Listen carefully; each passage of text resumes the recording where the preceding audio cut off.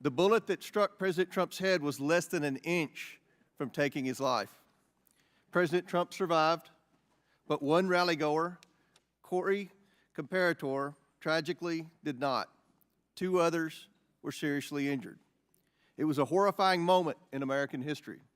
The horror was exceeded only by the bravery of the law enforcement agents who threw themselves in harm's way when shots were fired, the bravery of a crowd unwavering in its refusal to panic, and the bravery of a bloody President Trump refusing to run. While we give overwhelming thanks to the individual Secret Service agents who did their jobs under immense pressure, this tragedy was preventable.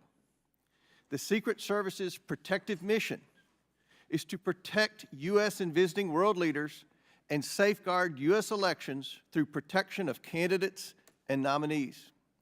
The Secret Service has a zero-fail mission, but it failed on July 13th and in the days leading up to the rally. The Secret Service has thousands of employees and a significant budget, but it has now become the face of incompetence. The committee has a long track record of providing oversight of the Secret Service. Our predecessors, both Jason Chaffetz and Elijah Cummings, among others, worked together to issue warnings and recommendations to address obvious shortcomings in the agency's makeup and operations. Unfortunately, those warnings and recommendations have gone unheeded. A former president and current candidate for president was shot in the head by a sniper within 500 feet of the podium. This is unacceptable, and we are concerned the Secret Service lacks the proper management to keep protectees safe from bad actors. Americans demand answers, but they have not been getting them from the Secret Service. We are instead learning about new facts about the events surrounding the attempted assassination every day from whistleblowers and leaks. Americans demand accountability, but no one is yet to be fired for this historic failure. Today's witness, Secret Service Director Kimberly Cheatle, is here under subpoena to answer questions about how the agency failed President Trump and the victims who attended the rally in Butler, Pennsylvania. It is my firm belief, Director Cheatle, that you should resign. However, in complete defiance, Director Cheatle has maintained she will not tender her resignation. Therefore, she will answer questions today from members of this committee seeking to provide clarity to the American people about how these events were allowed to transpire. We will ask these questions because the Secret Service and its parent agency, the Department of Homeland Security, have been unwilling to provide answers to the American people. DHS has sought to push this hearing to a different time. Secret Service has suggested the hearing occur without media presence, and both agencies have provided only shallow explanations to Congress about what happened on July 13th. Indeed, DHS and Secret Service's lack of communication with the Oversight Committee required me to issue a subpoena compelling Director Cheatle to attend today, and still DHS requested more time to prepare. It shouldn't take this much time or preparation, Director Cheatle, to tell the truth and to be transparent with the American people. I am thankful to the ranking member, Mr. Raskin, for joining me and insisting that Director Cheatle appear today. God knows the ranking member and I disagree on many things, but that does not matter today. The safety of Secret Service protectees is not based on their political affiliation, and the bottom line is that under Director Cheatle's leadership, we question whether anyone is safe. Not President Biden, not the First Lady, not the White House, and certainly not the presidential candidates. The July 13th assassination attempt is one of the darkest days in American political history. It represents the ugliest parts of what American politics has become: hatred of each other and a dangerous turn to extremism. Before we are Republicans or Democrats, we are Americans. If we place our political affiliations above our duty and love of country, we cannot maintain a country. We must ensure our republic is strong, and our republic cannot be strong when our leadership, our elections, our institutions, and our candidates are threatened by extremism and violence. Today, Director Cheatle will answer questions about why she deserves to continue to play a critical role in preserving this country's safety and, at the very least, what led to the catastrophic, deadly events on July 13th in Butler, Pennsylvania. Again, I do not believe Director Cheatle deserves to maintain her position as head of the Secret Service, but members of the American people will make their own decisions based on her answers today. I urge Director Cheatle to be transparent and forthcoming in her testimony today. Americans deserve no less. We have a duty to find out how this happened and to ensure it never happens again. I now yield to Ranking Member Raskin for his opening statement. Thank you kindly, Chairman Comer. Elijah Cummings, whose beautiful visage looks down upon us, taught us that the way to find common ground in a crisis is to look for the higher ground. And last week, Chairman Comer and I came together to reach for that higher ground. We made a joint statement condemning the mass shooting and assassination attempt against former President Trump as a grave assault on our democracy. As we wrote, "We are united in condemning all political violence." I join the good chairman in expressing condolences to the family of Corey Comparatori and in sending healing wishes to the wounded victims also of this atrocious act of violence. Some are calling it a miracle that former President Trump escaped this AR-15 attack, unlike so many thousands of our fellow citizens who have been killed or seriously wounded in other AR-15 shootings. Whether this miracle is of divine providence or of an adventitious nature will be up to each of us to ponder, but our job in Congress is not simply to marvel at miracles or count on good luck, but to act as public policy legislators to do whatever we can to prevent future political violence, attempted assassinations, and mass shootings. The chairman and I are thus determined to get to the bottom of the stunning security failures that enabled this 20-year-old lone gunman who borrowed his father's AR-15 to perpetrate a mass shooting and assassination attempt at an event protected by the Secret Service as well as state and local police. We'll ask hard questions of Director Cheatle today in order to identify and understand the shocking security failures that occurred and to help transform the operations of the Secret Service to prevent anything like this from happening again.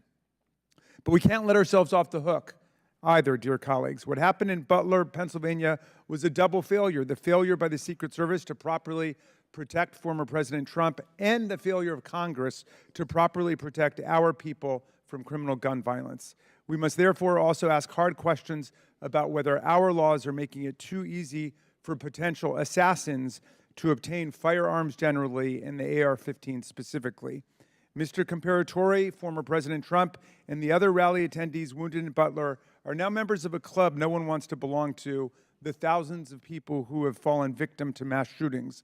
Last year, we had 655 mass shootings in America, defined as 4 or more people being shot or killed in a single event, not including the shooter. 712 people died and nearly 2,700 people were wounded in these attacks in 2023. Mass shootings are commonplace. They happen at political rallies and constituent meetings, in our elementary schools, middle schools, and high schools, in churches, synagogues, and mosques, in movie theaters and parades, in nightclubs and grocery stores, in concerts, and on street corners. Here are the worst mass shootings in the last 11 or 12 years. The list is a grim reminder of the horrific damage and death wrought by assault weapons and the AR-15 in particular that have taken the lives of our children, parents, colleagues, and neighbors. This is a very partial list. Mass shootings have become so frequent that we don't even hear about them anymore. Since the mass shooting in Butler, there have already been at least 10 additional mass shootings in America, 2 of which took place the same day that former President Trump was targeted. One of the mass shootings on that violent Saturday, July 13th, happened at 11 p.m. at a nightclub in Birmingham, Alabama, where 4 people were shot dead and 10 others wounded. This means, amazingly, that the Butler attack was not even the deadliest mass shooting to happen in America on that day. A weapon that can be used to commit a mass shooting at an event under the full protection of the Secret Service, together with dozens of state and local police, is obviously an intolerable threat to the rest of us who do not receive such protection and obviously does not belong in our communities. It's time to pass universal background checks and build on this administration's work to ensure that we permanently close the loopholes in the Brady law for gun show purchases, online purchases, and private sales to prevent those weapons from getting into the hands of people we know to be a threat to others. What happened in Butler shows why even closing these loopholes, however, will not keep assault weapons out of the hands of potential assassins and mass murderers. Under federal law, and in the vast majority of states, even young people not old enough to buy a beer legally can legally purchase and own the AR-15 and carry it in public. The shooter in Butler used his father's AR-15. We have to find the courage and resolve to pass a ban on the AR-15 and other assault weapons. A ban has broad support. Even the New York Post loudly endorsed such a ban in 2019. We have passed an assault weapons ban before. Republicans and Democrats together passed it in 1994. Alas, in 2004, we allowed the ban to expire. We know this weapons ban worked. One study found that in the decade that followed the ban's lapse, mass shootings went back up 183%, and deaths from mass shootings went up 239%. But even as we change the Secret Service and act to ban weapons of war like the AR-15, we still will have fallen short of our duty if we fail to denounce every instance of politically motivated violence in whatever form it takes. Republicans and Democrats, again, have come together to denounce this assassination attempt, just as we did the violent attempts on the lives of our colleagues, Representative Stephen Scalise and Representative Gabby Giffords, and on Paul Pelosi, the husband of Speaker Nancy Pelosi, who was attacked and brutalized in his home. And in the immediate aftermath of the January 6th mass violence waged against Congress and the Vice President and the constitutional transfer of power, Democrats and Republicans alike, including Senator McConnell, Chairman Comer, and other colleagues, all denounced this violent assault on our democracy that wounded approximately 140 officers from the U.S. Capitol Police and the Metropolitan Police Department. And I commend them for acting to denounce that attack, just as Democrats moved swiftly to denounce the attack on Congressman Scalise. Political scientists tell us that authoritarian attacks on democratic institutions begin with political parties refusing to disavow or openly embracing political violence. We have to reject that on a strong bipartisan basis, as Chairman Comer and I have done, even as we ensure our Secret Service is up to its vital task of protecting presidents and candidates, and as we work to ensure that America, the streets of our country, are free from the violence of weapons of war. Thank you, Mr. Chairman, and I yield back to you. Thank you. Gentleman yields back. Today we are joined by Kimberly Cheatle, who was sworn into office on September 17, 2022 as the Director of the United States Secret Service. Prior to her appointment, Director Cheatle was Senior Director of Global Security at PepsiCo. Before her role at Pepsi, she served 27 years in the Secret Service. Pursuant to Committee Rule 9G, the witness will please stand and raise her right hand. Do you solemnly swear or affirm that the testimony that you are about to give is the truth, the whole truth, and nothing but the truth, so help you God? Let the record show that the witness answered in the affirmative. Thank you.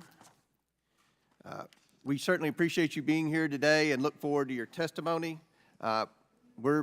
We normally limit testimony to opening statement to 5 minutes, but take all the time that you need.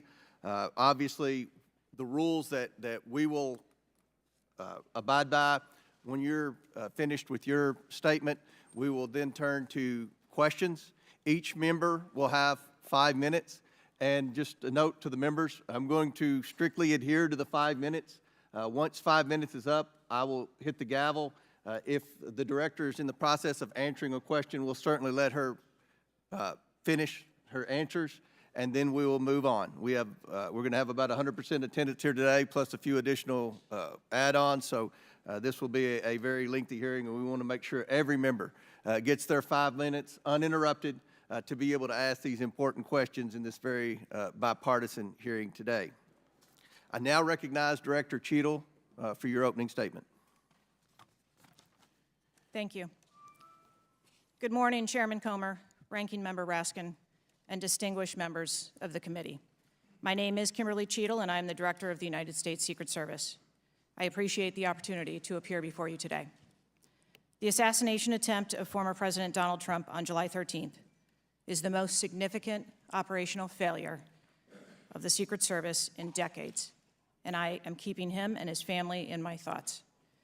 I would like to offer my sincerest condolences to the family of Corey Comparator, a former fire chief and a hero who was killed in this senseless shooting. I would also like to acknowledge those who were injured in Butler, David Dutch and James Copenhagen, and I wish them a speedy recovery. I would be remiss if I did not also extend my condolences on the passing of your colleague, Congresswoman Sheila Jackson Lee. Ms. Jackson Lee was always engaged in the oversight of the Secret Service, and her passing is a great loss to this body. The Secret Service's solemn mission is to protect our nation's leaders. On July 13th, we failed. As a director of the United States Secret Service, I take full responsibility for any security lapse of our agency. We are fully cooperating with ongoing investigations. We must learn what happened, and I will move heaven and earth to ensure that an incident like July 13th does not happen again.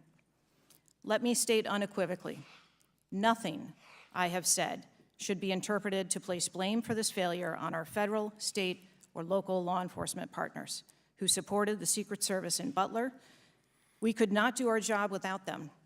We rely on the relationships built over years of working together to secure events and conduct investigations. Our agents, officers, and support personnel understand that every day we are expected to sacrifice our lives to execute a no-fail mission. As witnessed on July 13th, our special agents shielded former President Trump with their own bodies on stage while shots were being fired. Selflessly willing to make the ultimate sacrifice without hesitation, I am proud beyond words of the actions taken by the former president's detail, the counter-sniper team who neutralized the gunman, and the tactical team who was prepared to act. I will be transparent as possible when I speak with you, understanding, though, at times that I may be limited in providing a thorough response in this open setting due to associated risks with sharing highly sensitive protective methodologies. I do not want to inadvertently provide you today with inaccurate information. Since January 1st, 2024, the Secret Service has successfully secured over 7,500 sites. Every protective advance comes with its own set of challenges and requires a customized mitigation strategy, including specific assets. Security plans are multi-layered, providing 360 degrees of protection. These layers include personnel, technical, and tactical assets, which are a force multiplier for our protective posture. During every advance, we attempt to strike a balance between enabling the protectee to be visible and our protective requirements to be secure. I know this because I have spent 29 years in this agency. I came up through the ranks. I've secured events for every president since President Clinton, supervised on Vice President Cheney's detail, led our training center, oversaw all of the investigations and protective visits in the state of Georgia, supervised on Vice President Biden's detail, and the agency's entire protective mission during the Trump administration. The comprehensive advance process involves collaborative planning between our Secret Service, the protectee's staff, local law enforcement partners, and the level of security provided for the former president increased well before the campaign and has been steadily increasing as threats evolve. The security plan included a full assessment of the Butler Farm showgrounds to identify security vulnerabilities and craft a security plan for the protectee, attendees, and the public. Immediately following the assassination attempt, I directed the activation of my crisis center. I assembled my executive team to begin surging more protective resources to the former president and to ensure the wellness of our people post-incident, all while securing an active crime scene. I immediately ordered a reevaluation of the Republican National Convention security plan, and I increased the security posture in the National Capital Region for all permanent protectees and sites. At the same time, I initiated a mission assurance investigation within our agency. I have instructed my team that all necessary resources will be dedicated to investigating these matters. We will not rest until we have explored every option, and we will leave no stone unturned. But I want to be clear, I am not waiting for these investigations to be completed prior to making changes. Over the past 2 weeks, we successfully led the planning and execution of the 75th NATO Summit and the Republican National Convention. Over the next few months, we will implement security plans for the Democratic National Convention, the United Nations General Assembly, and have already begun planning and coordinating the 2025 inauguration. It is now more important than ever for the men and women of the Secret Service to remain resilient and to focus on what is necessary to carry out our critical mission. Our agency needs to be adequately resourced in order to serve our current mission requirements and anticipate future requirements.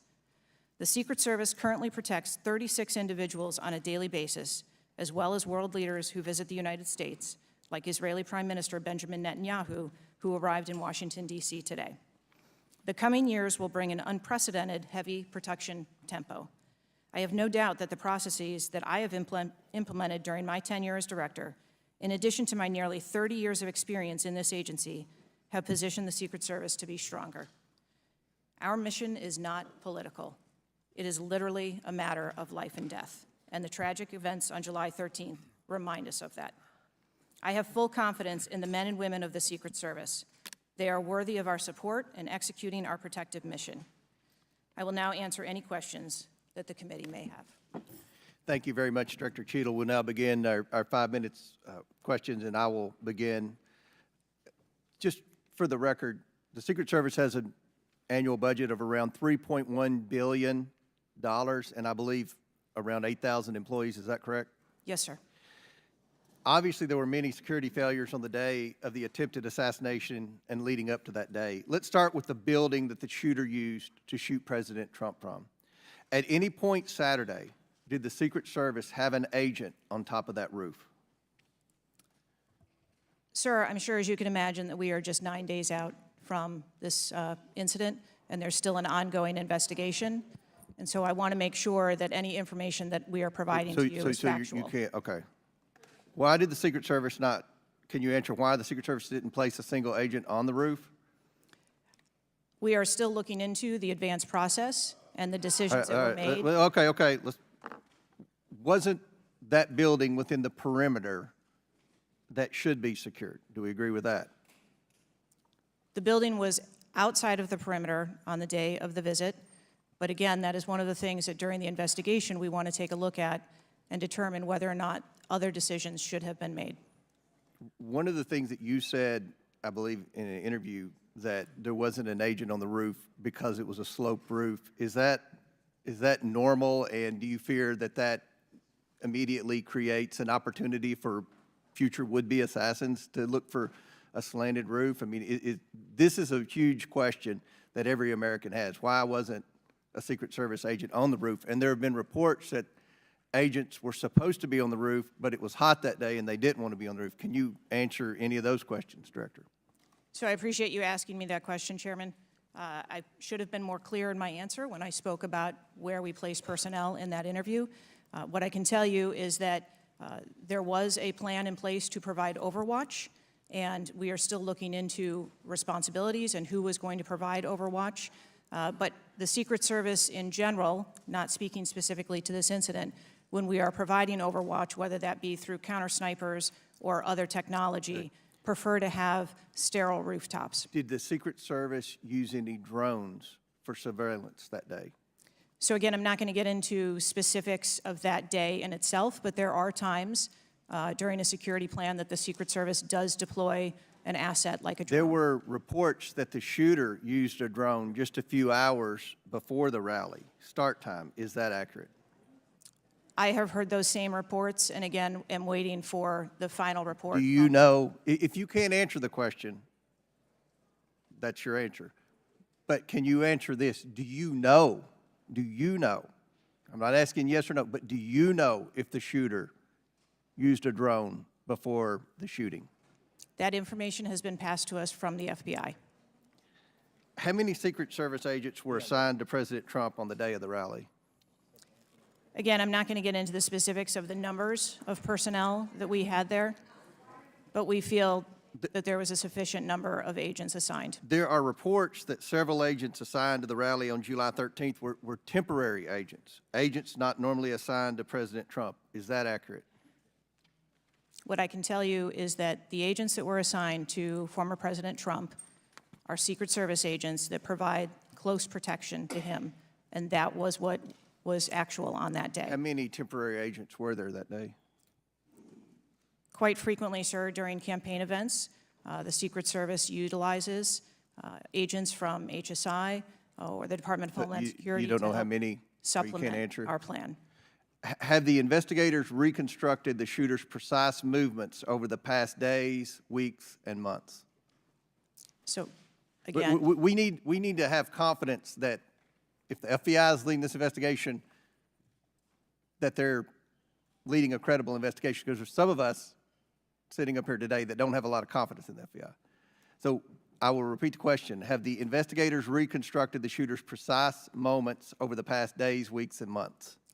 I understand your question, Chairman, and I share your concerns about wanting to make sure that we have factual information. The FBI is conducting a criminal investigation.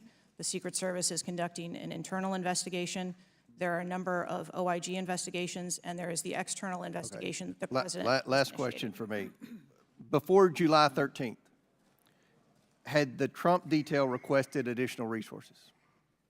What I can tell you is that for the event on July 13th, the details that were the assets that were requested for that day were given. Okay. My time has expired. Chair now recognizes Ranking Member Raskin for 5 minutes. Thank you, Mr. Chairman. It's been reported that before former President Trump got up on the stage at around 6 p.m. on Saturday, July 13th, that the local police had identified and even photographed a man who was acting suspiciously. And this man, who turned out to be the gunman, had been flagged as a potential threat. Is that accurate? What I can say is that the individual was identified as suspicious. So he was known to be suspicious before former President Trump took the stage. That is the information I have received.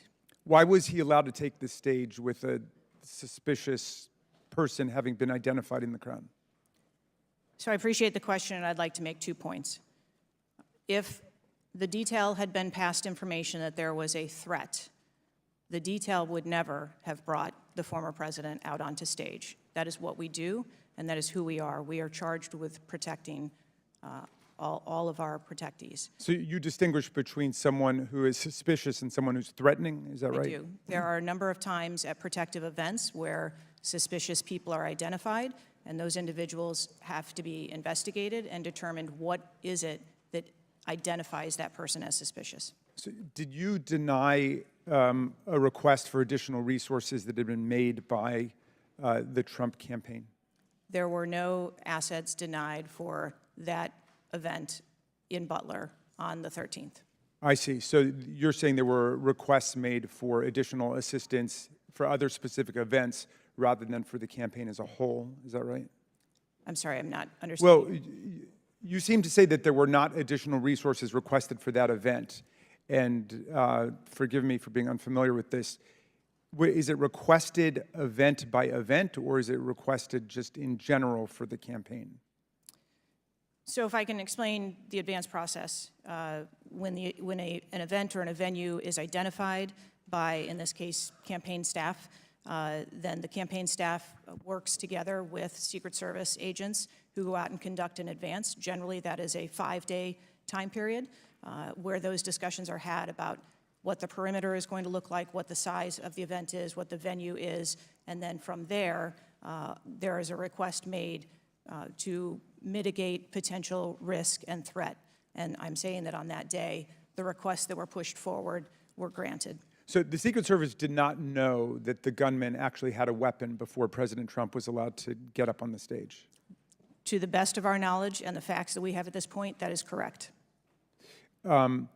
So can you answer this question, which I think is on the mind of most Americans thinking about this? How can a 20-year-old with his father's AR-15 assault weapon climb onto a roof with a direct 150-yard line of sight to the speaker's podium without the Secret Service or local police stopping him?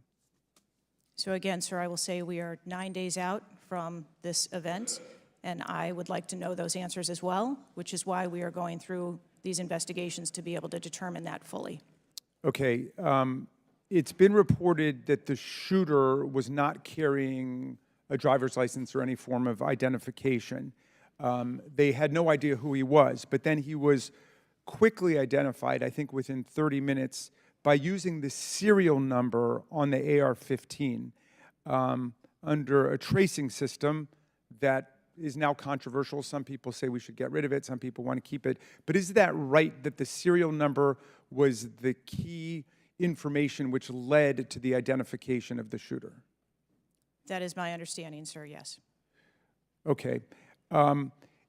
If an American citizen were just to stop you and say, Director Cheatle, we support your work to the tune of billions of dollars and thousands of employees, what went wrong? What would you say? Again, knowing that we're 9 days out, I would say, as I have said from the very outset, I accept responsibility for this tragedy. We are going to look into how this happened, and we are going to take corrective action to ensure that it never happens again. Well, I appreciate that, and I hope you will act with vigor and focus and intensity, and it seems you understand the gravity and solemnity of this to the American people. Millions and millions of Americans don't feel safe with all the AR-15s out there. We thought at least the President of the United States or a former President of the United States would be safe, but now that's not even clear. Mr. Chairman, I yield back to you. Gentleman yields back. Chair now recognizes Chairman of the House Judiciary Committee, Mr. Jordan from Ohio. Thank you, Mr. Chairman. Director, were you guessing or lying? The day after President Trump is shot, Secret Service spokesman Anthony Guglielmi said, quote, "The assertion that a member of the former president's security team requested additional security resources that the U.S. Secret Service or the Department of Homeland Security rebuffed is absolutely false." The next day, Secretary Mayorkas said, "That is an unequivocally false assertion. We had not received any request for additional security measures that were rebuffed."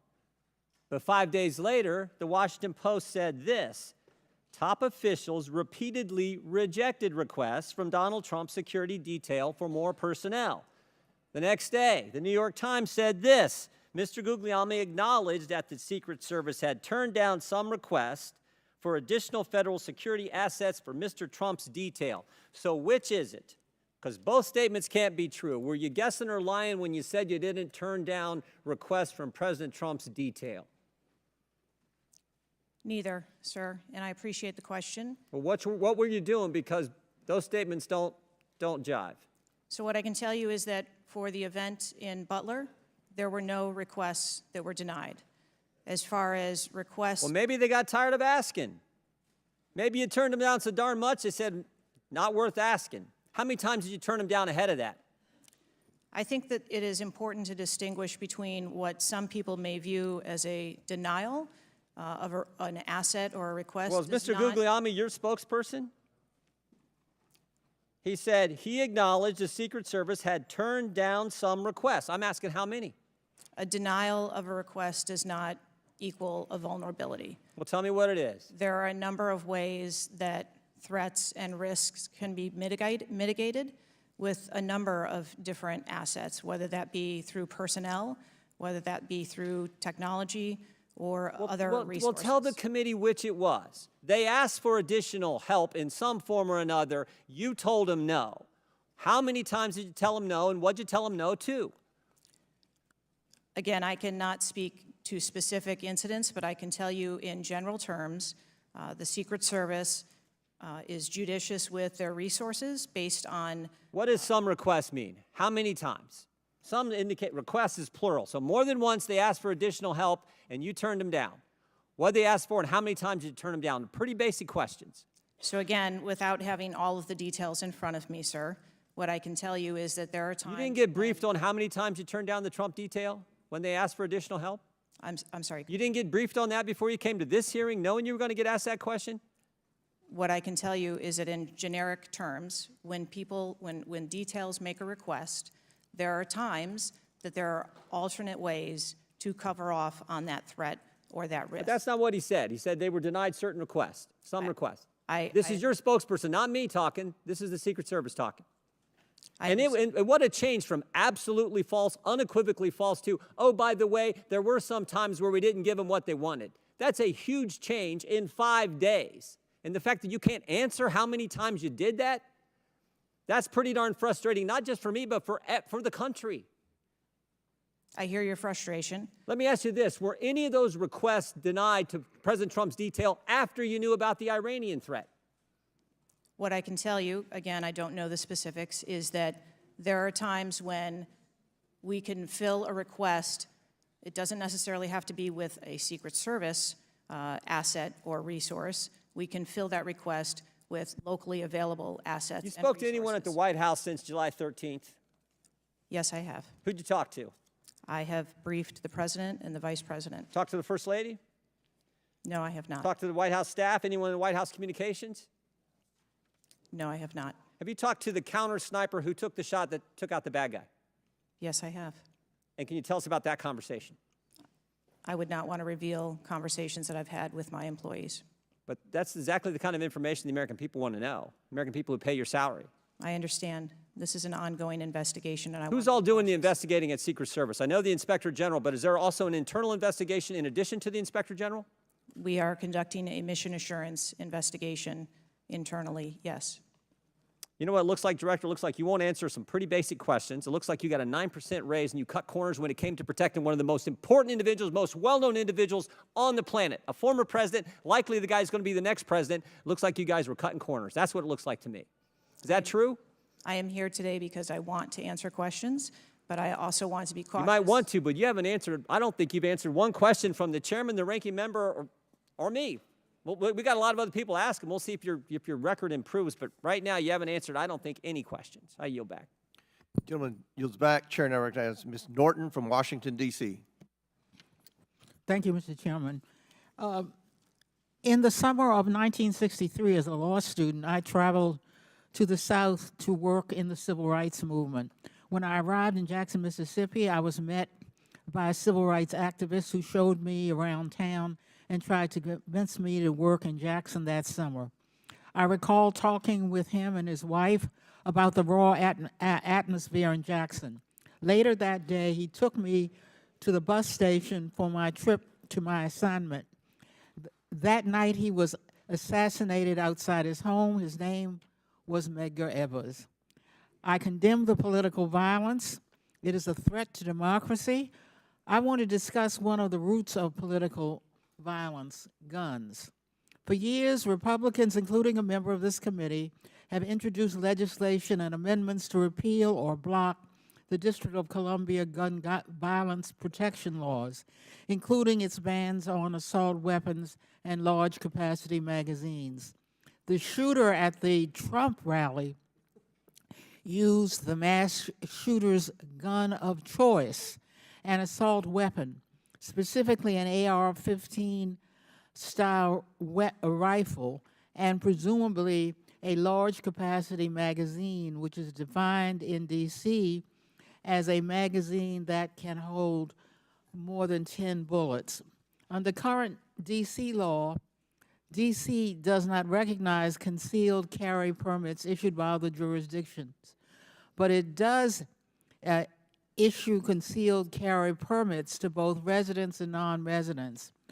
However, D.C. imposes a number of requirements on concealed carry applicants, including suitability, such as not having exhibited a propensity for violence or instability. Moreover, D.C. residents restricts where the guns can be carried, such as a political demonstration near the White House and Naval Observatory, or near people under Secret Service protection, provided the permit holder has been given notice. This week, the House is expected to consider the fiscal year 2025 Financial Services and General Government Appropriations Bill. This Republican drafted bill would allow an individual with a permit to carry a concealed handgun issued by a state or territory to carry a concealed handgun in D.C., regardless of that jurisdiction's permit requirements.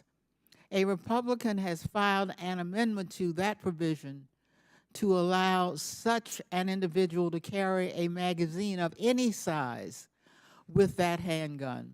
In short, the pending bill and amendment would allow any person with a carry permit issued by another jurisdiction to carry a concealed handgun with a magazine of any size in any location in the District of Columbia. The Secret Service is responsible for protecting a large number of people and facilities in D.C. Director Cheatle, would Secret Service protectees in D.C. be safer or less safe if people who have exhibited a propensity for violence or instability could carry a concealed handguns in D.C.? I think being a Secret Service agent and an officer or a law enforcement officer in any state is difficult. They are required to make decisions and snap judgments in the blink of an eye. And I think that the officers and the agents that work here in the D.C. area do a great job of monitoring the public and reacting to threats as appropriate when they arise. Would Secret Service protectees in D.C. be safer or less safe if people in D.C. could carry concealed handguns with large capacity magazines? I think, ma'am, that we work in parameters where we travel around North America, and the rules on open carry and concealed carry are different from state to state, and that is part of what the Secret Service takes into account when we develop a security plan. Obviously, anyone that comes into one of our protective sites, we would establish magnetometer support, metal detectors that personnel would have to process through, eliminating that potential. Would Secret Service protectees in D.C. be safer or less safe if more people could carry handguns in D.C.? I think, again, as I stated, ma'am, we want to make sure that we provide a safe environment for all of our protectees, and whatever measures we would need to put in place for a secure site, we would do so. I yield back. Gentlelady's time's expired. Chair now recognizes the Chairman of the House Intelligence Committee, Mr. Turner from Ohio. Director Cheatle, your opening statement indicates that the Secret Service constructed a security plan for the site in Pennsylvania. I'm assuming that security plan would also include the security footprint for the site, but it also would be based upon a threat assessment for the risk threats associated with Donald Trump and the crowd in attendance. Would it not include a threat assessment? Yes, it would. So that threat assessment, as we know, basically would have started with, there's a generalized threat against Donald Trump because he is a presidential candidate. Then it would have gone to, he's a former president, and he gets security coverage just as Bush, Clinton, Carter, and Obama do. And then you also have the heightened political environment. Even for those, it's clear that the security footprint, that the threat assessment was insufficient, which permitted then a 20-year-old to actually enter with a weapon and shoot Donald Trump. But I want to ask you about two other aspects of the threat assessment. It is known and public that Iran is a threat risk for Donald Trump. They're a threat risk for John Bolton, former Secretary of State Pompeo, and Donald Trump, because they have indicated they want to assassinate them as a result of retaliation for the killing of Soleimani. That is both, for Iran, a generalized threat. They're targeting these individuals, but also, most recently, a specific threat to Donald Trump himself. Now, I want to enter into the record by UC a Department of Justice Public Affairs release, a CNN article, an article from Fox News, and an article from CBS, all of which acknowledge Without objection to order. that this threat exists for Donald Trump from Iran, and that there are specific threats, most recently, that have been acknowledged. Director Cheatle, have you read the intelligence of the generalized threat to Donald Trump by Iran as a result of their desire to retaliate for the killing of Soleimani? I have. Have you read or been briefed about the intelligence of the specific recent threat to Donald Trump from Iran? Yes, I have. Director Wray, when we were getting our briefing, indicated that he thought the threat assessment should have included this threat from Iran. Is it your testimony today that the threat assessment, since you've read this intelligence, was sufficient to protect him from this threat from Iran? My testimony today is that the information that we had at the time was known. Was it sufficient? Director Cheatle, was it sufficient for the Iranian threat that you said you have read the intelligence briefings for? That information was passed to... Well, I'm not asking the Intel? bureaucratic issue of who did it get passed around to. Director Cheatle, was it sufficient for the specific and generalized threat to Donald Trump's life from Iran? Yes, I do believe it was. Director Cheatle, is an Iranian assassin more capable than a 20-year-old? Sir, I think we've acknowledged that there was gaps and a failure that day. When I raised this issue with Director Wray, he was incensed. He was shocked that the threat assessment of Iran did not seem to be, as we and I discussed, baked in to your security footprint and your threat assessment. And he went on to say that the generalized threat that he has told the whole country that we are under from a potential terrorist threat, he has said we're under the highest threat level since 9/11, that the lights are flashing red. And he has specifically indicated that people have crossed the southern border as a result of the Biden administration's policy, and that there are in our country today terrorists and individuals who are affiliated with terrorist groups and organizations. That would be a heightened threat environment, Director Cheatle, would it not? Yes. In his public statements, he has said he is making these statements because he wants people to take them into consideration in threat assessments, specifically. Now, that would be a threat not just to Donald Trump, but it would also be a threat to the crowd there, wouldn't it? Yes. Are ISIS terrorists and al-Qaeda terrorists and international groups and terrorists more capable than a 20-year-old in pulling off either a mass shooting or an assassination of Donald Trump? Sir, again, there was clearly a breakdown and a failure that day. Have you read the intelligence of the terrorists that are currently in the United States that Director Wray speaks, and those individuals that are here that are affiliated with terrorist groups and organizations that are in the process, as Director Wray said, of representing a significant threat of a terrorist attack occurring in the United States? I have read reports that apply specifically to the Secret Service's mission. Director Cheatle, because Donald Trump is alive, and thank God he is, you look incompetent. If Donald Trump had been killed, you would have looked culpable. There is no aspect of this that indicates that there has been any protection to Donald Trump. The threat was identified before he took the stage, and the shooter was only killed after Donald Trump himself was killed. Not only should you resign, if you refuse to do so, President Biden needs to fire you, because his life, Donald Trump's life, and all the other people which you protect are at risk because you have no concept of the aspect that the security footprint needs to be correlated to the threat. I yield back. Chair now recognizes Mr. Lynch from Massachusetts. Thank you, Mr. Chairman. Director Cheatle, there were multiple security failures at the former president's rally in Butler, Pennsylvania. First of all, there was a failure to isolate the podium from exposure to direct fire. Do we know who made that decision to allow that rooftop to remain as an unprotected area? Do we know who came up with that security plan that omitted that? Sir, I don't have a specific person to identify for you. Okay, well, that's what I'm looking for, so let's move on. There's also a breakdown in security and failure to confront the shooter over an hour before the former president began his remarks, when the shooter was identified as a person of interest. What particularly allowed agents or law enforcement to identify him as a person of interest? So I appreciate the question, and again, I will say that we are 9 days out, and there are a multitude of interviews that are still taking place. Okay, so did he have a rangefinder? There were some reports that the individual had a rangefinder. That would certainly raise my suspicion. Did he have a rangefinder?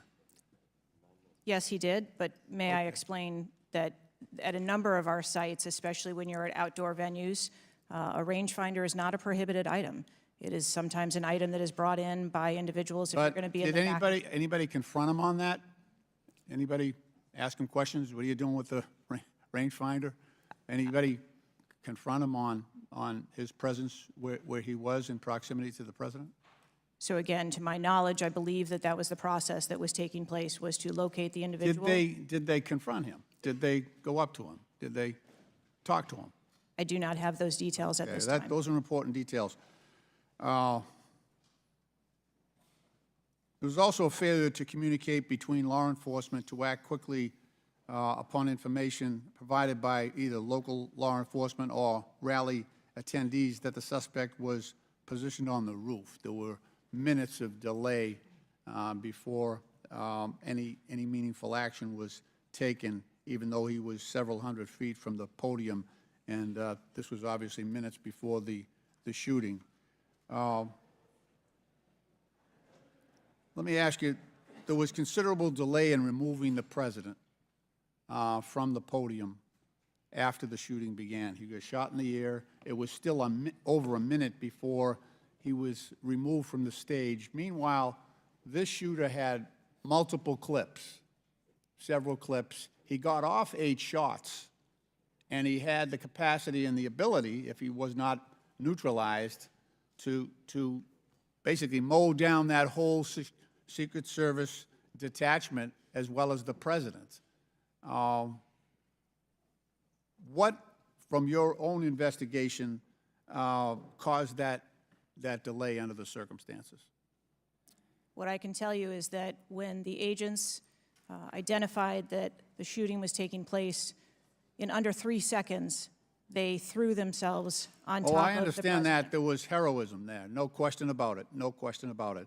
But protocol would indicate, and these are,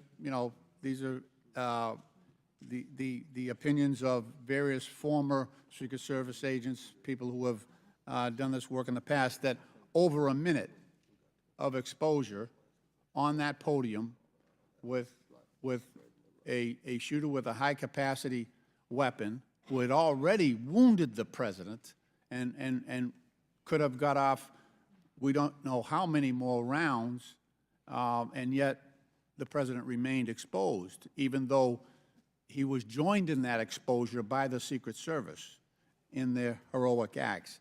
It just, I don't know if there's a good explanation for that. Our personnel created a body bunker on top of the president. I get that. Shielding him. Yeah, this was an AR-15 style weapon that would have made pretty quick work if he was determined and able to do so. This is not the first investigation that we've had of the Secret Service during my time here on this committee, and the last one we had, our previous investigation determined that the Secret Service was experiencing a staffing crisis that poses perhaps the greatest threat to the agency, and that's a quote. Is that staffing crisis still in place? Is that still something that you deal with on a daily basis? As of today, the Secret Service has just over 8,000 employees.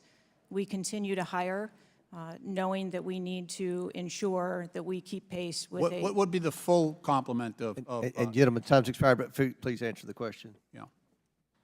I'm sorry. What would be the full complement that you're looking for? You've got 8,000, and how many would be a full complement for the service? So we are still striving towards a number of 9,500 employees approximately in order to be able to meet future and emerging needs. Okay, thank you, Mr. Chairman, for your courtesy. I yield back. Chair recognizes Dr. Fox from North Carolina.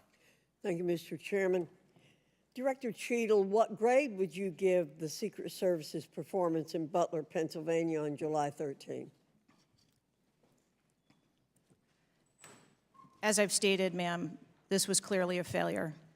I would grade the agents and officers who selflessly threw themselves in front of the president and neutralized the threat an A. I think that we need to examine the events that led up to and prior to that day. You stated in 2021 that the Secret Service has a zero-fail mission. It's clear that the events of July 13 show a cascade of failures that cost Corey Comparator his life, nearly cost former president his life, and injured David Dutch and James Copenhaver. When an agency fails spectacularly at its mission, Those responsible must be held accountable, and the problems must be fixed so they cannot happen again. Why should the American people or the officials you're responsible for protecting have confidence in your ability to lead the Secret Service after such a spectacular failure? I appreciate the question, and I am committed to finding answers so that we can make the agency stronger after this. You said on July 15 that the buck stops with me. How are you taking accountability for the Secret Service's failures during the July 13 assassination attempt on President Trump? I have taken accountability, and I will continue to take accountability. I am responsible for leading the agency, and I am responsible for finding the answers to how this event occurred and making sure that it doesn't happen again. So I would like to explore how you got the job as director of the United States Secret Service. Is it typical for the director of the Secret Service to be recommended for the role at the behest of a president's family and senior staff, perhaps at the request of Joe Biden or Anthony Bernal? I got the job as a director of the Secret Service because I spent 27 years in an agency with a mission that I absolutely love. I started my career in Detroit. I worked my way up through investigations and protection. Was there competition for the position? You would have to ask those who were involved in the interview process. But you think you are the best person in the country to head the Secret Service? I think that I am the best person to lead the Secret Service at this time. The Secret Service receives billions in funding each year, as has been explained by my colleagues here. In fact, you've had an increase in real terms of 55%.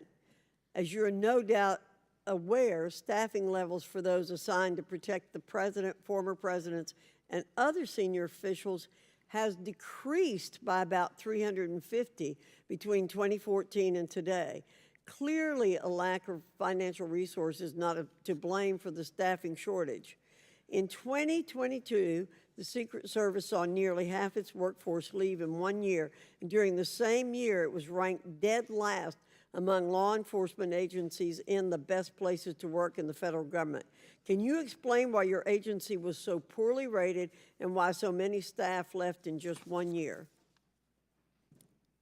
So with all due respect, I dispute the statistic of half of the employees leaving in 2022. I think that that has been inaccurate data that's been reported out there.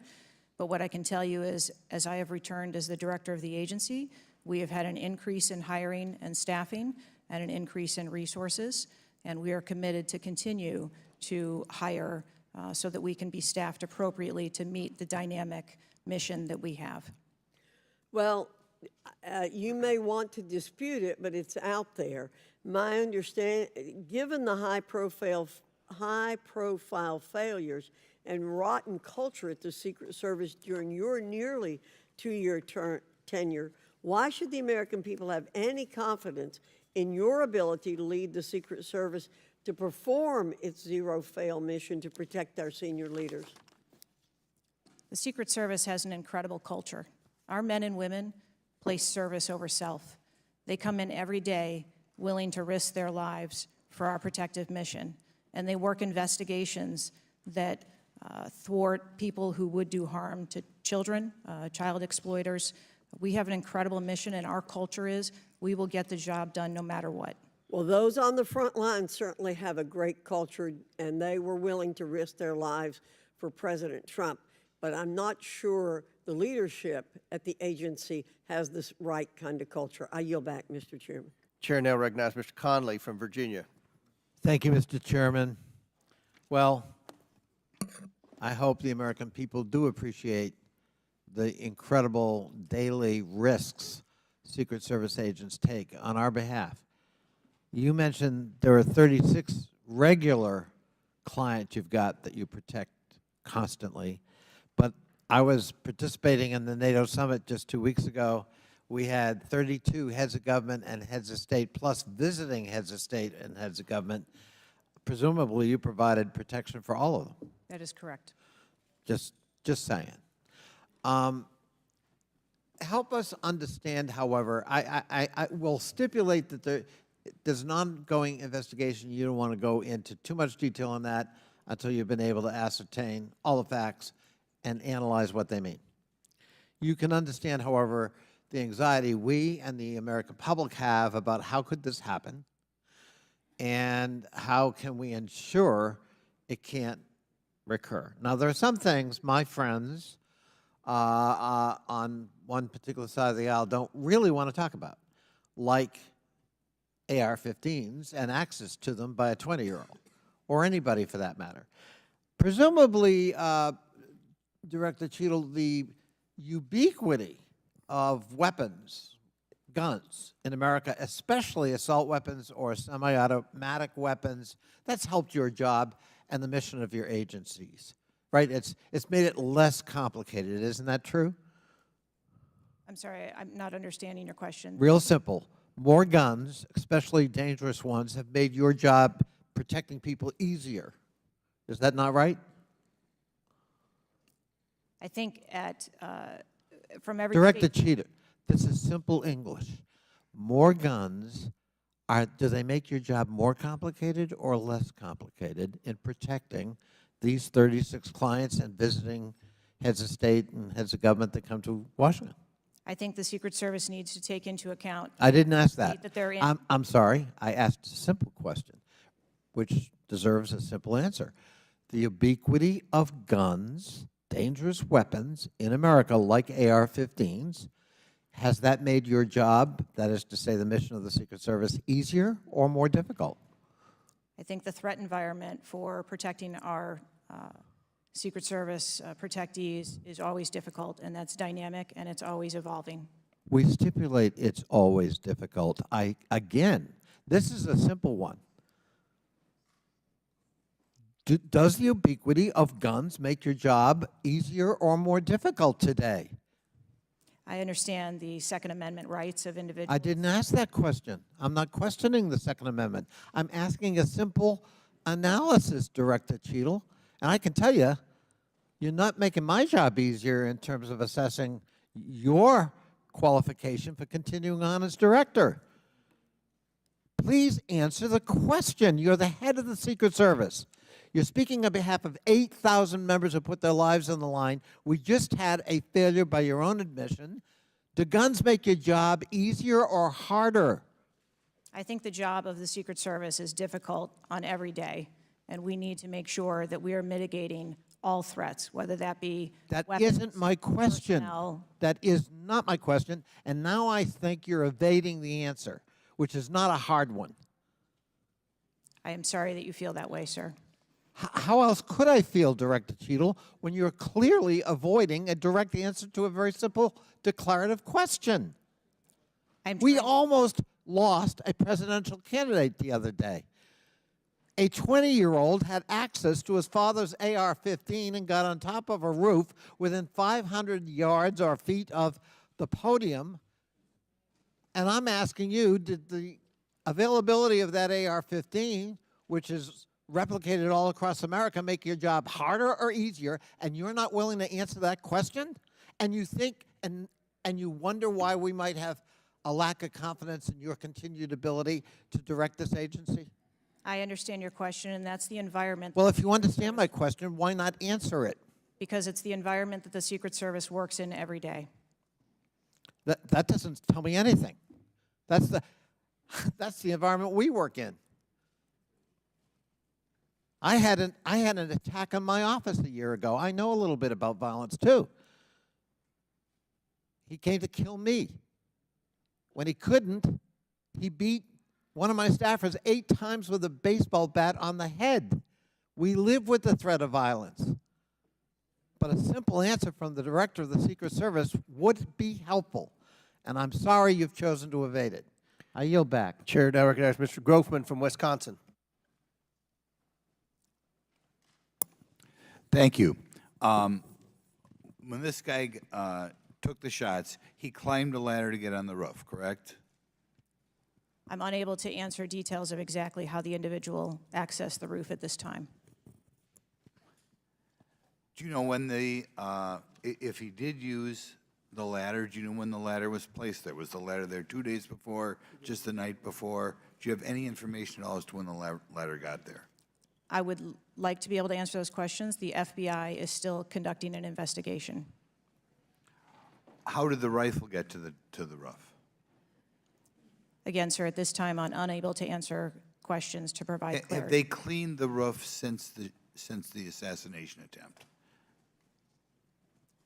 Have they cleaned the roof? Right, has anything been done to the roof? Is it just like it was, whatever, 10 days ago, or not? Has anything been done to the roof? I don't have an answer for that. Okay. Were President Trump's normal agents normally assigned to him there that day? Yes, These were the same agents that were always there? yes, sir. The people that are assigned to his detail were working on that day. Okay, there's stuff on the internet that says they were not there that day, but these are the same agents who are routinely there? Yes, sir. Okay. Do we know which agents fired the shots that finally took down the potential assassin? Yes, sir, I do. Can you give us those names or the background of those agents? I would not offer their name up in this setting, but it was one of our technical officers, our counter snipers. Okay, so can we privately get those names, the committee? I am certain that we can make names available privately. Okay. Do we know where all the shots landed? First of all, how many shots did that potential assassin, how many shots came out of the rifle? So again, I would hesitate to offer that information as the FBI is conducting an investigation. Have we got the bullets from all the shots? Again, that would be the responsibility of the FBI to collect that evidence. Okay. Do we have the correspondence from the shooter? Has that been recovered from his phone, whatever? Again, I would have to defer you to the FBI for details on that investigation. Okay. You've spent some time trying to change the makeup of the Secret Service. Okay, you feel there are, whatever, too high a percentage are men. Does this affect at all who you are hiring for the Secret Service? I've spent my time as the director trying to increase the number of people that we hire in the Secret Service so that we have the best and the brightest, and that's been my concentration as the director. Okay, you ever not hiring men because of your desire to hit certain targets? I am hiring the best qualified candidates that put in an application that want to work for our great organization. Okay. Next question. The shooter obtained a direct sight of President Trump from the position on the rooftop. I assume that is not something that should ever happen. It should never happen. Do you want to elaborate a little on how that happened, or what you wish you had done differently, or would do differently next time there's a Trump rally? Again, sir, the facts of this particular event are still unfolding. 9 days, there have been a number of reports that have been out there, so I do not want to provide information that perhaps would contradict something that has been erroneously reported or is not factual. But there clearly was a mistake, and we will take every effort to make sure that this never happens again. Could you elaborate why you want 1/3 of the Secret Service to be women? I've never stated that I want 1/3 of the Secret Service to be women. 30% or something? You had some target, no? Okay, Well, gentlemen, yield. I'll yield. What was, Director, what was erroneously reported? You said, to Mr. Grothman's question, you said something was erroneously reported. What are you referring to? I'm referring to their... His question was in the context of the shooter using a ladder to get on the building. What was erroneously reported? Because you won't tell us anything, but you'll tell us something that wasn't reported accurately? I'm saying, sir, that there have been a number of reports that are out there that have been speculation, and until we have the actual facts, I don't want to report anything that would contradict speculation that has been out there. Thank you, gentleman, for yielding. Chair recognizes Mr. Krishnamurti from Illinois. Thank you, Mr. Chair. Thank you, Mr. Ranking Member, for bringing us together this morning. One question I get asked a lot from my constituents is, what can Congress actually do to stop this from happening again? And I'd like to share a graphic from a very recent study conducted by Professor Robert Pape, a world-renowned expert in combating political violence. The graphic shows that 74% of Americans want this Congress to come together to denounce political violence of all stripes, and you can tell it's across party lines. I commend the chair and ranking member for putting out the statement the other day condemning political violence, and to further this effort, I'd like to ask all my colleagues to join Dr. Brad Wenstrup and me in introducing a resolution that we think can secure unanimous House passage in deploring and condemning political violence, and we will be circulating that resolution shortly. Director Cheatle, as you know, the shooter began shooting at 6:11 p.m. Eastern on July 13th. NBC reported that at 5:51 p.m., 20 minutes before the shooting began, the state police informed the Secret Service of their concern. Now, the rally was not paused at that point, correct? No. And according to NBC, just 2 minutes later, at 5:53 p.m., the Secret Service notified its snipers about the gunman. The rally wasn't paused at that point either, correct? No. Let me show you some video footage by rally goers. If you could play the video on the screen up here. This was taken 2 minutes before the shooting started. If you could turn up the volume. Criminals. We have criminals. We have drug dealers. We have people that should not be here. Right on the roof. It's much tougher than it happens. You went right on the roof, big guy. Up here. Ma'am, that doesn't look like suspicious behavior. That looks like threatening behavior to me. And the rally wasn't paused at that point either, correct? I can tell you, as I stated earlier, sir, that the moment that the shift surrounding the president were aware of an actual threat. That's a threat right there. The guy's on the roof and everybody's yelling at him. Yes. And directing the officer's attention to him. The rally was not paused at that point, correct? We are currently still combing through communications and when communications were passed. Well, I can point you to this communication. It's 2 minutes before the shots started ringing out. Director Cheatle, yes or no? Was there ever a moment where the Secret Service actually considered pausing the rally?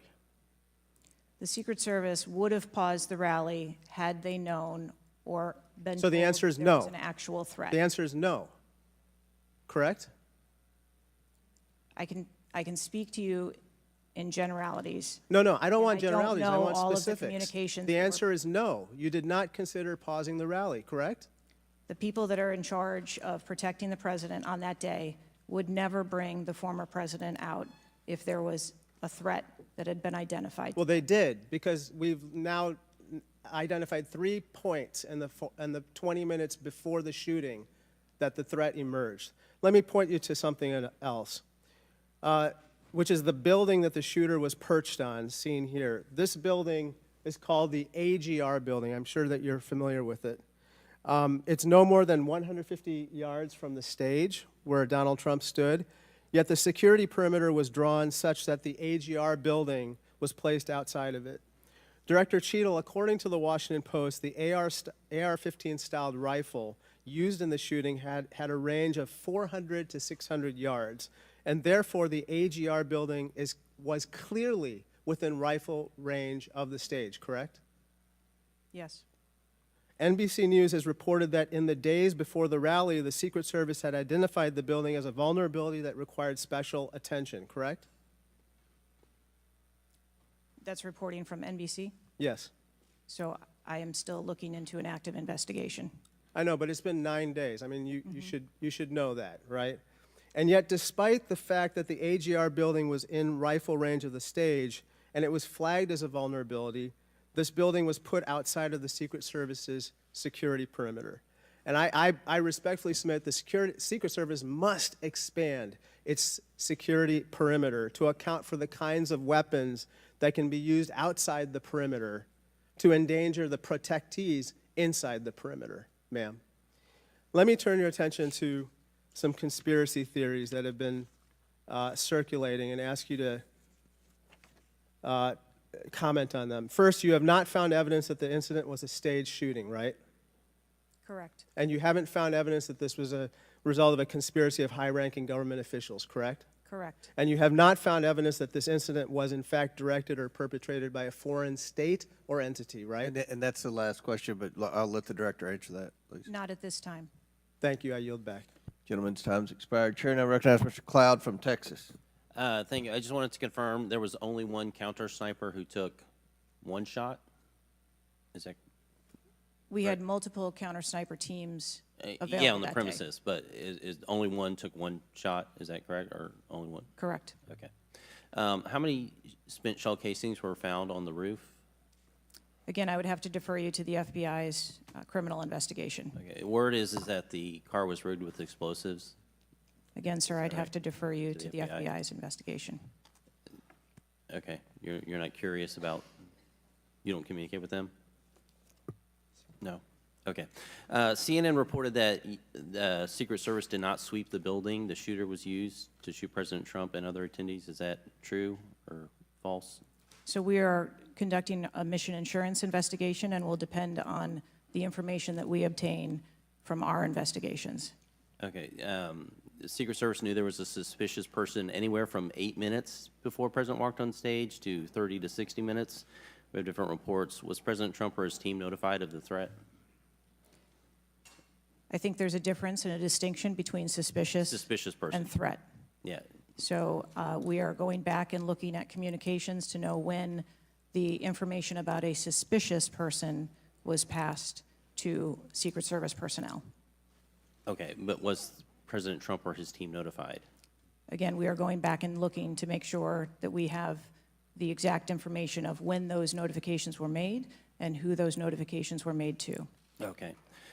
I think it's troubling for a lot of us that the number one question everyone in America is wondering is why was the roof left open? And after 9 days, we should at least maybe have a little bit of that information. And when you come to this committee hearing and you don't have anything to say about that, it's very, very troubling. Did you review the security plan for this event? I personally do not review security plans for events that take place across the country. Any of them? We have a number of events that Who's take the place. top level official who reviews the security plans? There's a number of people that review security plans. Who's as they ultimately unfold. responsible for signing off on a security plan? It's a conjunction of personnel. There are people on the ground, there are supervisors on the detail, there are people at headquarters. So there's not one person who says, okay, this is good, it's copacetic, we're going for it? I think much in the way that we build our security plans, where they are No multi-layered. doubt there's teams working different aspects of it, but ultimately, isn't there an individual who signs off on the plan? Much like how we design our security plans, they're multi-layered, there are multiple layers. So there's of no people. accountability? There is accountability, sir. There's, this is whether it's the FBI or Fauci or anything, it's time after time after time, these multiple layers of accountability turn into layers of plausible deniability in agency after agency after agency. That's got to be fixed, because you keep coming here and expecting, yes, you're saying I'm responsible, but and you're accountable for it, but then there's nothing. What do you mean by that? I mean, you're saying you're going to keep your job, right? I assure you, sir, that if we determine through the course of our investigation that someone or people need to be held accountable, we will do so. What level of, if President Biden, God forbid, had been shot and killed, would you think that was worthy of resignation? I would do the same thing that I'm doing here, where I would want to make sure that we are conducting an investigation, that there is continuity in that investigation, and that we could find the answers You do not to think what the happened. assassination of somebody under your details is worthy of resignation? I think that this event was tragic and deserves answers. The thing that you've said so far is that you want to make sure that this never happens again. The thing is, everyone in America knows that's not the job description that you're tasked with. The job description you're tasked with is to make sure it never happens, period. One of your goals in the strategic plan is to champion diversity, equity, inclusion, and accessibility. You've accomplished the accessibility part. What standards, do you keep the same standards for all applicants and all, or does every Secret Service agent meet the same qualifications, or do you have different standards for different people? Yes, sir. Everyone who moves through the application process has to meet the same standards to become a special agent. Okay. The trouble I think we're having with right now, so far you gave a lame excuse for sloped roof. You said that local law enforcement's job was to cover up the building before backtracking on that. We were told that President Trump's team did not ask for security before you backtracked on that. You haven't provided the audio recording that this committee, the chairman, requested that was due Thursday. You didn't give us an advance copy of your opening statement, but yet there was reporting on it somewhere else. There seems to be more information from YouTube videos than you're able to provide for us, and it begs the question to anyone, you're in charge of the investigation of your own failure. So how is anybody in America supposed to be able to trust the results of that investigation as being anything transparent and genuine? That's the last question, but please feel free to answer the question, Director. Sir, I've been a Secret Service agent for nearly 30 years. I have led with integrity, and I follow our core values of duty, justice, honor, loyalty, and courage. And I am doing that in this case, and I assure this committee that I will provide answers when we have a full and complete report, in addition to cooperating with all of the other investigations that are ongoing. Chair now recognizes Mr. Khanna from California. Thank you, Mr. Chair. I want to thank the chair and the ranking member for convening this hearing on a bipartisan basis. I join them in condemning the horrific assassination attempt on the former president. I am relieved for the sake of the country that he wasn't seriously hurt and that he survived, and my thoughts with him and his family during such a traumatic event.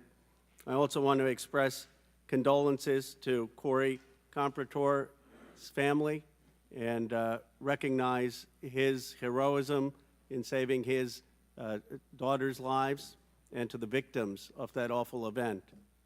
Now, Director Cheatle, would you agree that this is the most serious security lapse since President Reagan was shot in 1981 of the Secret Service? Yes, sir, I would. And, you know, do you know what Stuart Knight did when he was in charge at the time of the Secret Service? Do you know what he did afterwards? He remained on duty. He resigned. He resigned. And Stuart Knight was not a Democratic appointee or a Republican appointee. Look, I'm not questioning your judgment. I just don't think this is partisan. If you have an assassination attempt on a president, a former president, or a candidate, you need to resign. That's what Stuart Knight did. He was a Republican appointee, and he took responsibility.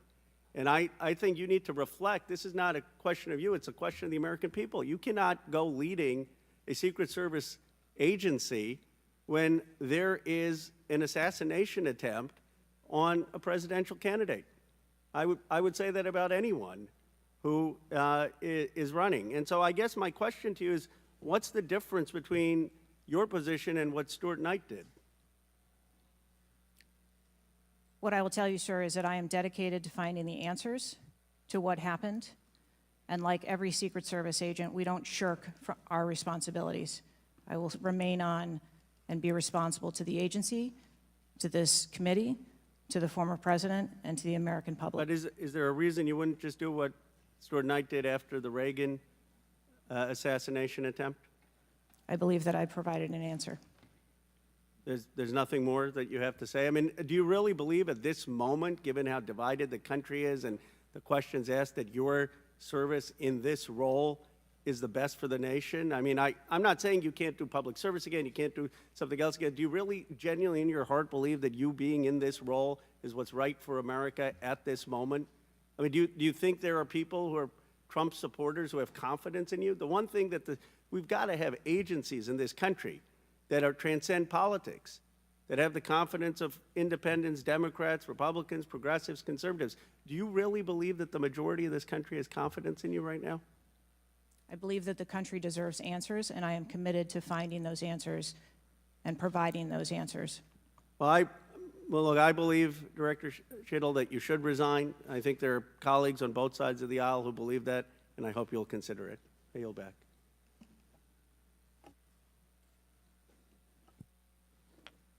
Chair now recognizes Mr. Palmer from Alabama for 5 minutes. Director Cheatle, did local law enforcement ESU teams have compromise authority to engage a perceived threat? Yes. Why do you think they didn't use it? I believe that they follow the same use of force that our agency. You don't, when you have compromise authority, you don't have to get permission if you perceive a threat.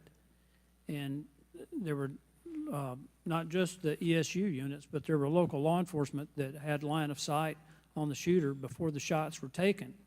So one of my questions is there was supposed to be a briefing with the Secret Service sniper units, your counter assault team members, with the contract team, with the local ESU teams. That didn't take place. Why was that? So I have been told that there has been a briefing. There was a briefing that took place. I've been told that there wasn't one. And again, we are still looking into the facts of the investigation. So Well, let that me we ask can- you this. When were you informed that there was a credible threat against President Trump, former President Trump? When did you learn of that? Sir, the former president has a number of threats. I didn't ask you that. There was a credible threat from Iran. When were you informed of that? Answer the question. We have been monitoring the threats You for the knew former before. president. You knew before the rally, okay? All right. The site security plan is generally drafted by the site supervisor and the site agent, probably out of the Pittsburgh district office. Did they take into account the credible threat against President Trump? Our personnel take into account the threats that are Then out why there. would they leave a building? And I will correct the distance that's been quoted. It was about 140 yards with clear line of sight to the president. Why was that building not occupied on the roof? I mean, you could have put Barney Fife on the roof and kept somebody from getting up there. So why wasn't that done? The plan that was developed that day encompassed a number ma'am. of security mitigations. The issue is the site supervisor, the site agent, and the special agent in charge, who I think signed off on the plan, did not include that in the inner perimeter, and they didn't have a plan to secure the building. As I understand it, the Butler County ESU unit was situated on the second floor of a building next to that, but they didn't have a clear line of sight of the roof. The angle was too severe. The photograph that was taken of the young man, of the shooter, when he had the rangefinder, was taken at 5:15. It wasn't until 5:38 that photograph was transmitted to the Secret Service sniper units. I don't understand the lack of interoperability here in the communication process. I don't understand why people didn't perceive that as a credible threat. The video that Mr. Christopher Morphy had shown there was clearly a credible threat. So how is it that all of these mistakes could be made? How many explosive devices were found on or near the site? Again, I would have to defer you to the FBI. Madam, I believe Details they of were that. in his car, and I think there might have been one near a main gas line. It wasn't just the fact that he had a rifle. It was the fact that he had the ability to inflict enormous harm, enormous numbers of casualties, had those devices exploded. I want to know also, when your agents conduct a site review, are they fully informed of all of the threats that are being made against the principle that they're protecting? What I can tell you is that when our agents go out to conduct an advance, their whole goal is to ensure I the safety and understand what the security. goal is. The failure to secure that building not only put the former president's life in danger, it put the lives of individuals in the crowd in danger as well. I mean, the Reagan shooting, there were other people shot at that time as well. And the Secret Service members' lives were in danger. So I don't understand how you can continue to stay in the position you're in when this was a failure of historic magnitude. 43 years without anything like this happening. And you failed, in this case, in a spectacular way. Mr. Chairman, I yield back. Gentleman yields back. Chair recognizes Mr. Mfume from Maryland.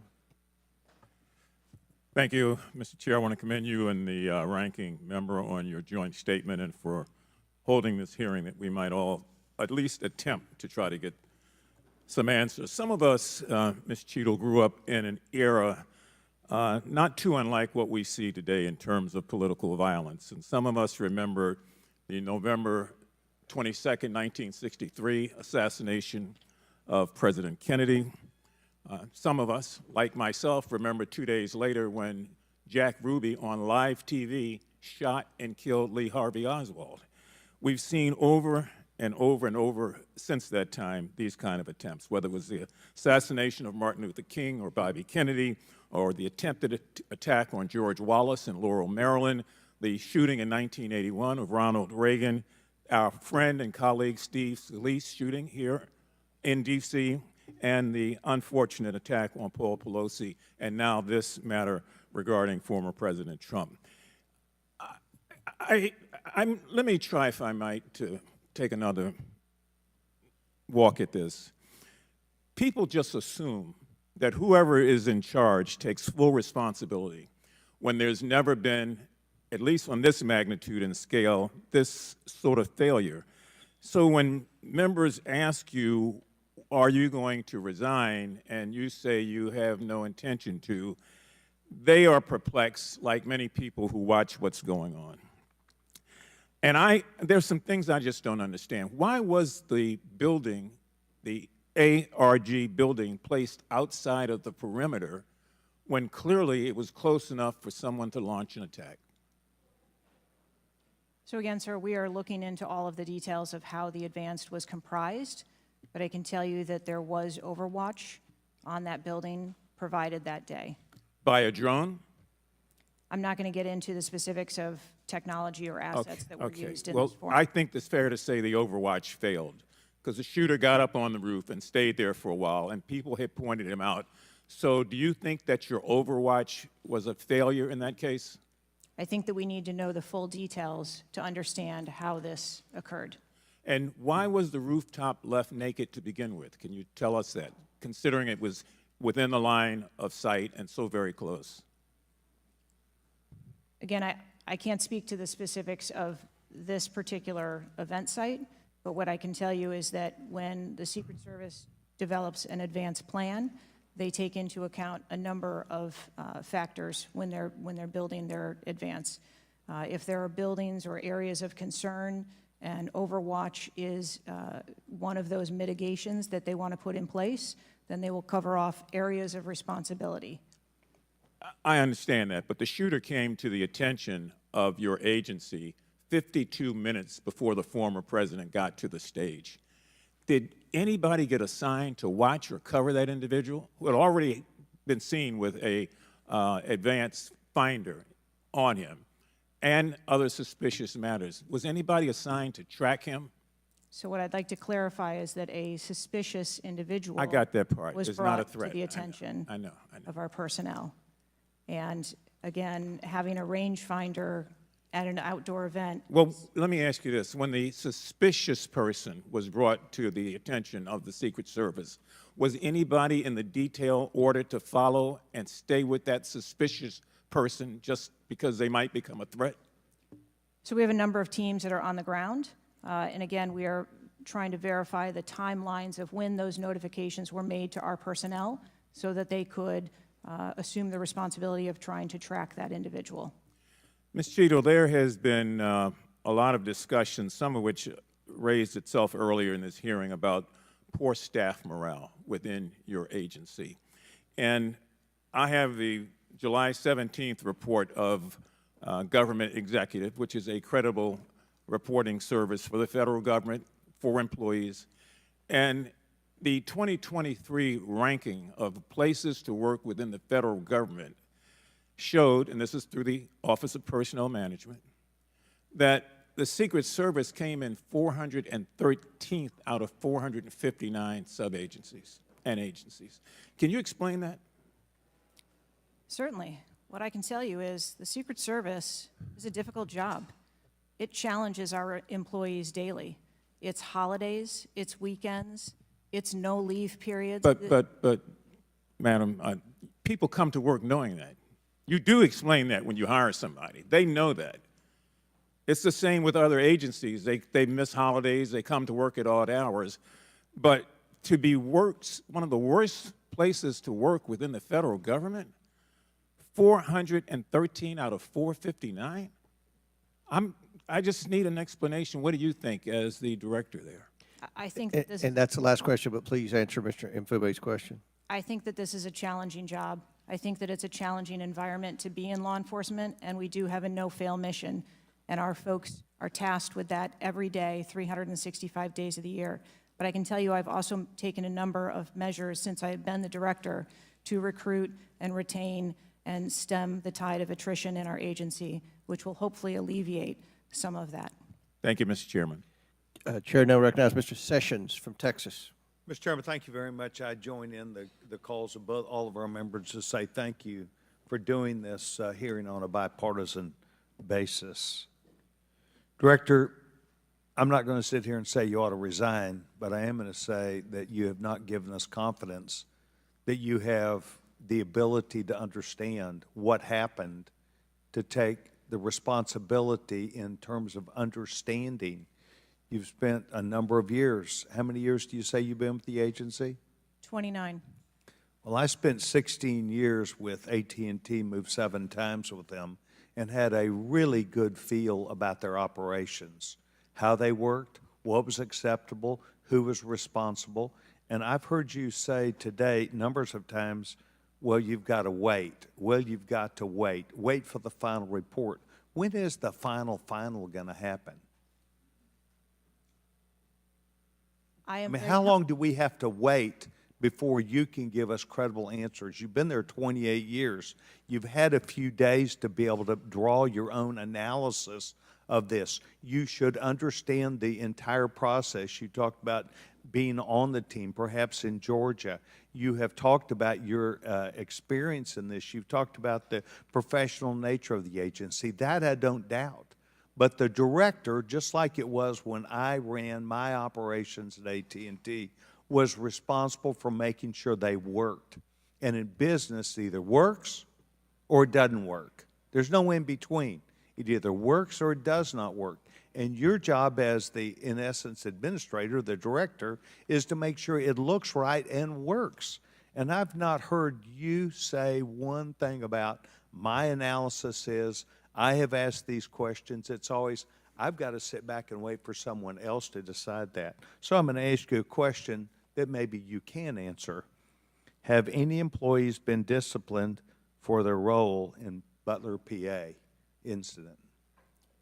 No, sir, not at this time. I am asking those questions. So no employee has been disciplined and no employee has been placed in any position that would place their job in jeopardy nor their standing in the agency.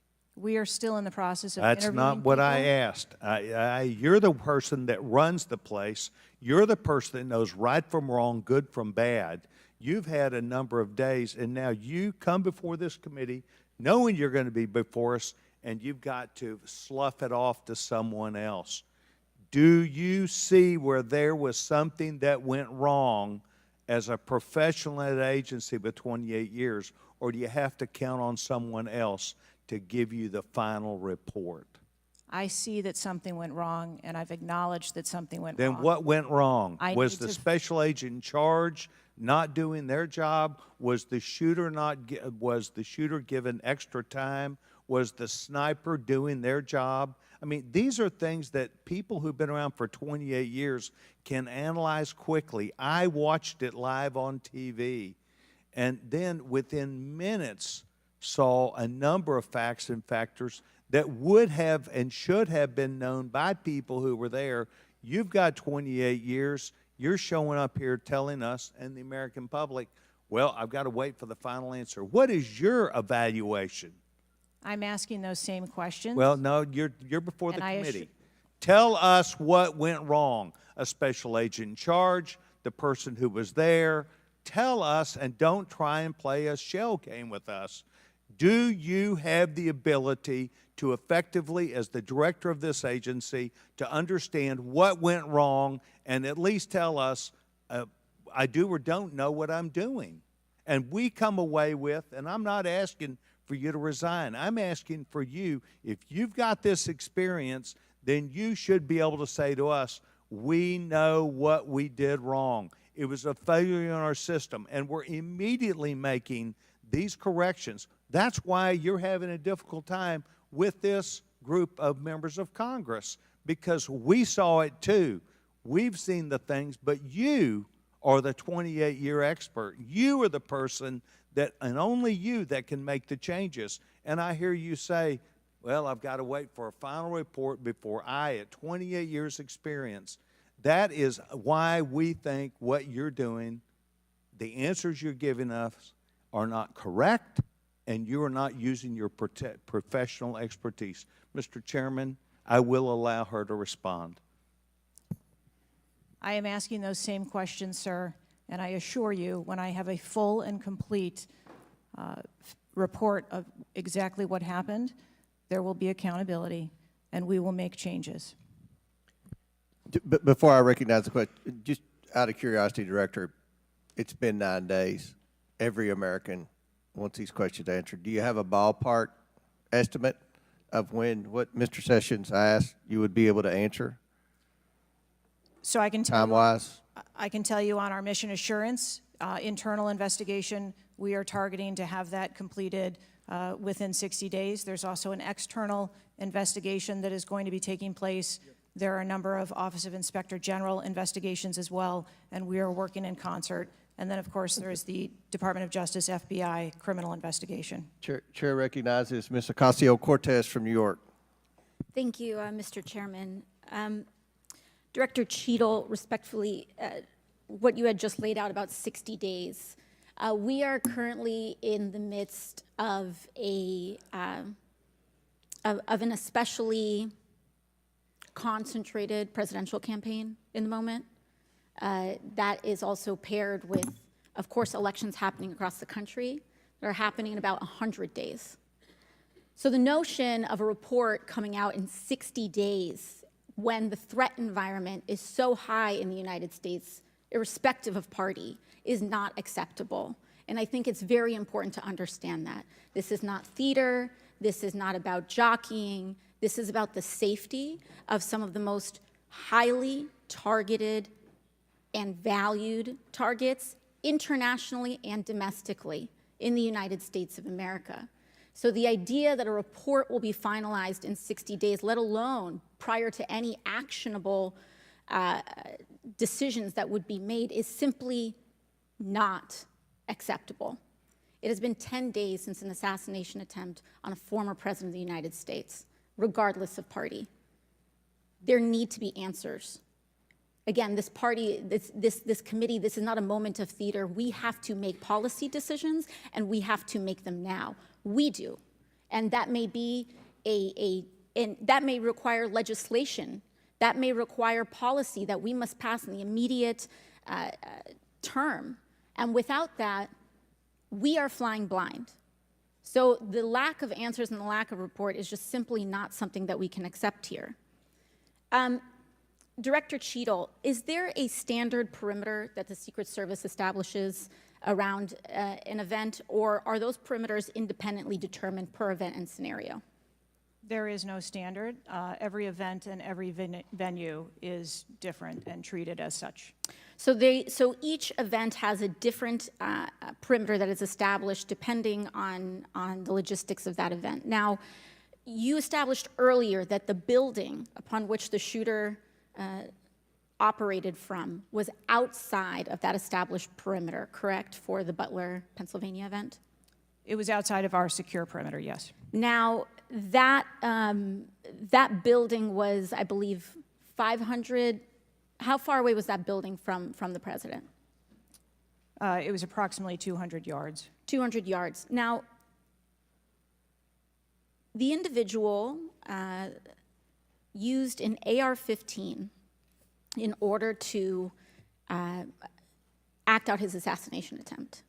An AR-15 has a range of about 400 to 600 yards. My question is, why does the Secret Service perimeter, why is the Secret Service protective perimeter shorter than one of the most popular semi-automatic weapons in the United States? There are a number of weapons out there with a number of ranges. Again, an advance was completed.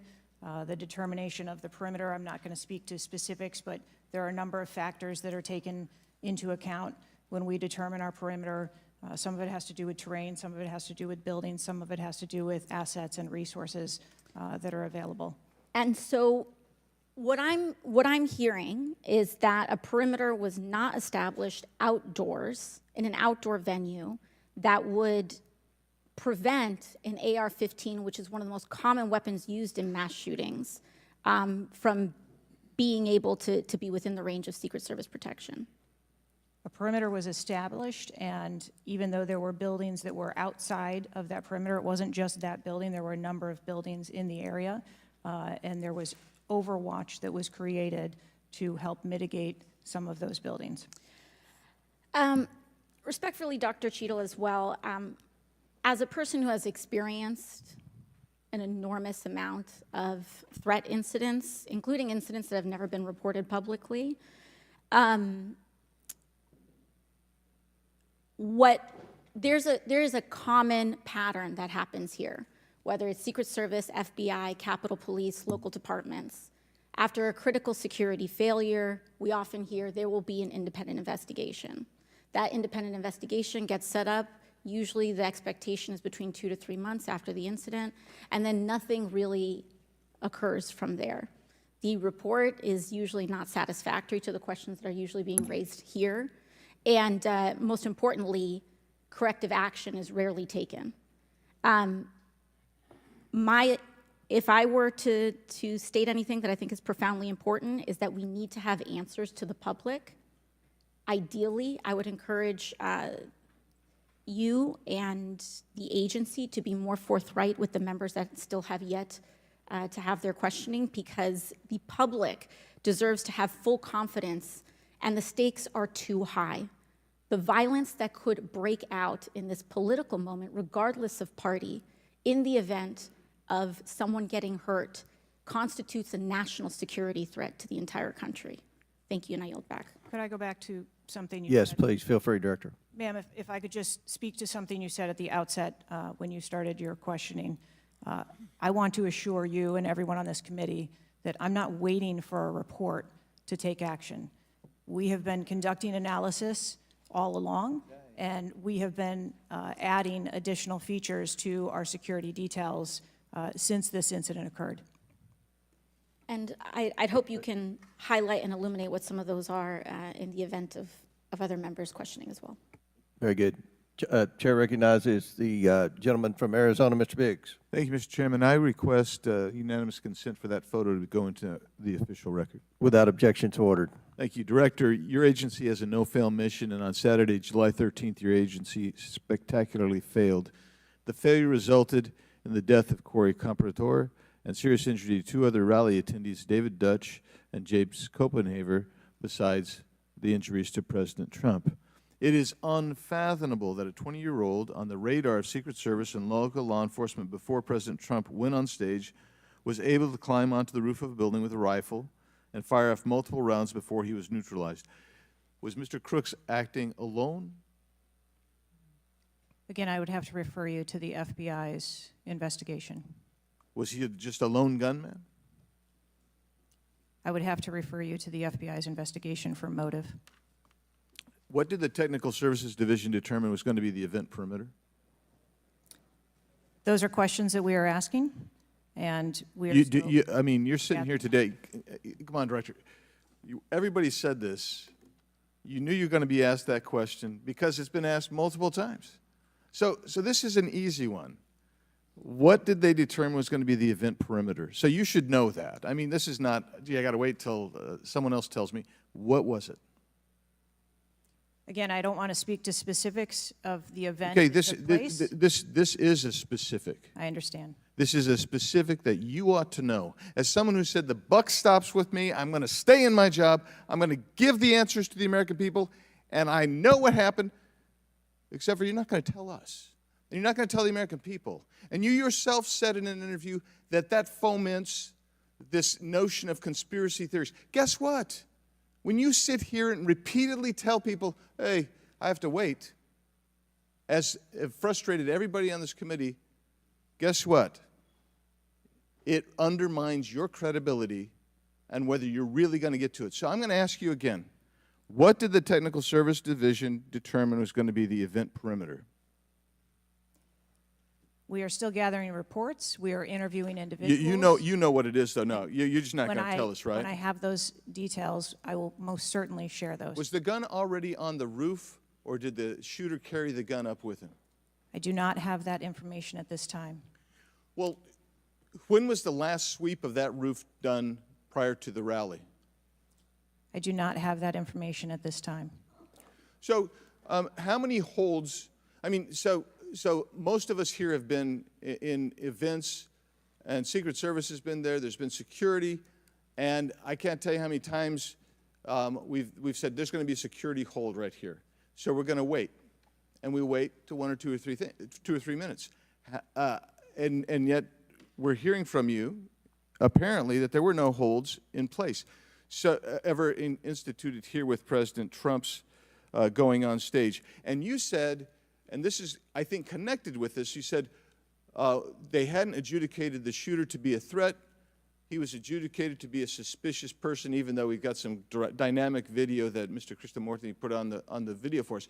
So I guess my question for you is, and I think you answered this, I just want to see if you're consistent with what you said about an hour and a half ago. What do you do if a suspicious person is identified by the agency? So at a number of our events, it is not unusual. I know it's not unusual. What do you do?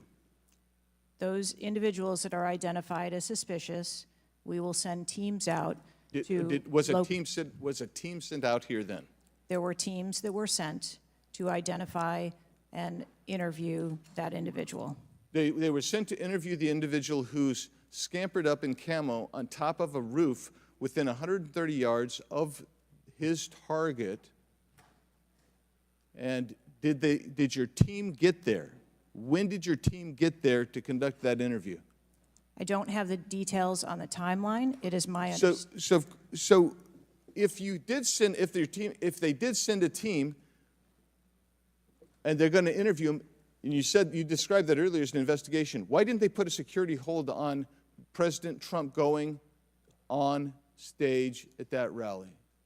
At a number of our protective sites, there are suspicious individuals that are identified all the time. It doesn't necessarily mean that they constitute a threat. Of course not. But here you got a guy scampering up the side of a building on top of a roof. It's identified to you, and you said you sent a team there. And you can't answer that. And this gets to one of my finer points, Mr. Chairman, if I can make it. And that is, we can have these kind of interview sessions, 5 minutes, everybody gets a kiss at the pig, 5 minutes, and she gets to stonewall us, not deliver answers. So we say, okay, we're going to put together a congressional committee, a blue ribbon committee. Same crap will happen. I am calling, and I'll support that, but I will tell you this, I am calling on the Speaker to give us and put together a truly independent commission of qualified former Secret Service agents presidential and VIP protective services people who can actually conduct this kind of investigation and give us real answers? Because I don't think you're going to give us those answers. You should have come today ready to give us answers. I call upon you to resign today. And I also would say I've got a bunch of UC requests, if I can go ahead, Mr. Chairman. Proceed with the request. Thank you. I apologize. It might take, that's all right. Go ahead. It might take a moment. Very important. Anthony Guglielmi, the Secret Service spokesman, one from him. Without objection, so ordered. Article, U.S. Secret Service says it previously denied Trump requests for additional resources, New York Times reports. Without objection, so ordered. Secret Service says it denied earlier Trump requests for more federal resources. Without objection, so ordered. Secret Service acknowledges denying some past requests by Trump's campaign for tighter security. Without objection, so ordered. Preliminary findings by Senator Ron Johnson and his committee. Without objection, so ordered. Articles entitled, Notice Anything Different About Trump's Secret Service detailed. Next, former Biden official corrects herself after saying Dems must turn their fire on Donald Trump to beat him. Secret Service director says buck stops with her, but she will not resign. Disney Star Wars Mark Hamill cracks joke about Trump's ear bandage following assassination attempt. Biden, I haven't engaged in inciting rhetoric. Trump has. I'm just talking about threat to democracy. Piece called Who is Secret Service Chief Kimberly Cheatle? Charlemagne the God says Trump solely responsible for violent rhetoric that led to attempt on his life. Video actress Amanda Seales pushes conspiracy theory Donald Trump assassination trip was staged. Report Secret Service identified rooftop as a potential vulnerability days before the rally. Watch BlackRock removes ad showing former President Donald Trump's would-be assassin. Why does the Biden administration have 100% confidence Secret Service after assassination attempt? Secret Service director, we didn't put snipers on the roof because it was kind of sloped. Here's what Thomas Matthew Crooks did in the days leading up to Trump assassination attempt. Secret Service director under scrutiny for diversity initiatives after Trump assassination attempt. The official story on Trump's shooting makes no sense at all. Andrew McCabe says Trump assassination. Mr. Chairman, point of order. I'm happy to assent to all of them. I just so as to facilitate You don't want me to our read? proceedings. Is it too tedious? Well, we're not even really hearing them anyway. So if we could, it's up to you, Mr. Chairman. You would like me to I'll slow it down. I was probably going too fast. Secret Service's explanations for security failures ahead of Trump assassination attempt are not adding up. U.S. reportedly received intel of Iranian plot to assassinate President Trump.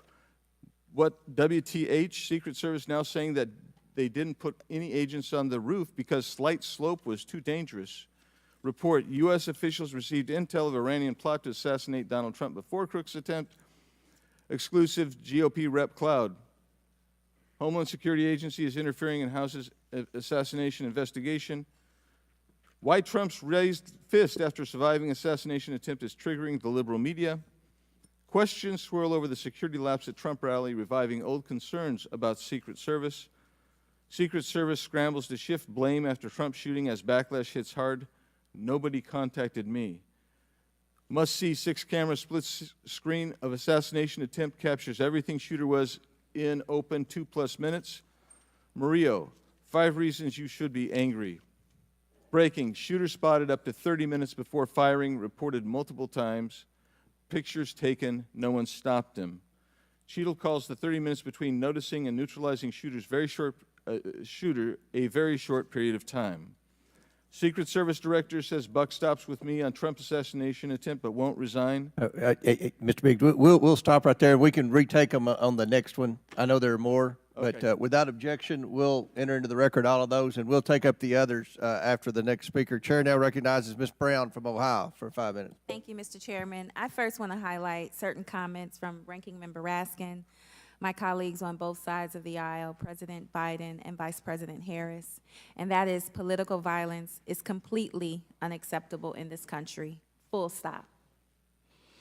It is an assault on our democracy itself, and I am devastated by this attack on a candidate for the president, for the office of the highest office in the land, and continue to pray for the victims of this shooting and their families. As someone who has known gun violence firsthand, no one should have to experience the pain of losing a loved one to weapons of war. It is deeply unfortunate political violence has become far too common. whether it is the deadly attack on the Capitol on January 6th, the assault on Speaker Pelosi's husband, or the threats of violence against election workers, we all must work to condemn political violence and tone down the rhetoric. So, Director Cheatle, on behalf of the hardworking men and women of the Secret Service, can you give us some perspective as into what goes into securing an event like the rally? Like, how much time do you have to prepare? Thank you for the question. Generally, when we receive notification that there's going to be an event taking place at a venue, the advance team assignments are made, and there is a 5-day process to conduct walkthroughs, coordinate with staff, local staff, and whether it be campaign staff or the protectees staff, and then with local law enforcement on where the perimeter is going to be, the size and the scope of the event, how many attendees there are going to be, if it's an indoor rally, outdoor rally, what sort of assets are available locally, what sort of assets the Secret Service can bring to bear, and what the scope of the event that the staff is trying to accomplish. So to that point, how many agents were recommended or requested as opposed to how many were assigned? So I'm not going to get into specifics of how many were assigned, but those numbers that were requested were provided. And how many local agents were involved in the preparation, if you will, that you talked about, that 5-day preparation? So there were a number of local agents from the local office, as well as agents from the former Trump detail that were involved in that advance process. Do we have a number? I do have a number. I'm not going to release that number in this setting. You're not making this easy for us. This is a shocking incident on the former president's life and an appalling instance of political violence and a threat to our democratic values. I'm thankful that the former president is on the mend. And again, I'm grieving for the family and friends of Corey Compatore, who lost a loved one in this shooting and now know the unbearable pain of gun violence. I really hope this serves as a reminder about our responsibility to attack policies, not personalities, to be honest and truthful, and to treat one another with dignity, respect, and thoughtfulness. And with that, I yield my remaining time to Ranking Member Raskin. Thank you, Ms. Brown, for those very powerful and moving remarks. Director Cheatle, we don't want to lose a presidential candidate to an AR-15 attack. We cannot lose a presidential candidate to an AR-15 attack, and we can't lose any more citizens to AR-15 mass violence, mass shootings. And we certainly don't want an attempted AR-15 assassination or assassination attempt to set off political violence or riots in America. So this is deadly serious business. The vice-ranking member pointed out that a report in 60 days won't do it for us because we have a responsibility. Members of Congress have a responsibility to take action now if there's anything we can do to prevent this. So my question for you is, what is informing your operational decisions right now that you've invoked? Without a report, can you tell us what are the preliminary judgments, or if you don't want to foreshadow the report, fine. What are your personal, professional judgments informing the operational decisions you're making right now? Certainly, and I appreciate that question. I don't want to make any preliminary judgments on what happened on this particular day, but I can tell you that we have looked at, as we did immediately in the aftermath, what the security plan for the Republican National Convention was going to be, and we made adjustments to the interior of the perimeter there. We looked at the protectees that we have here in the Washington, D.C. area and our protective sites, and we did make some adjustments to their security posture. And as we continue to move through the next several weeks, even yesterday with the announcement of the president no longer running, we have made adjustments to the vice president's detail. We are already prepared for an eventual VP nominee, and we continue to make those assessments. I think it just shows how dynamic the environment is that this agency works in every day. So you've made the same kinds of common sense judgments and intuitive recommendations that members of the public and members of Congress are asking about right Yes. now? Yes. Okay, thank you. I yield back, Mr. Chairman. And before I recognize Ms. Mace, I have to say, Director, we're pretty close to the halfway point during this. You answered more questions with an ABC reporter than you have with members of Congress. So we have a lot more questions. The American people are demanding that we get answers to those questions, and that's what the purpose of this hearing is today. So I'm sure a lot of the questions that have already been asked are going to be asked again, and hopefully we can get some answers to those questions. I strongly implore you to answer those questions. You're here with a subpoena, and we expect you to answer the questions. Chair now recognizes Ms. Mace from South Carolina. Thank you, Mr. Chairman. Director Cheatle, the American people are watching, and they're wondering if there are any questions you can answer honestly today. So, Director Cheatle, I have a series of questions, very specific questions. I want very specific answers. Most of my questions are going to demand a yes or no answer. Do you understand? I do. Okay, my first question. Both sides of the aisle today have asked for your resignation. Would you like to use my 5 minutes to draft your resignation letter, yes or no? No, thank you. Was this a colossal failure? It was a failure. Yes or no? Was it a colossal failure is the question, yes or no? I have admitted this is a terrible This is a yes or no series of questions. Was this a colossal failure, yes or no? Yes. Was this tragedy preventable, yes or no? Yes. Has the Secret Service been transparent with this committee? Yes.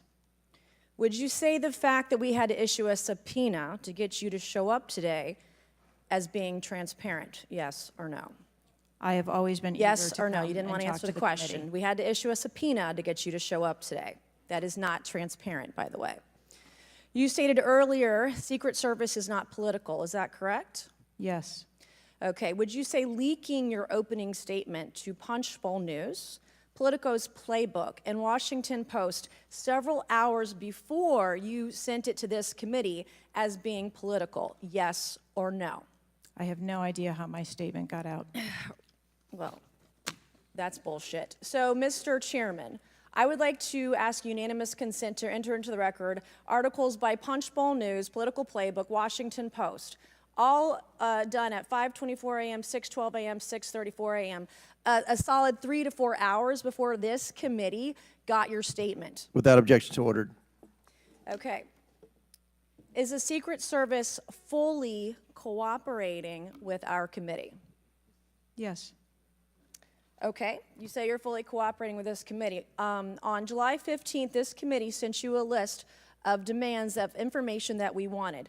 Has the Secret Service provided this committee a complete list of all law enforcement personnel that were there that day? Have you done that? Have you provided a list to the Oversight Committee? Yes or no? I will have to get back to you on that. That is a no. Have you provided all audio and video recordings in your possession to this committee, as we asked on July 15th, yes or no? I would have to get back to you That on is a no. You're full of shit today. You're just being completely dishonest. Mr. Chairman, Completely dishonest. Mr. Chairman, I want to. I'm Come gonna on. We have to continue. maintain decorum in this committee, Any, no matter how have you provided upset we any get. and all memos to this committee that we've asked you on July 15th? Have you provided all memorandums within the Secret Service?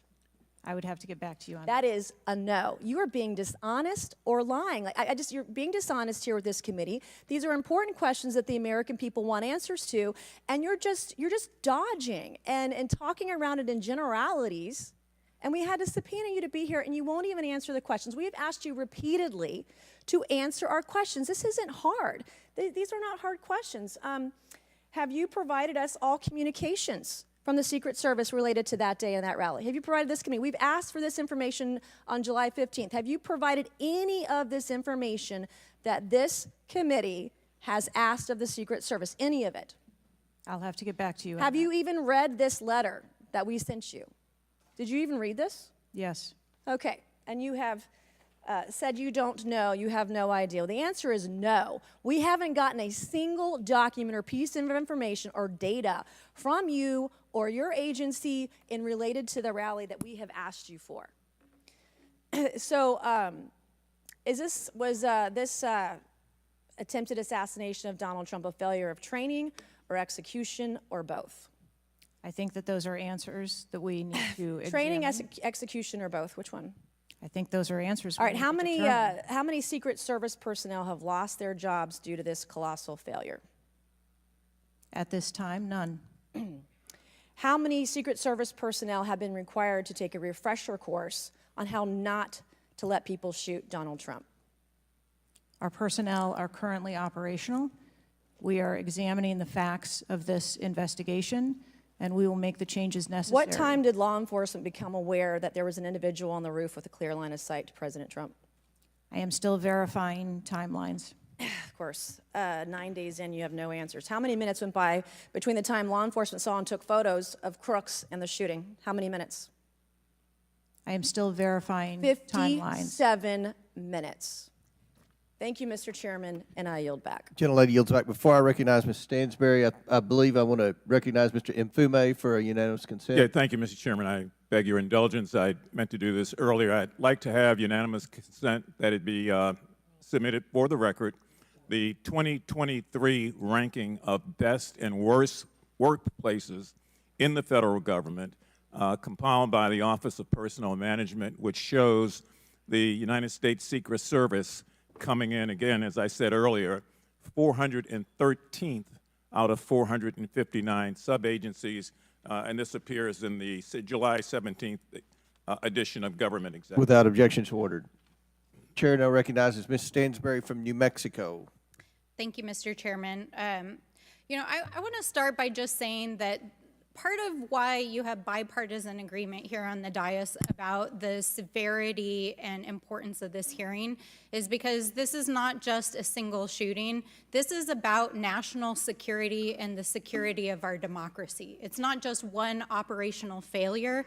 This is about our public officials safe. And what does that signal to our country and to the world about American security and the ability of our officials to do their job safely? So I want to start by saying thank you to all of our brave men and women who are in the uniform, whether it's the Secret Service or local law enforcement, who put their lives on the line. I think obviously we honor their service, but this is really about operational failures and what it means for our country at large. And I also want to reaffirm that we must condemn unequivocally political violence of any kind, not just political violence, and that it cannot be tolerated in this democracy. And also to offer my prayers for the slain Fire Chief Corey Comprator, and also prayers for those who've been injured.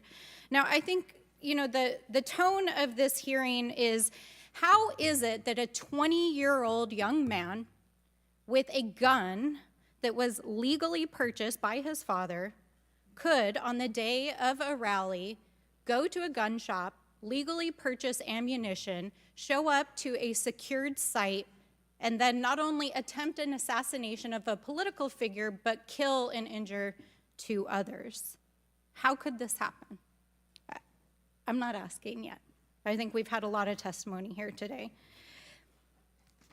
I want to talk a little bit about the timeline.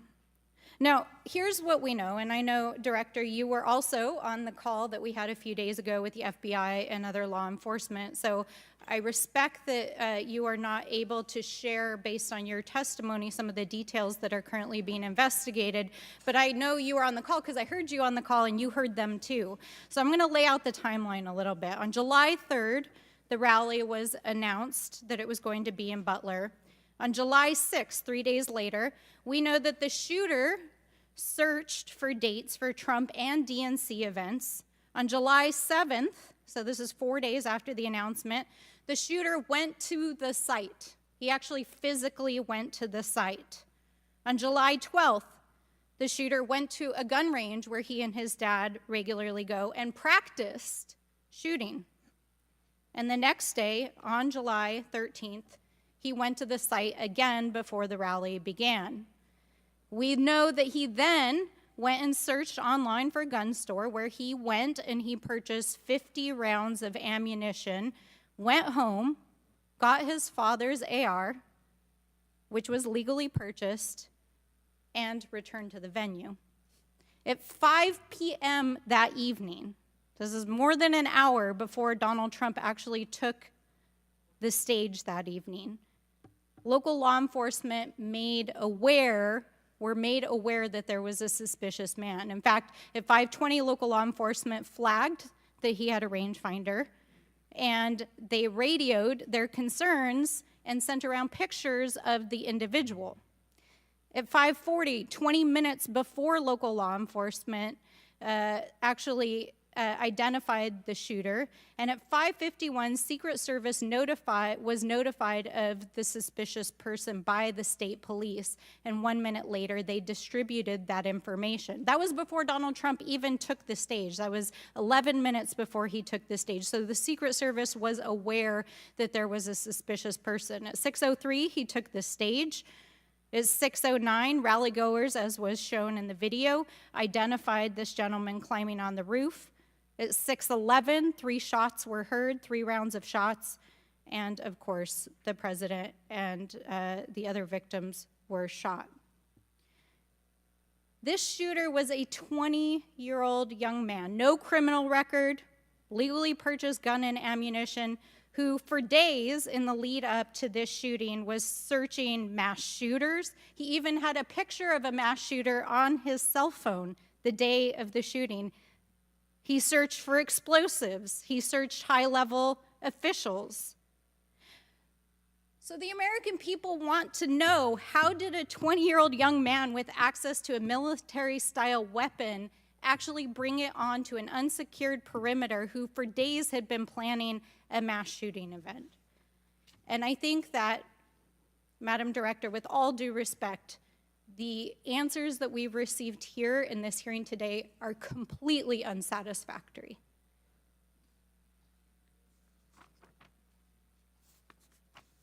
How could this happen?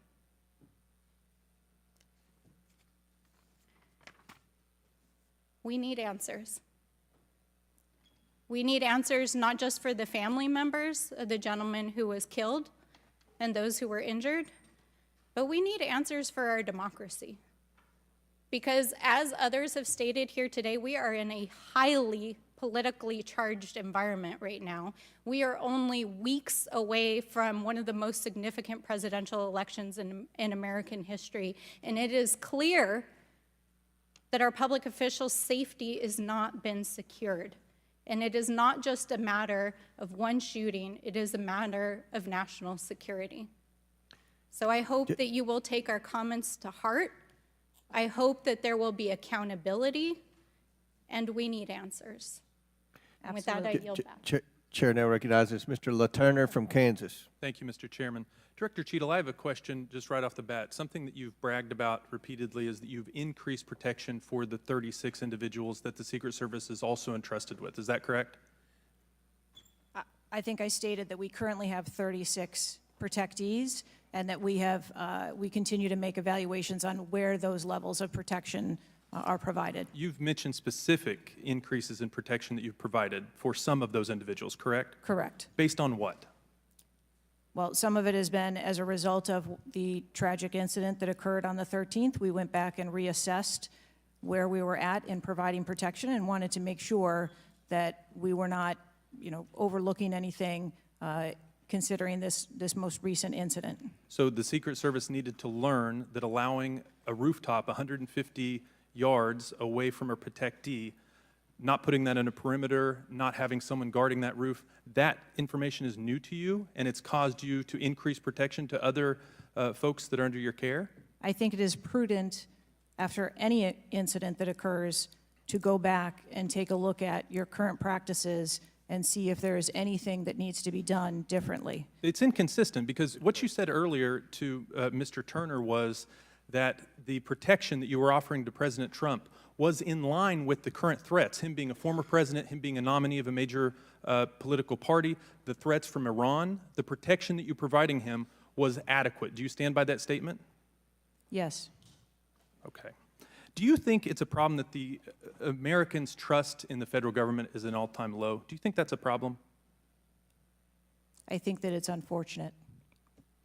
I don't know why you're quibbling with my word. Is it a problem or is it not?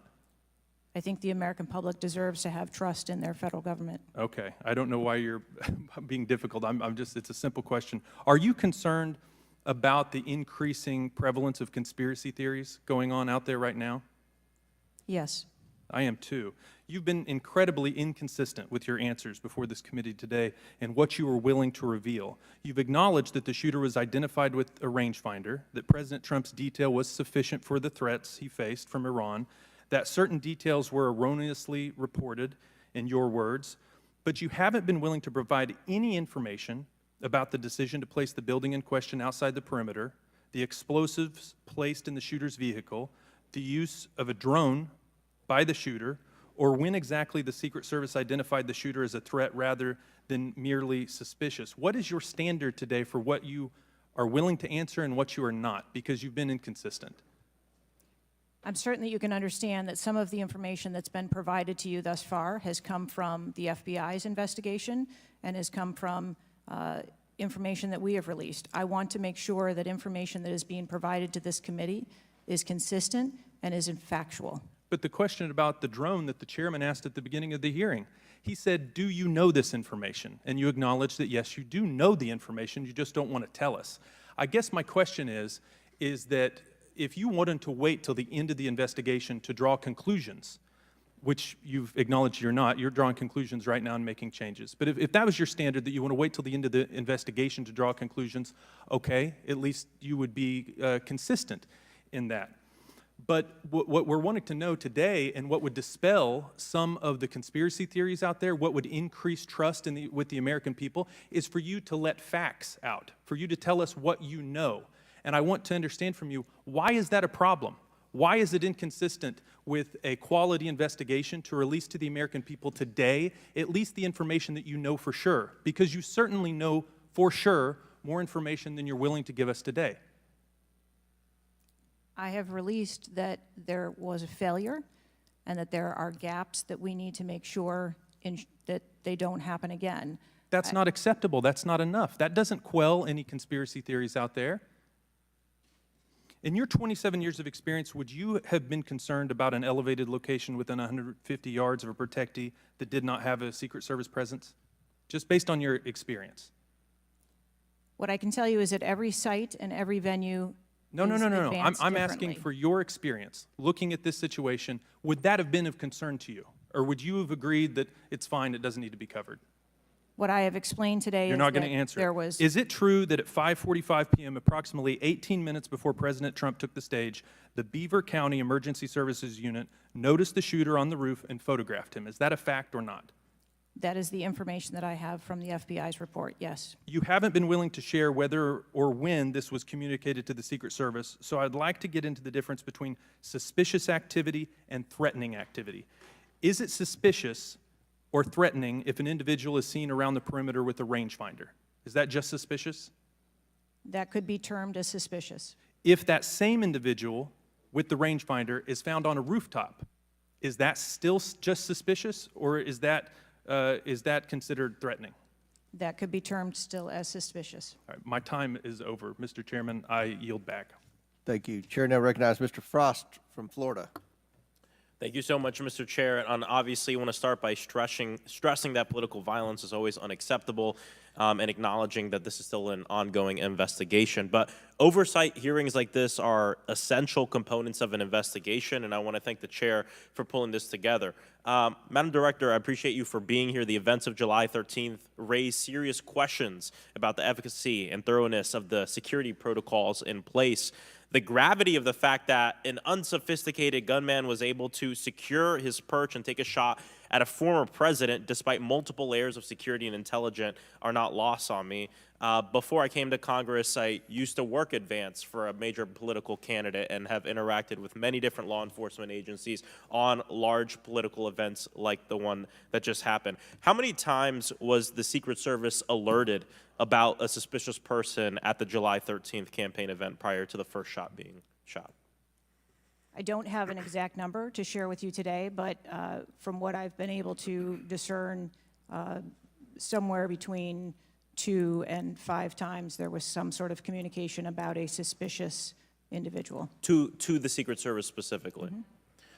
According to reports, the shooter was photographed twice by security officers prior to the shooting. A police officer saw the shooter on the ground and reported him with a photograph as a suspicious person. Multiple local law enforcement officers identified the shooter, radioed that he was acting suspiciously near the event's magnetometers.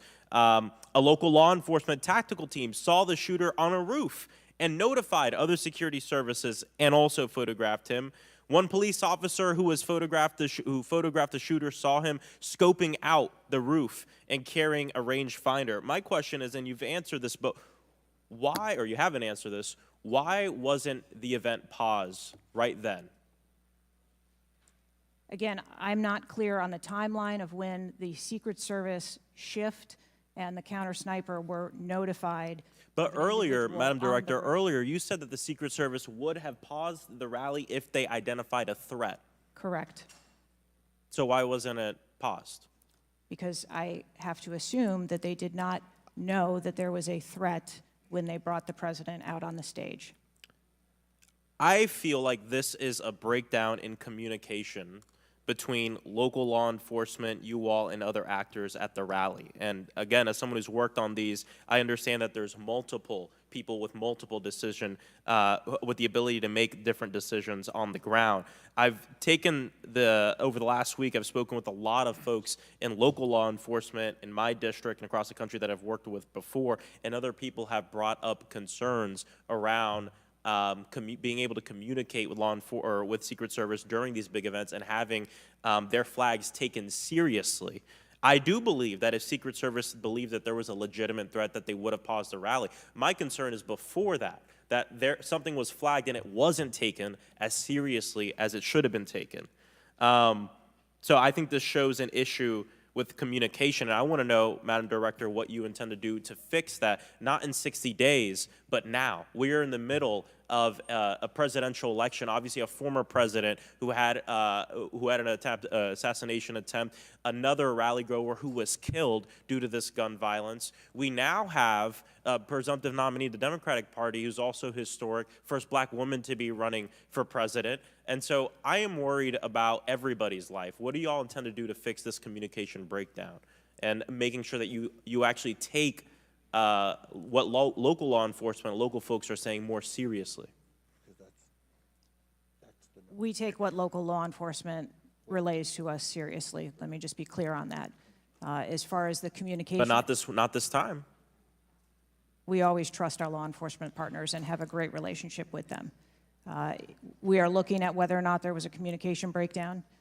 If that was the case, we will take steps to ensure that we correct that because, to your point, we cannot have a communication breakdown. Madam Director, does you mentioned that the perimeter of the event did not include the rooftop where the shooter was. Does your responsibility and the Secret Service's responsibility to protect a principal stop at the perimeter of an event? Our responsibility is to ensure the safety and security of the event itself and the protectee who is attending that event and the personnel who are protecting. So you would say the fact that the rooftop was outside the perimeter is not an excuse for what happened, saying that it was outside the perimeter of the event? I am not offering that as an excuse. Okay. Thank you. I yield back. Gentleman yields back. Chair now recognizes Mr. Fallon from Texas. How did a 20-year-old loner with a week's notice pick the absolute best location to assassinate President Trump when the entire Secret Service missed it? Director Cheatle, in your leadership, your agency got outsmarted and outmaneuvered by a 20-year-old. How can we have any confidence that you could stop trained professionals from a nefarious nation state? Those are absolutely questions that we need to have. I know they're answers questions, to. but you know, the fact of the matter is we can't have that confidence. Director, do you have the ability personally, and do you have the authority to beef up security of any of your protectees? Yes, I do. Okay. So were you also aware there was a credible threat President Trump was facing? He was facing a heightened security threat to a foreign adversary? Yes. Okay. So given that there was an increased threat to President Trump's life, was he provided a full security complement akin to what a sitting U.S. president would receive? He was provided a full complement of security based on the threat assessment that we had. That's not my and question. the venue. My question is, if he'd been the sitting president, would he have had the same security he had on July 13th, or would have been beefed up? There is a difference between the So sitting he didn't. president So your answer is he didn't. and continuity of government and the responsibility So he that we did have. not. Okay, there wasn't a CAT team, a full CAT team on site. There wasn't counter-surveillance teams on site. But this is the thing. You just said you had the ability to beef up the security. You knew about the threat, and you didn't. And that's as telling as it is chilling. We have satellite images from the Butler Fairgrounds. Have you visited the site? No, I have not. 9 days and you have not visited the site. You should have been there that night. Did you talk to, that evening, did you talk to the team, the heroes that surrounded the president? Did you call them that night? They were still operational work. So that's an answer is no. Did you call them the next day? President. Yes, I spoke with. You called them the very next day, not the day of, or was it 72 hours after? I don't know the timeline, but I spoke with Okay, them because you're under oath. immediately I following. think it was 72 hours after. You waited 3 days. What is immediately clear is that there are a number of structures that need to be secured. Of these, Director, other than the first, immediate 4, what's the most dangerous site that should have been secured? Because Security 101, you got to mitigate the high ground. Yes. Okay. Do you know what the next most dangerous site, what was the closest structure to the president, other than the 4 immediate ones that you had your counter-sniper teams on? There are a number of structures around that event site. You know who the shooter knew? The shooter has visited the site 2 more times than you have, and he had a drone, and he picked the AGR building. So you said, do you remember in an ABC interview you did that you didn't have people on the roof of the AGR building because you were worried about safety because of the slope? I recall that statement. Okay. Does the Secret Service have written policy you can share with us about slope roofs? No. Okay. So why'd you act like there was one? Because is it your practice to comment on enormous events of enormous national implications when you're ignorant of the facts? That's rhetorical. So here's this thing with the slopes. You go all the way up to like 1812. You can go to a 112, which is about as flat as you can get without it being completely flat. And you're saying that there was a danger, safety concern there. But the problem is, Director, you put your counter snipers on a 312 roof, which is steeper than the 112. And by the way, the 112 is ADA compliant. You can build a ramp for a wheelchair on a 112 roof. So these are nothing but pathetic excuses, and they make no sense, and they're a bunch of cow dung. All the law enforcement I've spoken with over the last 9 days are amazed that the AGR rooftop was not secure. And you want to know why? Because it's dangerous. I have never had any long gun training in my life. I own an AR-15, and last time I shot it one time my whole life. It was 6 years ago. That is until Saturday, where we recreated the events in Savoy, Texas. We recreated what happened in Butler. I was lying prone on a sloped roof at 130 yards at 6:30 at night. And I knew that he had a scope. I didn't know what kind, red dot or magnified. So I shot 8 rounds from both. You know what the result was? 15 out of 16 kill shots. And the one I missed would have hit the president's ear. That's a 94% success rate. And that shooter was a better shot than me. It is a miracle President Trump wasn't killed. Corey Comparatore's life is over because that damn shooter made it on the roof. And it wasn't the roof that was dangerous. It was the nut job on top of the roof. You know what else is dangerous? I believe your horrifying ineptitude and your lack of skilled leadership is a disgrace. Your obfuscating today is shameful. And you should be fired immediately and go back to Garden Doritos. Mr. Chairman, I yield back. Chair recognizes Ms. Lee from Pennsylvania. Thank you, Mr. Chair. I'd like to thank the chair, the ranking member, for coming together and holding this hearing. But I have to say, I don't think any of our concerns have been addressed today, and what little we've learned has not inspired much confidence. I will just say that we obviously can't allow the violence we're seeing in this country become the norm or a commonplace, but that seems to be where we're heading. On this occasion, it was, very shockingly, a former president and current political candidate at a rally that we all assume is one of the most secure places we can be. But the violence we saw last Saturday is the same culture of violence that makes too many of our kids and our community members feel unsafe to play outside or to go to class or to simply live their lives each day. But again, this was a political rally, and it is supposed to be one of the most secure places, so we do have very specific questions about that. Director Cheatle, I'd like to start by following up on some of my colleagues' questions. My colleagues, Mr. Krishnamurthy and Mr. Frost, highlighted a number of points that showed the shooter presenting an active threat. So I'd like to ask you, Director Cheatle, to clarify what the protocol is for postponing or canceling an event based on a threat, and how the events on July 13th didn't meet those standards. So again, I think we're talking about the distinction between suspicious behavior and a threat. And at the time that this individual was identified, they were displaying suspicious behavior. I'm still waiting for interviews from the FBI to determine what it was that identified that individual as suspicious and what those behaviors were. To that question, does suspicious behavior vary between different events? For instance, if we have an event with a president, would there not be a heightened standard for suspicious behavior? I think that there are a number of ways that someone could be identified as suspicious, and it doesn't matter whether it's at a rally or an indoor event or who the protectee is. I think it's up to law enforcement or citizens to identify someone as suspicious. Okay, thank you. According to the Associated Press, at least 6 different agencies, including 2 sheriff's office, local police, state police, as well as fire and emergency rescue officials, were involved in securing the rally in Butler. When there are so many teams that are collaborating, who takes the lead and how is that determined? The Secret Service is responsible for the security of the site and the coordination. And that was the case on July 13th? Correct. Okay. Changing gears, in 2024's appropriations budget, the Secret Service was given a little over $3 billion, which was about $78 million above what was requested. For 2025's budget, you've requested yet another increase. How much of these funds goes towards training and improving protection procedures? I would have to get back to you on the training aspect of it, but about 30% of our budget is for protection and facilities and training. But clearly the problem can't be a lack of funding. So what exactly do you see as the core problem that led to this failure, that led to your agency being outgunned by a 20-year-old using his father's gun and acting on his own without a particularly sophisticated plan or technology? I think that we are waiting to determine exactly what those failures or failure was so that we can make sure that the Secret Service is stronger after this. So we've heard a lot today that you can't answer because it's an ongoing investigation, that you're still figuring out the details, and that you won't answer basic questions. You've said 60 days for the investigation, but I simply don't think that's acceptable. Do you really plan to keep avoiding questions and the American people's questions, ours and the American people's questions, for the next 60 days? I'm not avoiding questions. I want to make sure that I am providing factual and accurate information.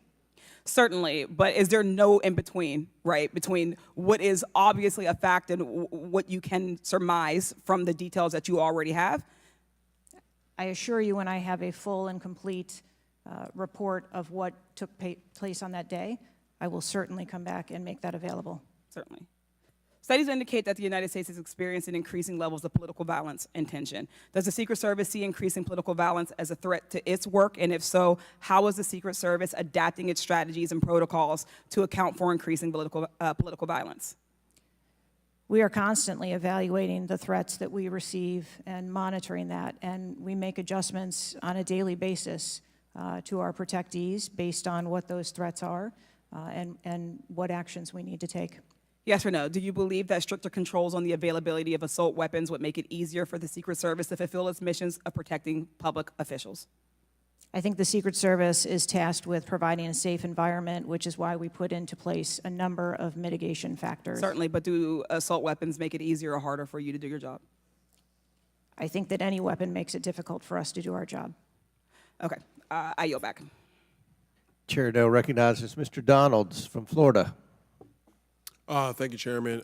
Director, real quick, at what time was Secret Service aware of the active threat against President Trump? Director, what time? So the Secret Service was aware that there was an individual who had been identified as suspicious, and that individual was attempting to be tracked down. At what time? I don't have a specific timeline other than to Director, it's been 9 days. I understand At what that. time? I want to make sure that I give you factual information, sir. Director, have you talked to the agents on the ground that day? Yes, I have. You've talked to all of them.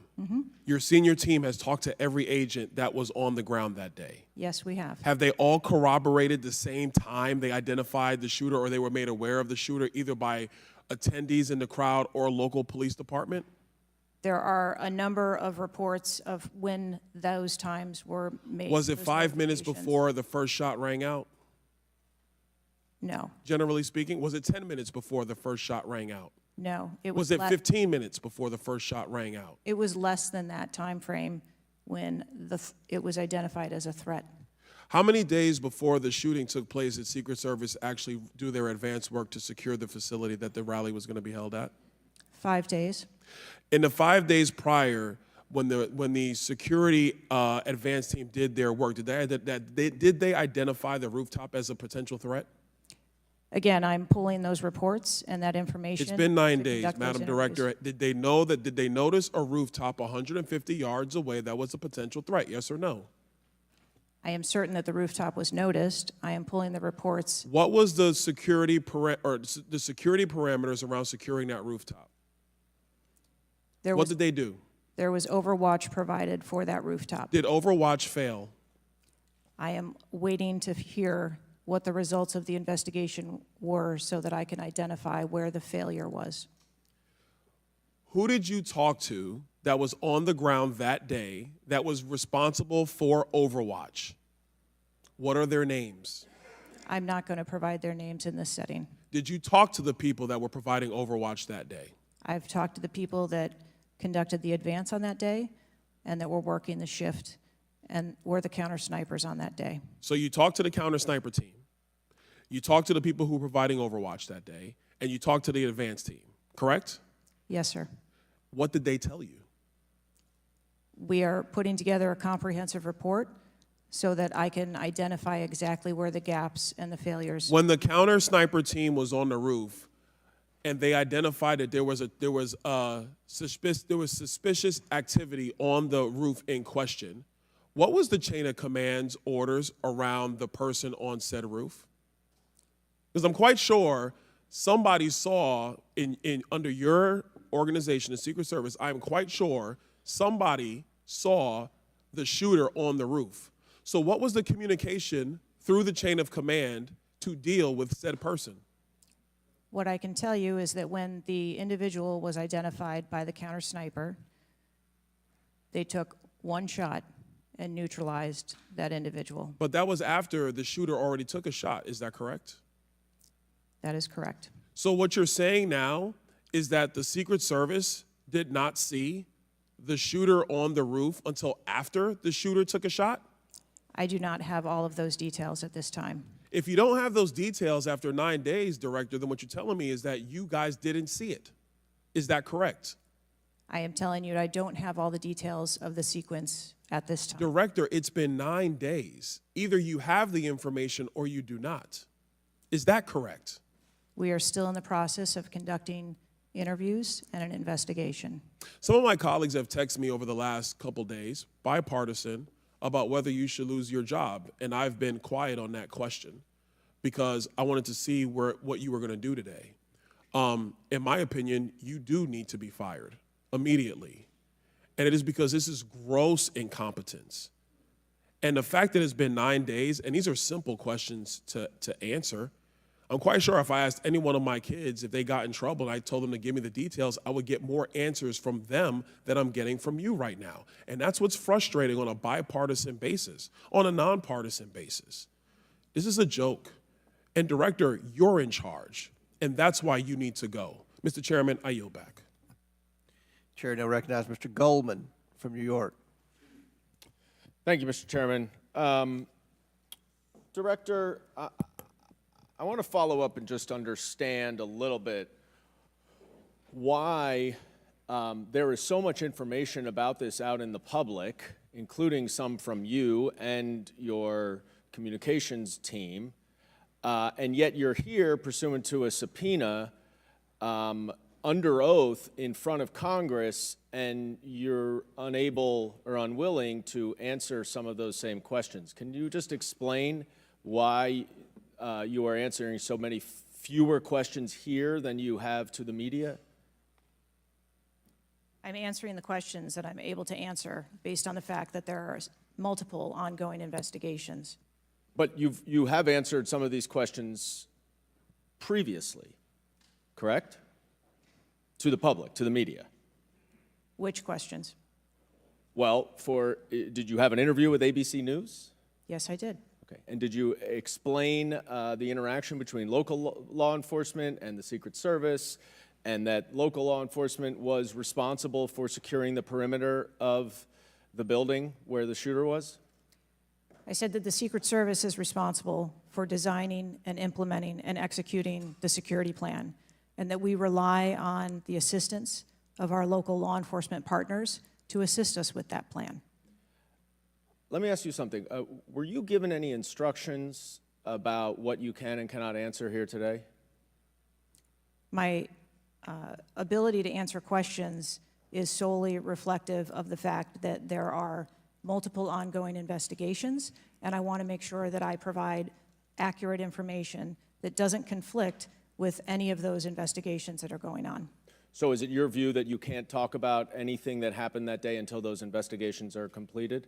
My view is that I want to make sure that this committee and the American public gets correct and actual information. And so is it your view that that can only happen after the completion of the investigation? It is my view that when the investigations are complete, that we will be able to share that information. And how about before that? If I have factual information that I can share before that, I absolutely will. I'm guessing you have factual information as to when the suspicious photograph of the suspicious person was relayed to the Secret Service. There's a timestamp on that text message or whatever it was, correct?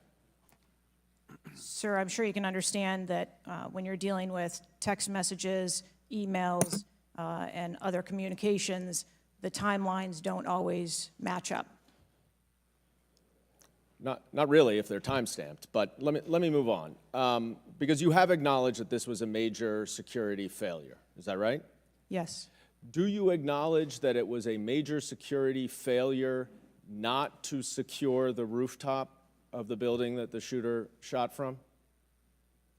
I believe at this time that the rooftop was provided Overwatch. I acknowledge that we are unaware at this time how the individual was able to access the roof. Overwatch meaning from other counter, sniper, other higher points? Correct. And so was it a failure then that when that shooter was on the rooftop, that Overwatch did not identify him before he fired his shots? I don't have the timeline of how the individual accessed the roof, where they accessed the roof, or how long they were on the roof. Let me ask a couple things quickly. You have testified here about all the resources that the Secret Service needed to deploy to protect the NATO summit and all of the leaders here. Is that right? Yes. Did you have to rely more on local law enforcement because of the NATO summit for this event? The Secret Service routinely works with local law enforcement at every event. It doesn't matter whether it is a NATO summit, NSSE, the RNC in No, but that's not my Milwaukee. question. Obviously, there's a natural give and take as to, I'm sure, how many agents you deploy and how much you rely on local law enforcement. Did you have to rely more on local law enforcement because there were fewer Secret Service assets available because of the NATO summit? No. I hope we get answers before the completion. I don't like the fact that the media has received far more answers than Congress has. If this is a function of getting your ducks in a row, I assume you have access to a lot of these reports and a lot of this information, and you should have come prepared here today. And I would just want to flag, Mr. Chairman, before I yield back, that I want to just point out one thing that my colleague from Texas was talking about. When he said he recreated this shooting twice with an AR-15, and he had a 94% success rate, 15 out of 16 shots. I don't know why that doesn't convince him that we should get rid of AR-15s, but clearly we need to do something about the prevalence of AR-15s and weapons of war on our streets. And I yield back. Chair now recognize Mr. Perry from Pennsylvania. Thank you, Chairman. Director, I guess 60 days is the time of the investigation. Is that the information that you've put out, or where did that come from, 60 days? Or is that just information that the committee members are talking about? I stated that earlier today. I've asked Okay, my 60 team- days. So are you receiving regular updates? You're in charge of the Secret Service. This is about your organization, what happened 9 days ago. Are you receiving regular updates from the FBI on their investigation? Yes, I am. So you know some things are true, some things are probably not true. We want to talk to you about the things that we're hearing about and find out if they're true. You've been in contact with the FBI, then you're getting updates on a daily basis, right? Yes. Based on what you said. Okay, so, and are you confident that the person in question, Mr. Crooks, was the only person firing that day against the president or the crowd? Is he the only one? I'm not asking you yet if he acted alone, but is he the only one, or can you say that with certainty to the American people? That is the information I have at this time, yes. Okay, does it appear he acted alone? That's the information we have at this time. Okay, now let's talk about the fact that he was noticed as a person of interest, of concern, suspicion, as you say. Your PI team, how do they stay in, there's a sea of people. How does the PI team get to that individual that's in question in the sea of people? How's that individual tracked? Our protective intelligence teams that work at our sites are paired up with a local police counterpart, and so they work in conjunction together. So they just follow them around, or let me ask you this. Looking at the site, you have multiple perimeters, right? You have the secure perimeter, the inside perimeter, you have multiple perimeters. Was the AGR so-called building the highest location affecting the site of the rally? Was it the highest location? I believe the highest location at the site was where our counter snipers were What about the water tower positioned. adjacent? What about how high is the water tower? I don't have the height on the water tower. Okay, seems like water towers are pretty high, at least in the photo. It looks like it might be, there might actually be a building right behind the AGR building that is even higher than the building that Crooks fired from.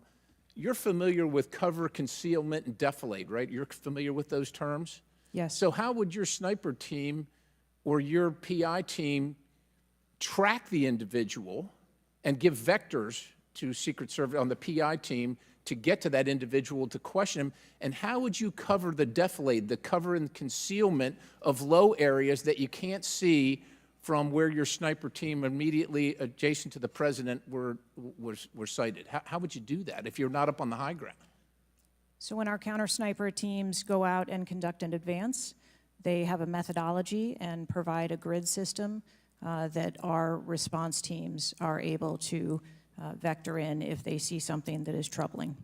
So when Mr. Jordan asked about the assets that were requested, let me just ask you about assets requested.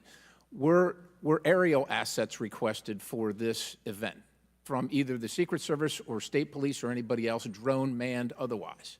Aerial assets, were they requested?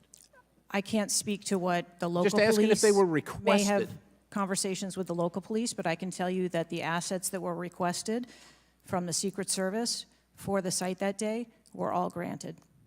But were aerial assets requested? I didn't ask if you used them or what you used. Were they requested? Overwatch was requested and Aerial. that was provided. Is that aerial? Because Overwatch could mean on the water tower or not on the water tower. Can you be specific, ma'am? I'm running out of daylight here. I understand. If you're asking me about specifics, whether or not there was... Is it not clear what I'm asking you? Were aerial assets requested by the president, by Secret Service, by anybody? Were they requested? The Secret Service, we felt that we had a good plan in place. Okay, fair enough. How about K-9 assets with bomb sniffing or explosive sniffing capabilities? Requested. I didn't say they were present. Were they requested? Those requests were fulfilled. They were requested and fulfilled. So was the crook's vehicle inside any of your perimeters? No, it was not. It was not. How did you, so, okay, so it was not within the, it was not, so what, was there a device located on Mr. Crook's body to detonate the vehicle?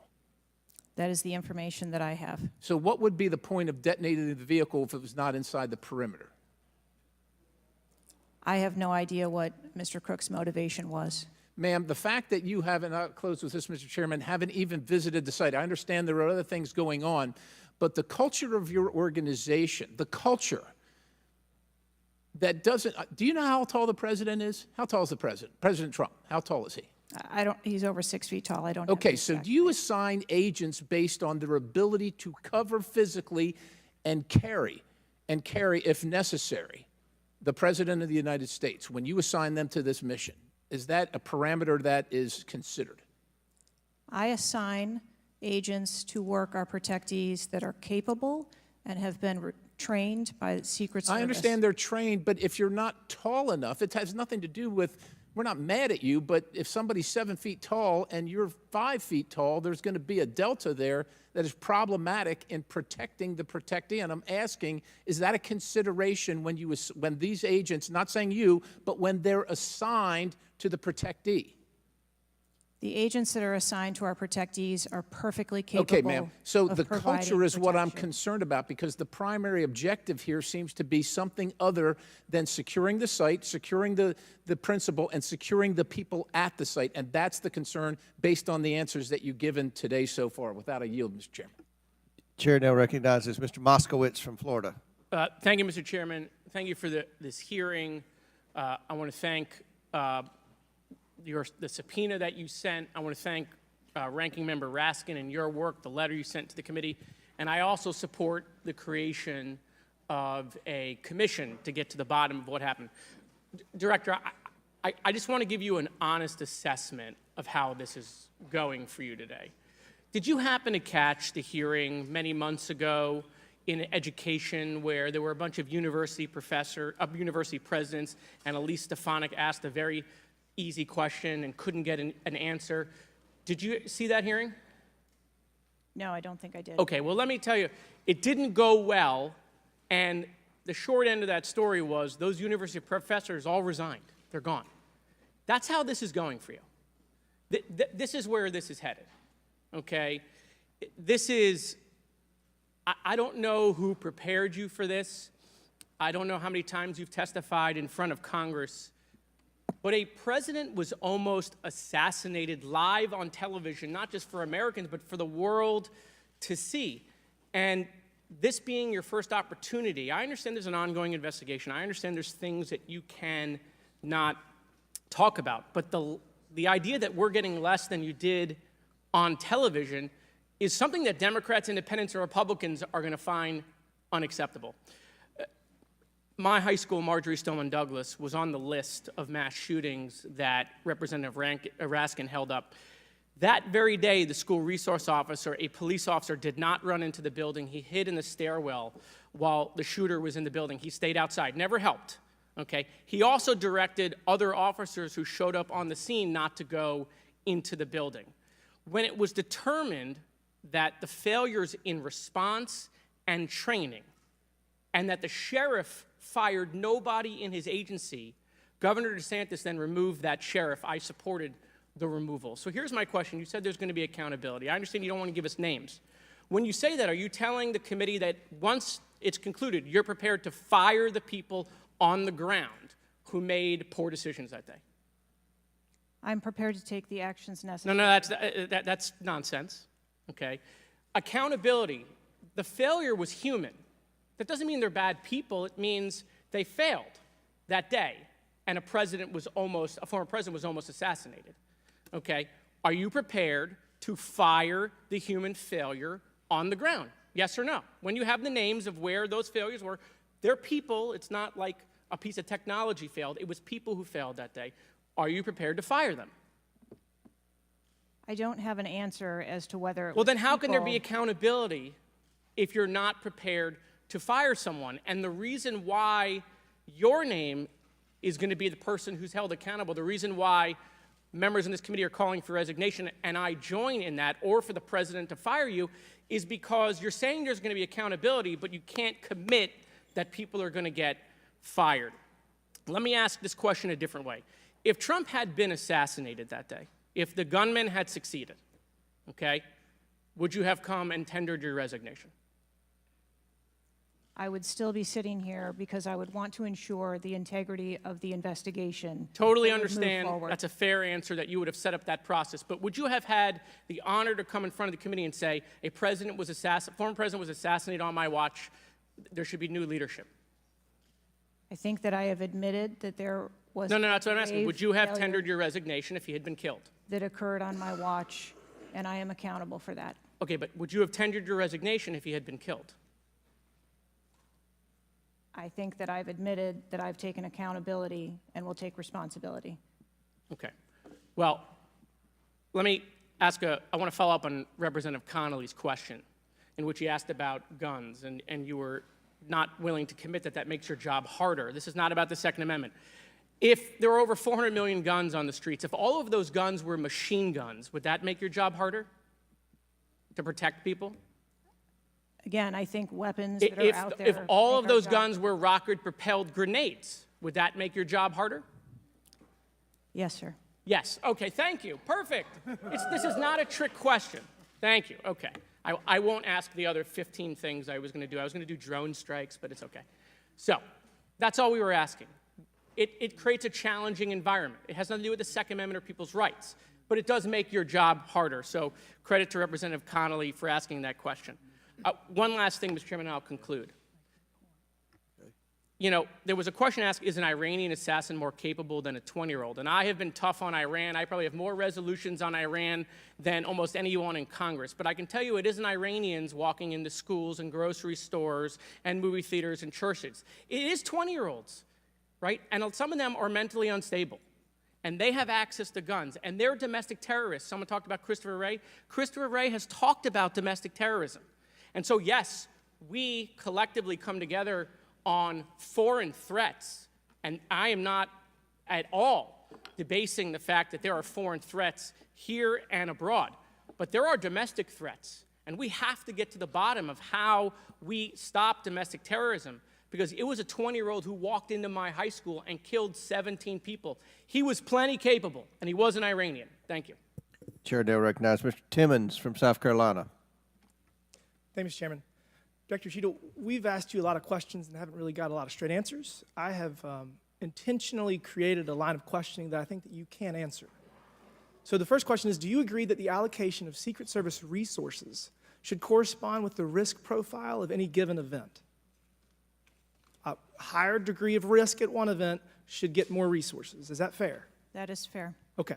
And when two events occur at the same time in the same geographic vicinity, that the risk profile of each event should be taken into account, and whichever event is greater risk should receive greater resources. That is correct. Okay, so I'm going to go over the Trump event. So this was publicly announced July 3rd, Butler, Pennsylvania. The venue is an outdoor fairground, open air, no existing security. The crowd size was expected to be tens of thousands. It ended up being over 20,000.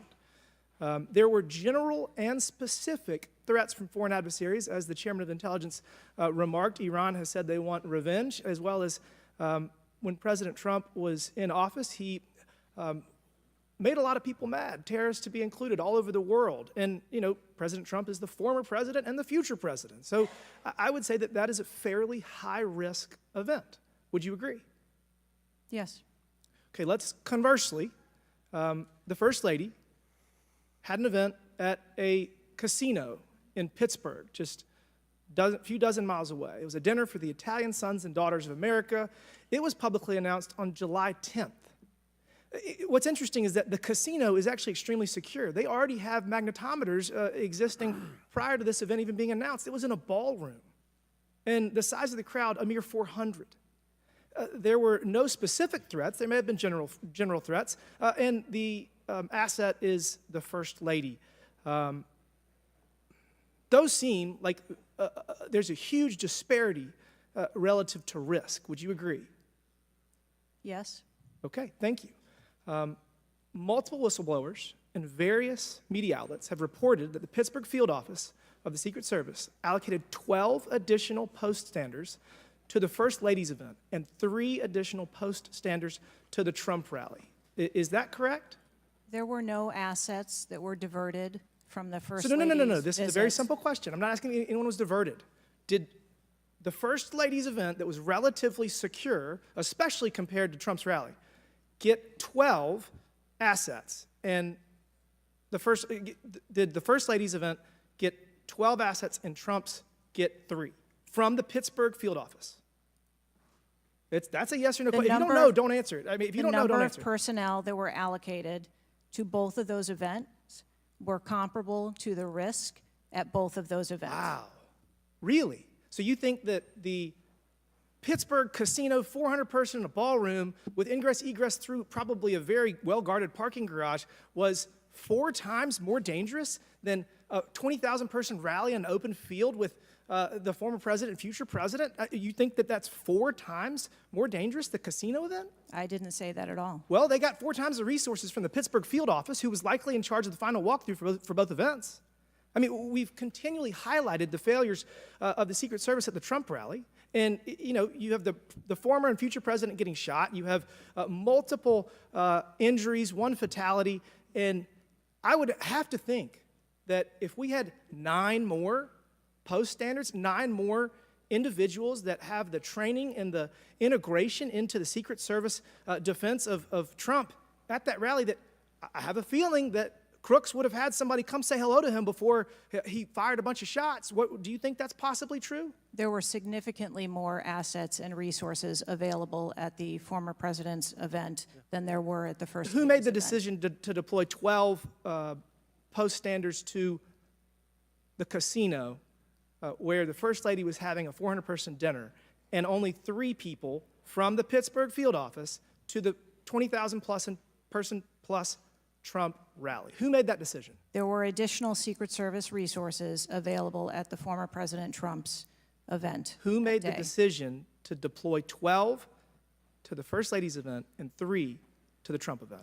The allocation of resources is decided based on the availability of personnel and their location and where they are, but there were sufficient resources What did you just that say? were given to Did you just the say there were former sufficient president's resources? President Trump event got that shot. day. Someone got killed. There were not sufficient resources, clearly. There was and a it gap. doesn't take 27 years of experience to know that. And whoever made that decision, it probably wasn't you, needs to be fired. And then you need to resign because this is absolutely unacceptable. And you've lost the trust of the American people. With that, Mr. Chairman, I yield back. Gentleman yields back. Chair now recognizes Ms. Tlaib from Michigan. Thank you so much, Mr. Chair. Thank you, Director, for being here. You know, when we hear the headline, a 20-year-old young man with access to an assault weapon commits an act of mass violence, I mean, we've heard this before, over and over again. But the unfortunate thing is that my residents don't get a committee hearing. We have not had one committee hearing about the over 260 mass shootings that we've had, killing hundreds of people, injuring hundreds, changing their lives forever. And don't get me wrong, to many of my colleagues, I mean, I watched, and even the pool of blood, the screams, it was horrific. But it made me think about the images I saw after mass shootings at schools, grocery stores. I mean, I think of Buffalo, New York at a supermarket where a racist gunman killed 10 shoppers with an AR. In El Paso, AK-47 style assault rifle killed 22. In Florida, in Parkland, Florida, 17 students and teachers murdered, again with an AR.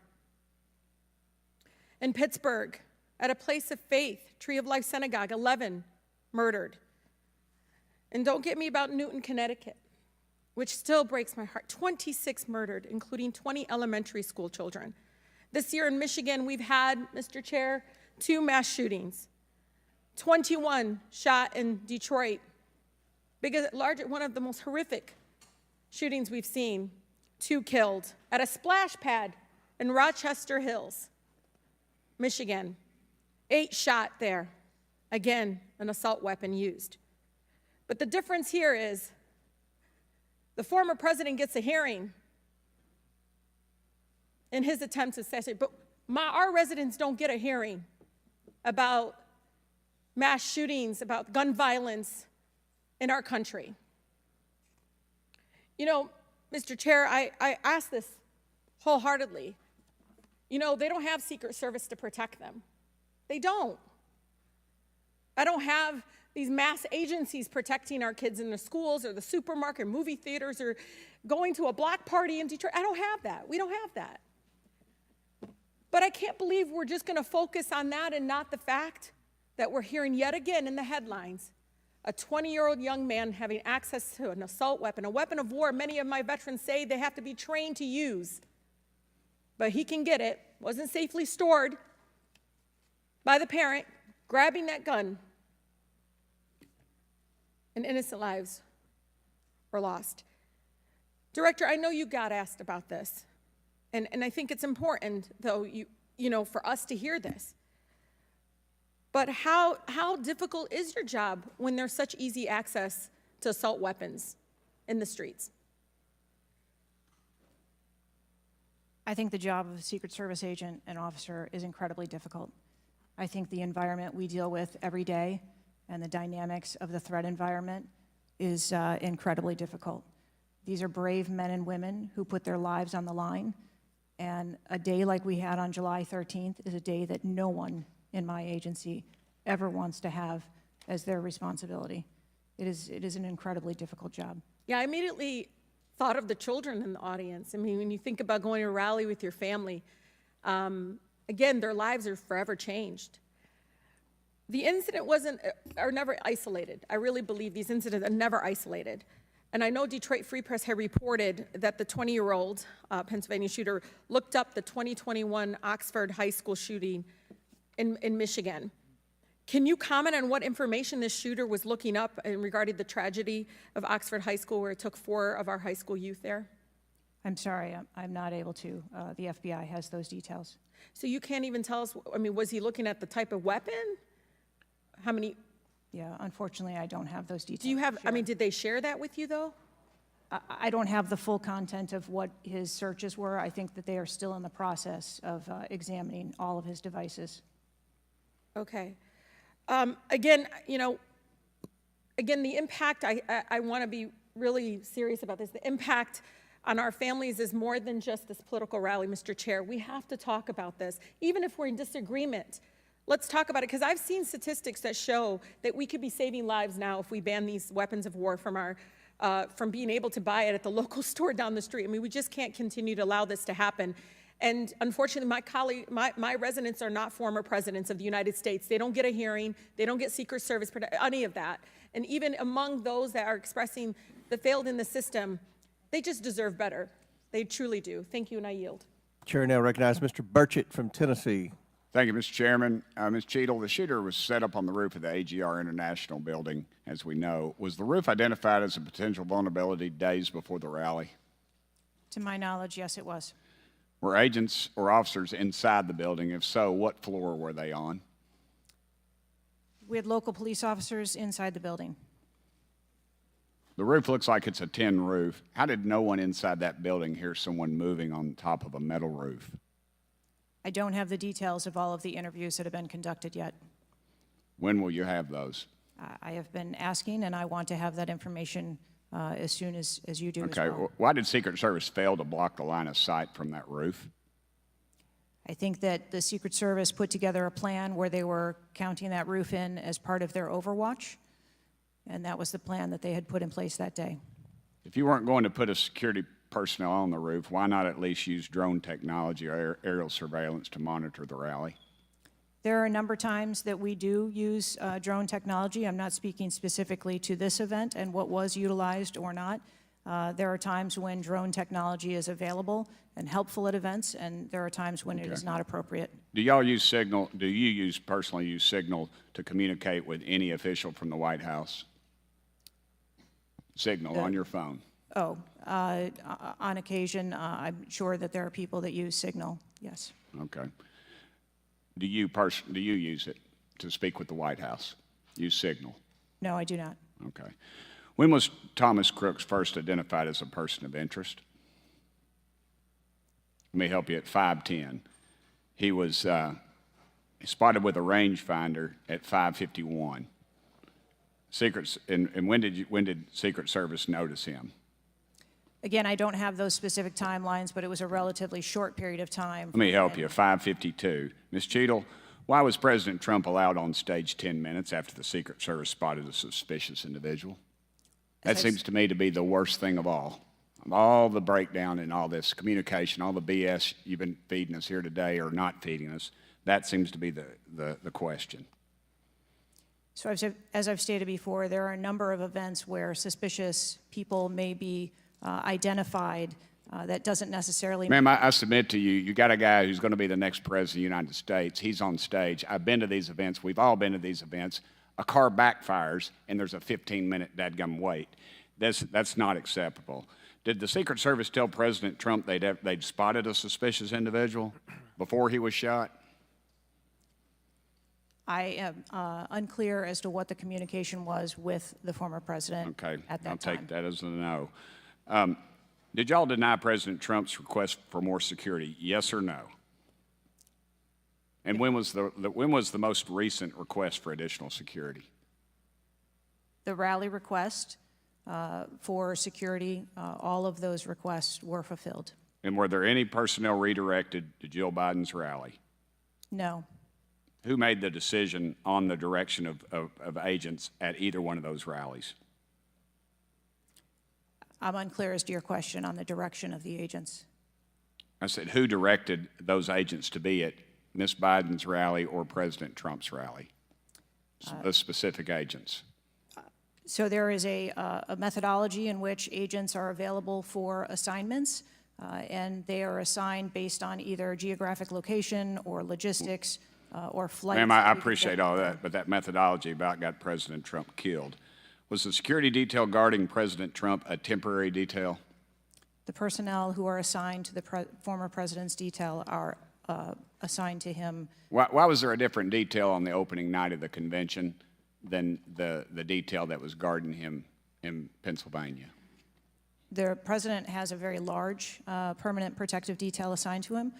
They work shift work, and so it could be that people you saw at the rally were not working the same shift the day that he was. I can assure you, ma'am, somebody that's a lot shorter than the president was not at the convention, and the people that were cowering down behind the mass of agents that were on top of the president were not in the convention hall. At least I didn't see them. You can't seem to answer a single question about an ongoing investigation, ma'am, and you don't know when the information will be released publicly. Are you waiting for the administration to sign off? No, I am waiting for the results of the investigation, at which time. Okay. Let me ask you one more question. You found explosives in the shooter's possession. Is that correct? The FBI found explosives. Do we know who directed this young man how to make those explosives? I believe that the FBI is still looking into that on their investigation. Ms. Cheatle, you said that the buck stops with me, and I agree. I don't think you should resign. I think you should have been fired. Ma'am, you are a DEI horror story. I've told my daughter multiple times, my wife and my daughter, we talk to her all the time about how she's going to succeed in life. She'll succeed in life by achieving. Ma'am, you have not achieved today. You've let the American public down. If it was up to me, you'd be gone. Thank you, Mr. Chairman. Chair now recognizes Ms. Crockett from Texas. Thank you so much, Mr. Chair. And let me just pick up where my colleague from Tennessee left off. Director Cheatle, was the incident on July 13th due to DEI, or rather systemic failures in communication and potentially safety protocols? The incident on the 13th has nothing to do with DEI.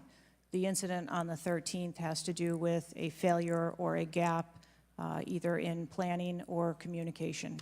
Thank you so much. In fact, I have a few articles that I will enter into the record once I wrap up that actually acknowledge a number of women specifically for their valor in their service, whether it's been in various levels of law enforcement.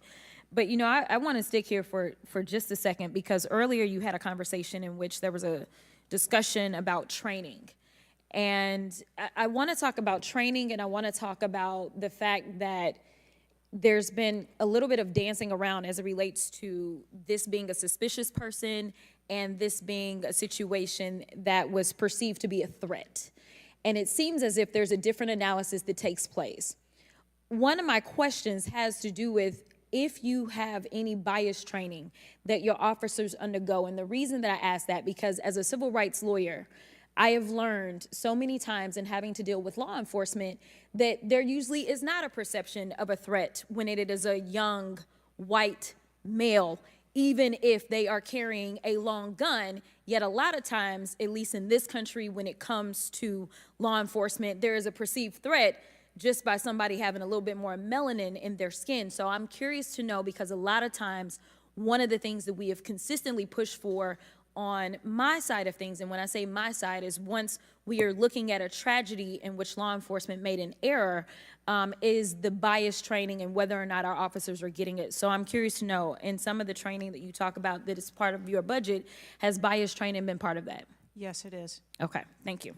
I know that today is a rough day, and on that day in Pennsylvania, it was a rough day. And the reality is that I understand it, and you may or may not know the answer to this question. In the space in which this event took place, it was an open carry space. Is that correct? That is correct. Okay. So I hail from the state of Texas, and interestingly enough, I was serving in the state house right after there was a mass shooting in El Paso. We had an opportunity to do right by our citizens in Texas, but we did not. Instead, they passed permitless carry.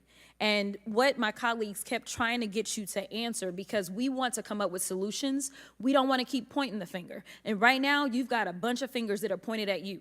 But our job is to solve problems for the American people. And to be perfectly honest, the numbers are clear. I had, I think, almost every major law enforcement agency come forward and say that they were against permitless carry because they said that their jobs would be made more difficult. Unfortunately, my colleagues on the other side of the aisle in the state of Texas decided that they would ignore those warnings, and they passed the law instead. And right after they passed that law, we ended up with Uvalde.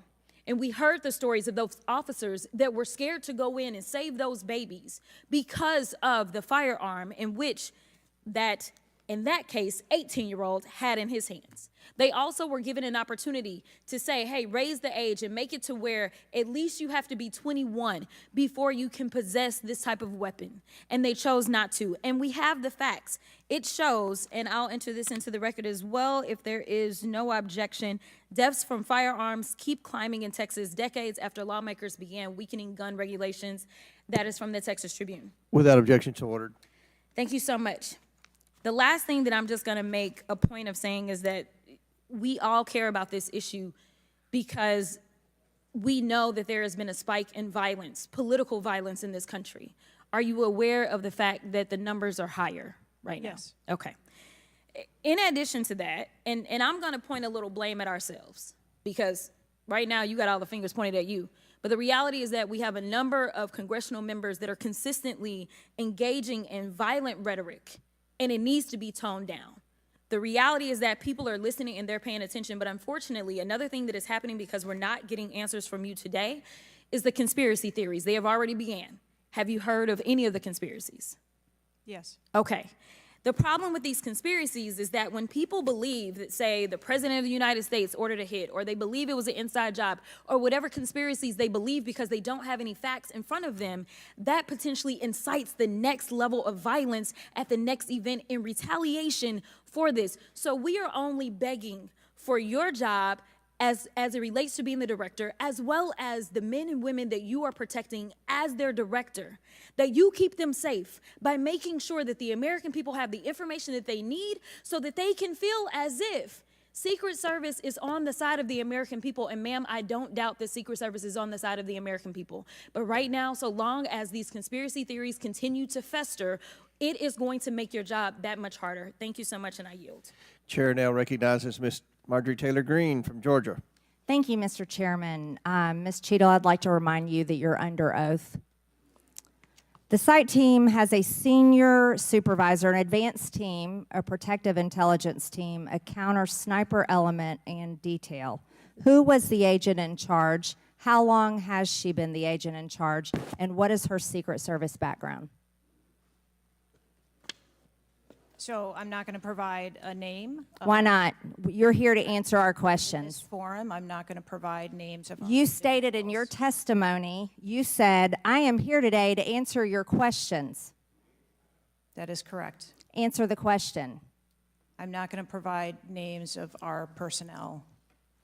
To Why this not? committee today. The American people are demanding these answers from you today, Ms. Cheatle. I will do the best to provide you accurate information based on the facts that I have at this time. You're not answering our questions. The advance element coordinates with other intel or law enforcement partners, identifies threats and weaknesses at the sites and movements. We'd like a copy of the advance report. Have you brought it here with you today? We will comply with the request for the documentation that has been requested. When will that be, Ms. Cheatle? Because you should have brought it today. I am certain that our personnel are working on obtaining all of that documentation. I don't believe you, and neither do the people watching this hearing. You're not doing well, as Mr. Moskowitz informed you. You've been sitting here for over 3 hours, and I have you know the entire country is demanding you resign and demanding that you be fired if you do not resign. Things are not going well for you. You need to answer the questions. Was there a protective intelligence team, and what technical resources were utilized for that event, specifically drone or helicopter assets? There were a number of technical assets that were deployed for that event, and there was a protective intelligence team that was assigned to that event. Why was Crooks able to fly a drone over the entire area the day of the rally and the day of his assassination attempt? To my knowledge, he did not fly the drone over the entire area. How did he fly a drone over the area, period? Any part of the area? Again, I would have to go back and check the timeline of when that took place and when the event. Why didn't you bring the timeline with you today to answer our questions? I don't have all of the answers on the timelines based on the criminal investigation. Were you not prepared today to answer our questions? I am prepared to answer the questions based on the information and wanted to be able to provide. Do you have a timeline do you have a timeline at all from any of the day? I have a timeline that does not have specifics.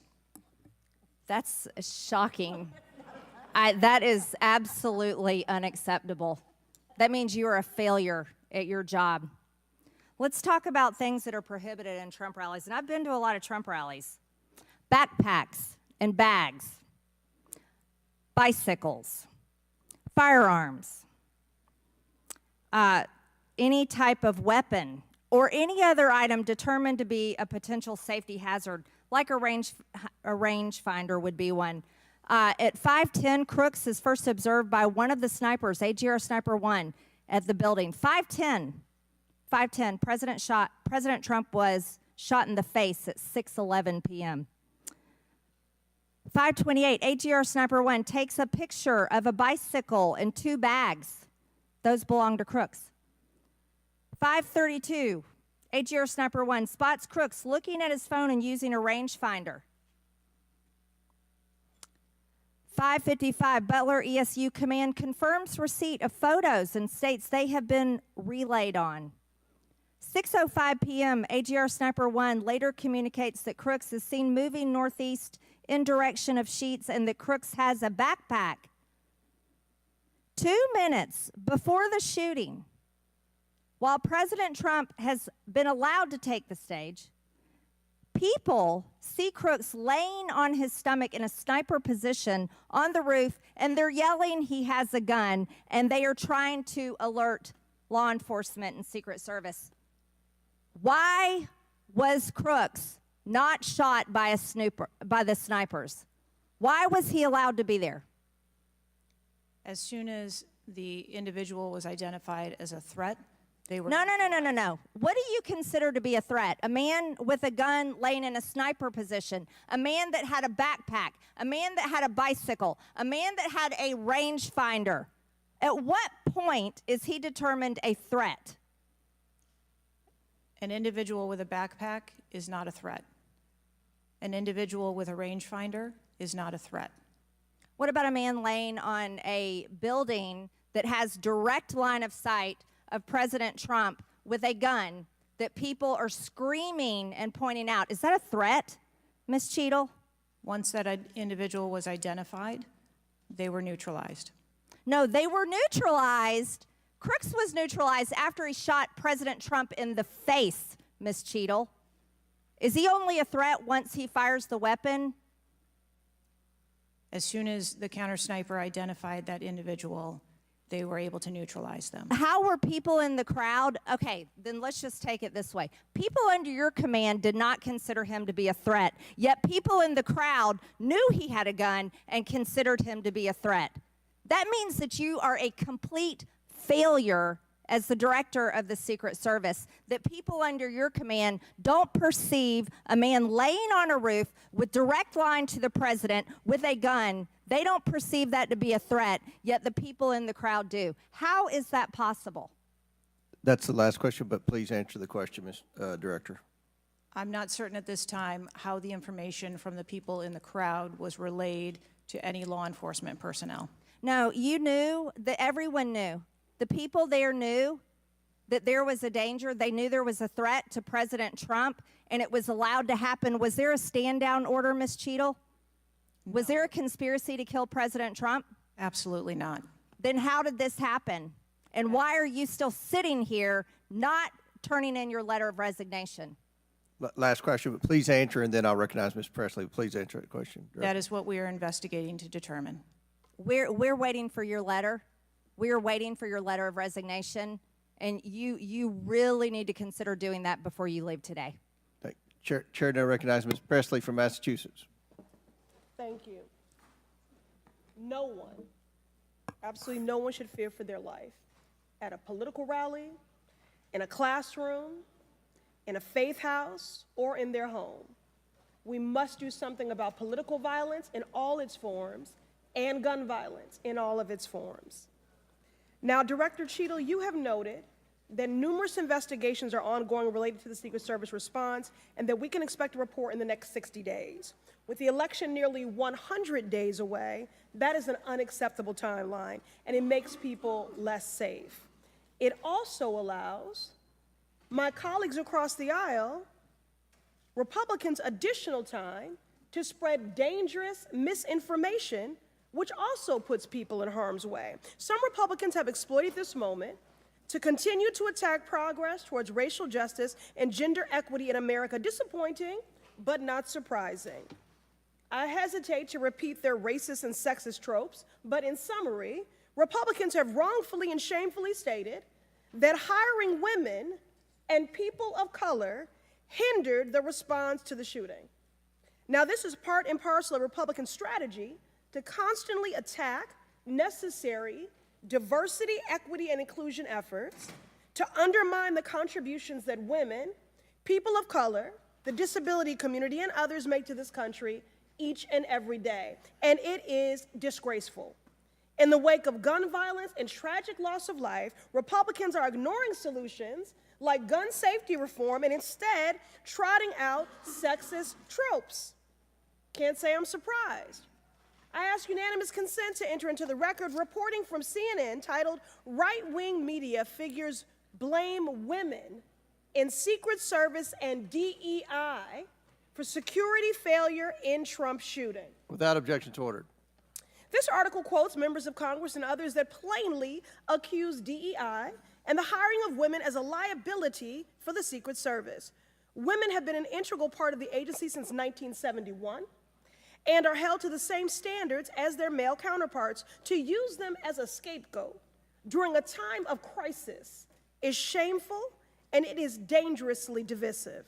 In fact, based on recent publicly available demographic data of the agency, the largest demographic groups among special agents are white and male.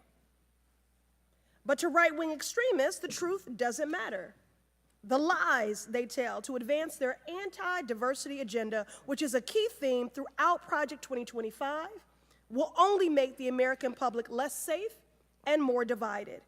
And every day, Director Cheatle, that you fail to give us answers, they are given more oxygen to make their baseless claims that women and people of color are responsible for tragic events, and that is dangerous too. Thank you, and I yield my remaining time to Ranking Member Raskin. Thank you to the distinguished gentlelady from Massachusetts, and thank you for those trenchant insights. I wanted to make the point that you were making and several of other members were making to bring it into sharp relief here. The very same day that Donald Trump narrowly escaped an assassination attempt, but an honored firefighter was gunned down and killed and other people were injured, there was another mass shooting that day, just several hours later in Birmingham, Alabama. 4 people killed and 10 wounded in a nightclub shooting.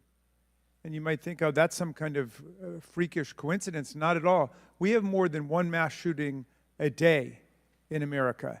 They are so commonplace now that they are barely reported in the national news. It's, of course, local news in Birmingham, Alabama, that 4 people were killed and 10 other people were shot and seriously wounded, being treated at the hospital. These things are a nightmare for the families of the victims who've been killed, for the families who have to take care of people who've been seriously injured and wounded. They are a major financial drain, publicly and privately, and yet we allow AR-15s to be purchased with abandon, promiscuously, all over the country. People can just go out and get an assault weapon. And the distinguished gentlelady from Michigan was right. We have a hearing when it affects the President of the United States, but on all the other days of the year, we don't have a hearing about it. And I think it is because of an honest disagreement we have about the Second Amendment. There are some people who think the Second Amendment means you've got the right to arm yourself with whatever weaponry you need to overthrow the government of the United States, and we reject that as a false interpretation of the Second Amendment and a false interpretation of the Constitution.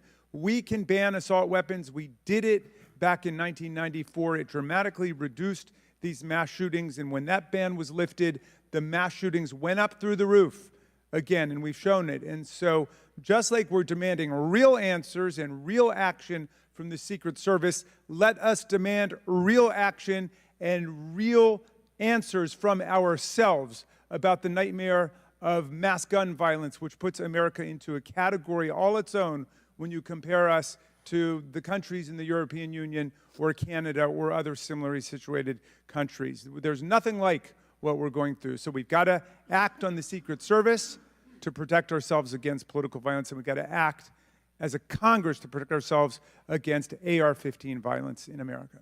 Chair recognizes Ms. McClain from Michigan. Thank you, Mr. Chairman. And first of all, I want to thank the Secret Service agents, those who work tirelessly to protect our president, and specifically those agents who did not hesitate to jump in front of President Trump. And my heart goes out to the family of the Campator family and the people at the rally who are still recovering. On the other hand, the Secret Service has a leadership problem, and it falls on you. And although I appreciate your hollow words that the buck stops here, I was actually hoping for some answers. Director Cheatle, you must answer to the American people if you want to stay in charge. It's really, really simple. You want to keep your job, right? Absolutely. Okay. The best way to keep your job is to answer the questions, not play this shell game, not sing the Slim Shady song, wasn't me. I mean, come on. How long did you prepare for this hearing? I've been preparing for this hearing over the weekend and into last week. Okay, 5 days, 6 days? As soon as I was notified. And how long was that? About this hearing. Okay, 4 days? I began preparing. 4 days, 3 days? I'm not sure the date that I got the letter asking me to be here. What are you sure of?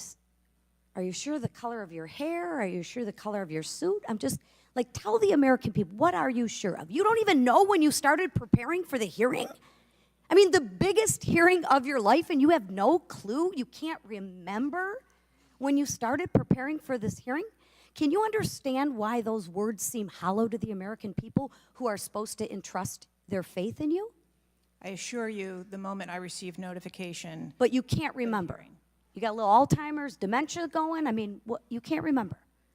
I have several active investigations going on and an operational agency to run. Okay. All right. But you want to take accountability, right? The buck stops with you, right? I am taking accountability. Super. Then let's start with trying to answer some questions. You keep referring to the FBI. When asked how many shell casings were on the roof, you referred to the FBI. When asked if there were explosives in the car, you referred to the FBI. When asked if Crooks was acting alone, you referred to the FBI. See a common theme here? I can go on and on. My question is, who at the FBI should I speak with? Wait for it. Wait for it. The FBI is responsible for the criminal Is there a name? I'm not certain. I'm not certain. Who at All the right, here we go. FBI I'm is not running the certain. I investigation. don't know. Let me ask a different question. Have you been in communication with the FBI? Yes, I have. With whom? I speak with the director and the deputy director. Okay. And what have they shared with you about this investigation?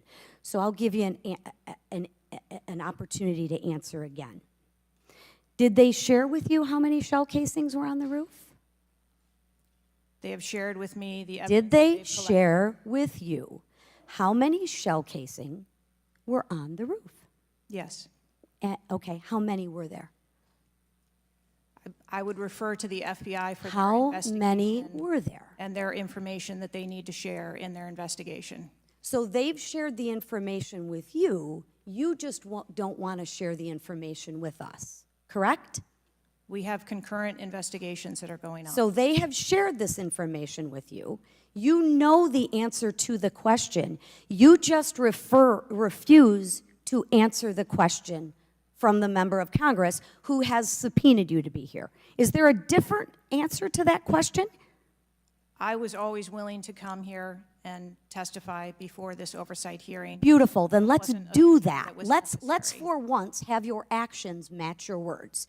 So you've been in communication with the FBI. You know the answers, and you refuse to tell us the answers. So I will ask you again. You know how many shell casings were on that roof. What is the answer to that question? I think it's pertinent. What to talk, is the answer to that question? I think it's pertinent to talk to you about the information that the Secret Service has and that the Secret Service knows related I'm to the asking events you on an that day. answer to the question. If you're supposed to be in charge, if the buck stops with you, how come you can't share the answers? What are you covering up? What are you hiding, my friend? I'm not covering anything up. Then why can't you answer a simple question? I would leave it to the criminal investigation to answer questions related to that. When you talk to the FBI and you ask them how many explosives, well, let me ask you, did you ask them how many explosives were on the roof? Did they answer that question? Or in the car, excuse me. Did they answer that question for you? Yes. Yes. So you know the answer to that question that my colleagues have asked you. But again, you refuse to give us the answers. You're playing this wasn't me. Well, I submit to you, if you can't, and it's not a can't, it's a won't. It's not a can't. It's not a I don't know. It's a I choose not to answer the question. Well, let me tell you, Ms. Cheatle, if you're going to lead, you need to lead. If you want to be in charge, then answer the question or step aside and have someone with the courage and the guts to answer to the American people the questions that they deserve answers to. And with that, I yield back. Chair now recognizes Ms. Boebert from Colorado.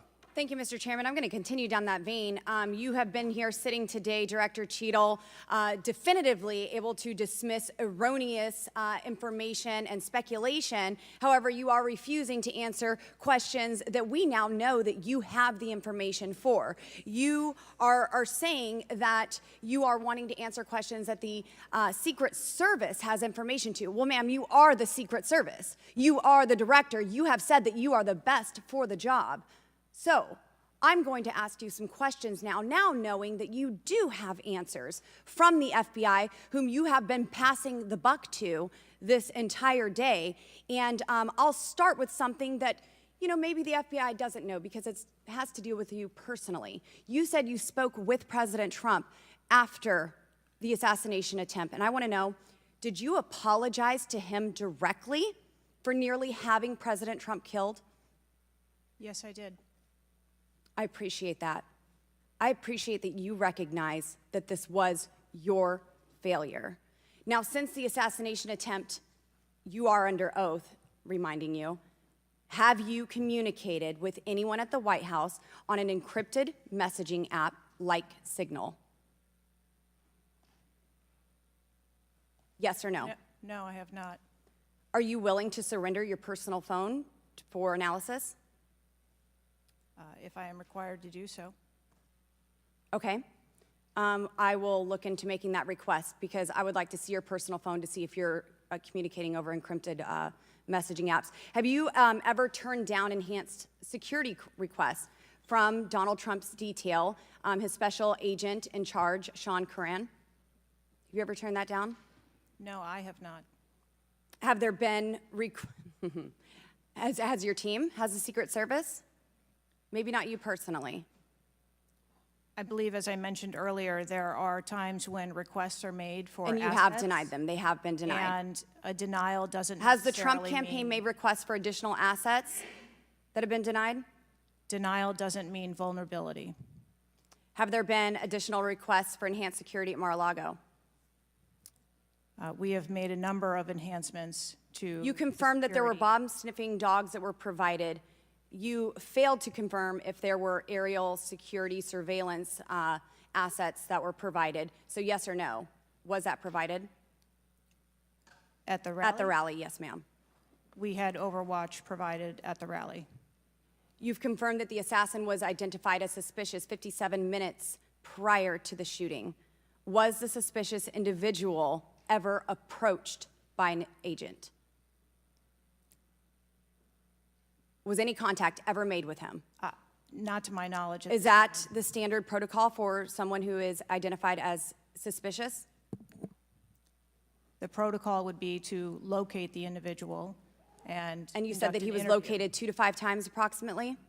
No, I said that the information was passed potentially somewhere between 2 to 5 And he was never times. located by an agent? To my knowledge, that individual was not located by an agent.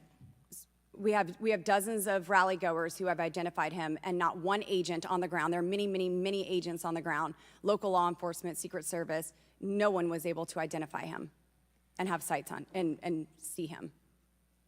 What I'm saying is that the agents that were on the ground at the time, I have no knowledge that they were able to interview him or locate him. Thank you. Was there a local law enforcement officer who approached the roof and saw the shooter and saw that he was present on the roof? That is the information that has been shared with me. Have you spoke to that local law enforcement officer? No, I have not. Are you going to? It is part of a criminal investigation that the Are you going to- FBI is interviewing those individuals. Were agents stationed on the water tower? No. Why? That would not be something that would be included in a security plan.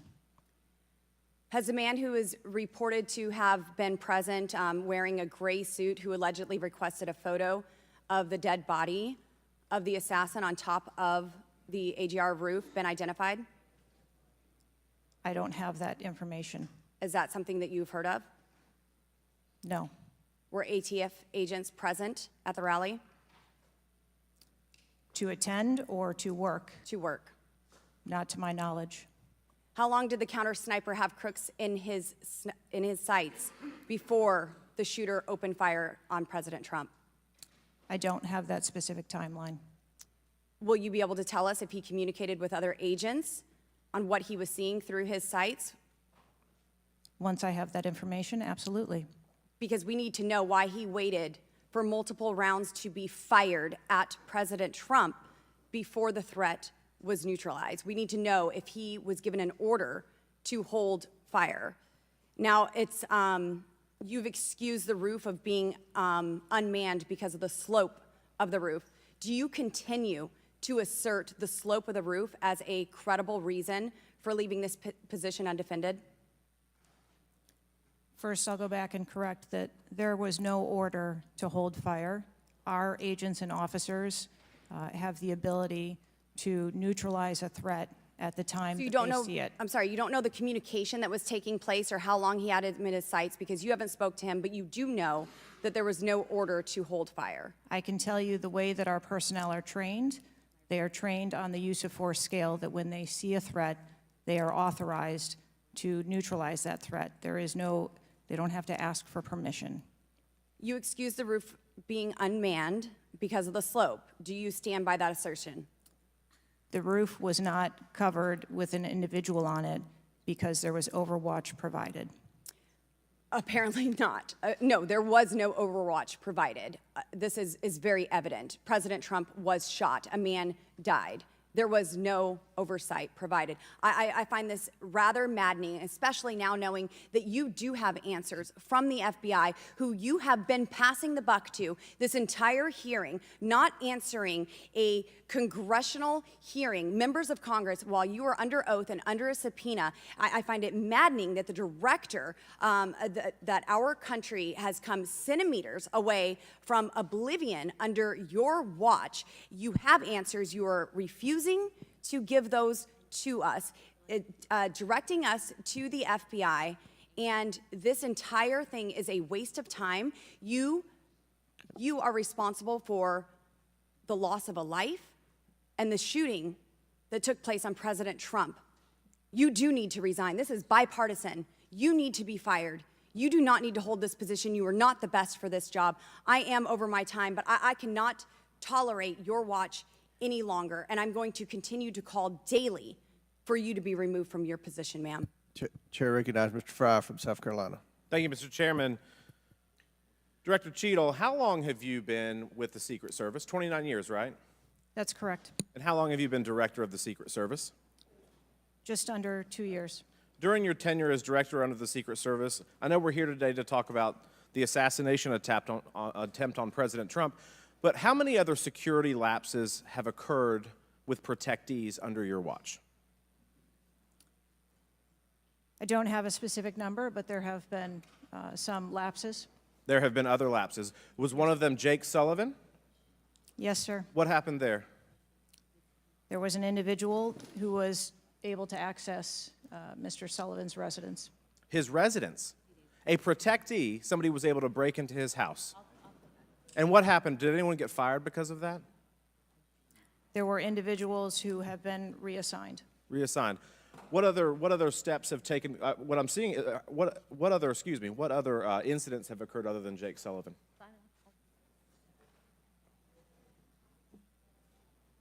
Was there an issue with the Secret Service agent and Vice President Harris? I would not call that a security incident. Well, it seems to me, I mean, you have security lapses with President Trump. You have security lapses with Jake Sullivan. You have issues with your personnel related to Vice President Kamala Harris. There seems to be a repeated theme here. Would you not agree with that? I think that we are talking about separate categories of incidents. Well, I would disagree with that. I mean, I think there's a repeated theme when you've got protectees and you're not upholding your core mission. Let me ask you something else. Does the Secret Service routinely record communications between and amongst detail? Radio communications? Any communication? Email communications are captured, as well as text messages, and then depending on the detail, radio communications are recorded. Does the Secret Service have recorded communications from the July 13th event? We do not have radio communications from that day. But you have text messages? We do have emails and text messages. Emails, okay, great. Does the head of the Trump detail or someone else embedded in this detail have command decision-making authority, or do they need to seek authorization from someone outside that detail? The head of the detail has the decision-making authority for things that are necessary for that detail. Is that standard for protection details? Yes, it is. Okay. Let me ask you something. During campaign events, is it common for the Secret Service to utilize other agencies? Yes, it is. What other agencies would be providing assistance to the Secret Service? There are a number of other agencies that provide assistance to the Secret Service during campaigns. We utilize personnel from the Department of Homeland Security. We utilize personnel from the Department of Defense, and we utilize local law enforcement partners. Are you on the same radios? Do you provide the radios to all the assets that are taking part in protection of an event? We provide radios to the personnel from the Department of Homeland Security that are assisting us. But not local law enforcement? Local law enforcement is working on their own radios. Are you on the same frequency? We ensure that we have counterparts in the security room, and so the local law enforcement will place one of their personnel in the security room with our personnel so that we have interoperability communications. Let me ask you something just about the timeline, because I think this is really interesting that we can't nail that down. I mean, I think there are lay people out there with more knowledge about the timeline than you seem to come before a subpoena in front of Congress. Was Mr. Crooks observed at the AGR building prior to the shooting? He was observed on the grounds outside of our perimeter prior to the shooting. At approximately what time was that? You don't have to give me the specific minute, but at approximately what time was that? I believe it was about 45 minutes or so prior to. Did the sniper team take a photo of Mr. Crooks? The local team did, yes, So it was a local team and not a Secret Service sniper? that took the photo. Okay. And did he relay that photo to Central Command? Again, it's an active ongoing investigation, so I want to make sure that I'm factual with the route that that photo took and who that was disseminated to and when. What time did when did Mr. Crooks' status go from a suspicion, a person that was under suspicion, to a threat? When did that happen? And maybe not even a specific time, Director Cheatle, maybe a certain event that happened that transformed him from a person of suspicion to a threat. When did that happen?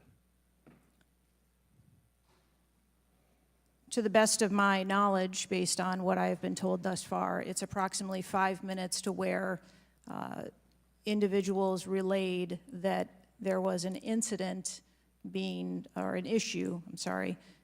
worked at the 3 o'clock of the president. So that was, but it was before the shots were fired? That is correct, but again, it was not phrased as a threat. It was just that something was being worked. Yeah, but my question is, when did he become, when did he transform from suspicion to threat? Because they're treated very differently. People can be suspicious, but they're not a threat until a certain point in time. So when did that happen? I believe that it was seconds before the gunfire started. Seconds. My gosh, we actually have a few questions that we got answered today. Listen, I'm going to wrap up here, Mr. Chairman, but here is the frustration that people have.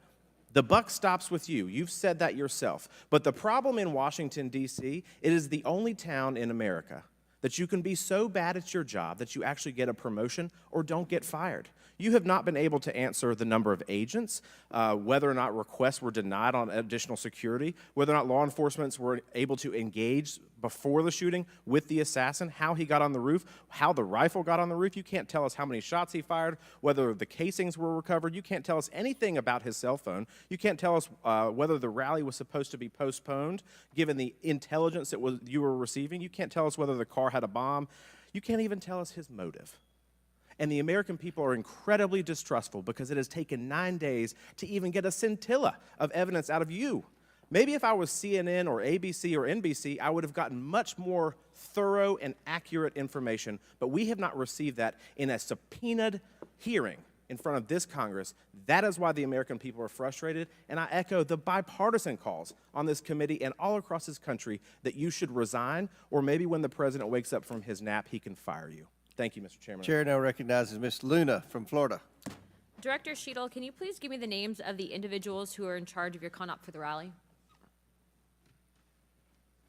I'm not going to release names. Can you give me the today. titles? And how many individuals? No. Nothing? We had a full advance team that was responsible Who for are advancing how many the site. people are the final approval authority? There are a number of people Can you that give me a are number? engaged in approving Can you the give me a plan. number?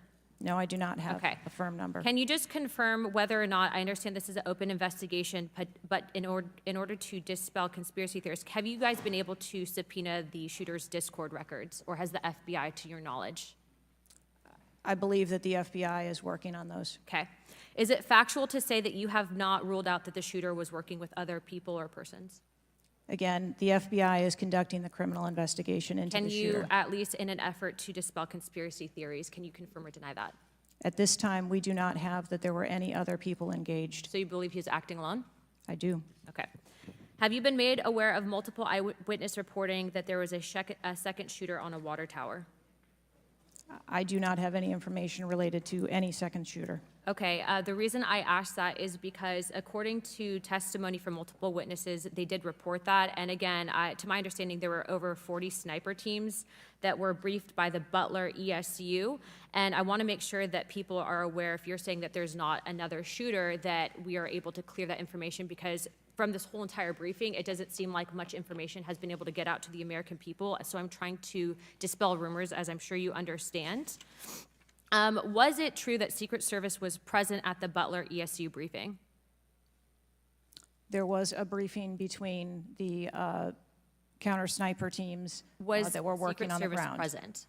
Yes, to my knowledge. Okay, I want to read you a report from people that seem to be throwing you under the bus and stated that they were in attendance and that Secret Service was not in attendance at the security briefing, according to individuals with knowledge, to also include that the AGR building where the shooter Thomas Matthew Crooks was located was actually not a part of their security perimeter for that. So there was not Secret Service present.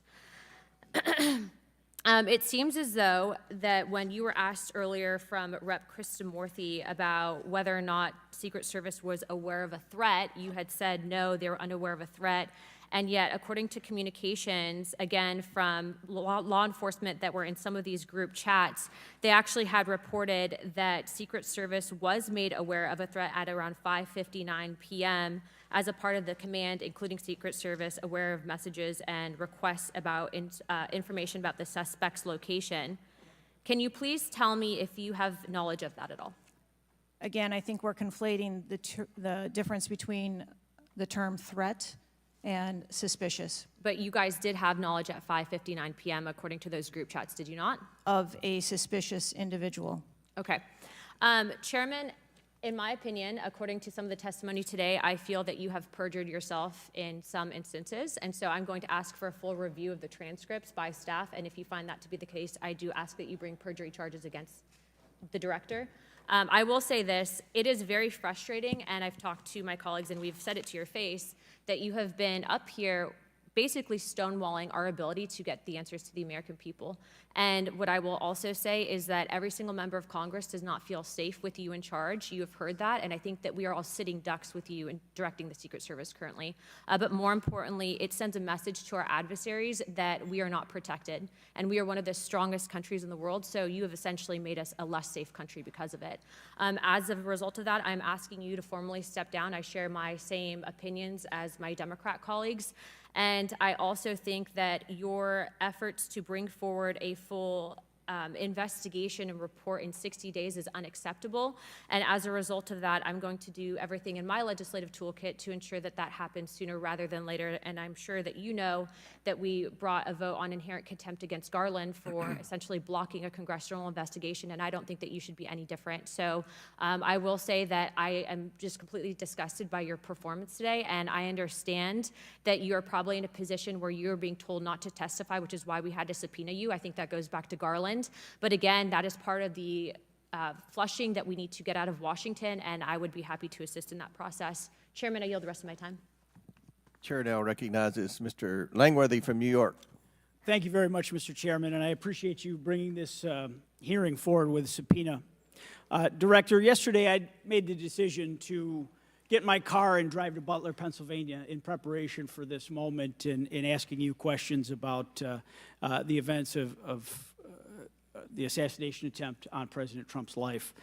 I've done several presidential events in prior in my career, and I wanted to see this site with my own two eyes because I don't believe the video footage tells the whole story or looking at things on a diagram. And I was absolutely appalled when I went to the site, when I saw the fact that I could have stood on the roof of that building, the AGR building, and hit that podium with a 9-iron, and I'm a lousy golfer. And the fact that that was not included in the perimeter is a complete dereliction of the duty of the U.S. Secret Service. I mean, there are very few rooftops that needed to be secured, and the fact that Secret Service, as they were putting a site plan in place, did not think it was necessary to man those rooftops, you have completely walked away from your duties. You had one job, and that's to protect the future President of the United States or to protect all of the other protectees. And President Trump is only here today by God's grace because he had just something in him that made him turn his head just slightly, or we would be in a national period of mourning right now. And you have done nothing here today. I've rewritten these questions like 4 times during your hearing, and you haven't answered a damn one of them.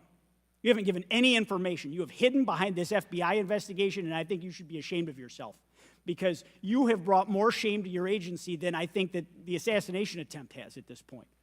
This is literally the worst performance I have ever seen in front of a congressional hearing. You have offered no reason for this committee, this body, or the American people to trust you or the Secret Service today. And you should resign. You have said that you've put new security measures in place after the assassination attempt. Can you tell us what those are? Because the American people want to know that you're taking real corrective measures. But today you've pointed to an investigation.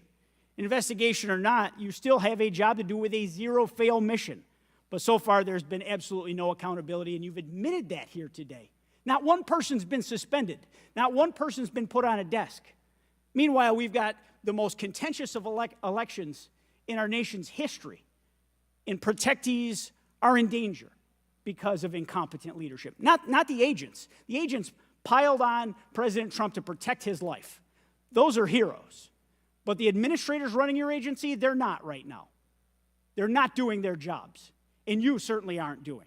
The most appalling part of Saturday's events is the countless opportunities that Secret Service had to stop Crooks before he even got on the roof. At 3 o'clock, Crooks raised suspicion by entering the rally with a rangefinder. At 5:45, a cop with a Beaver County Emergency Services unit saw Crooks eyeballing the roof at the AGR International Building. And then at 5:55, Secret Service was warned of a suspicious person and identifies Crooks as a threat. This was all before shots were fired 15 minutes later. Director, yes or no, did local law enforcement alert the Secret Service about Crooks' presence at the rally? Yes, they did. The shooter came to attention of law enforcement almost an hour before President Trump went on stage. Law enforcement alerted the Secret Service of the shooter. Over and over, you've said there's a difference between a suspicious individual and a threatening individual. Can you explain what the shooter needed to exemplify to be called a threat? So I'm not clear as to what identified him as suspicious to the individuals who originally clarified him that way.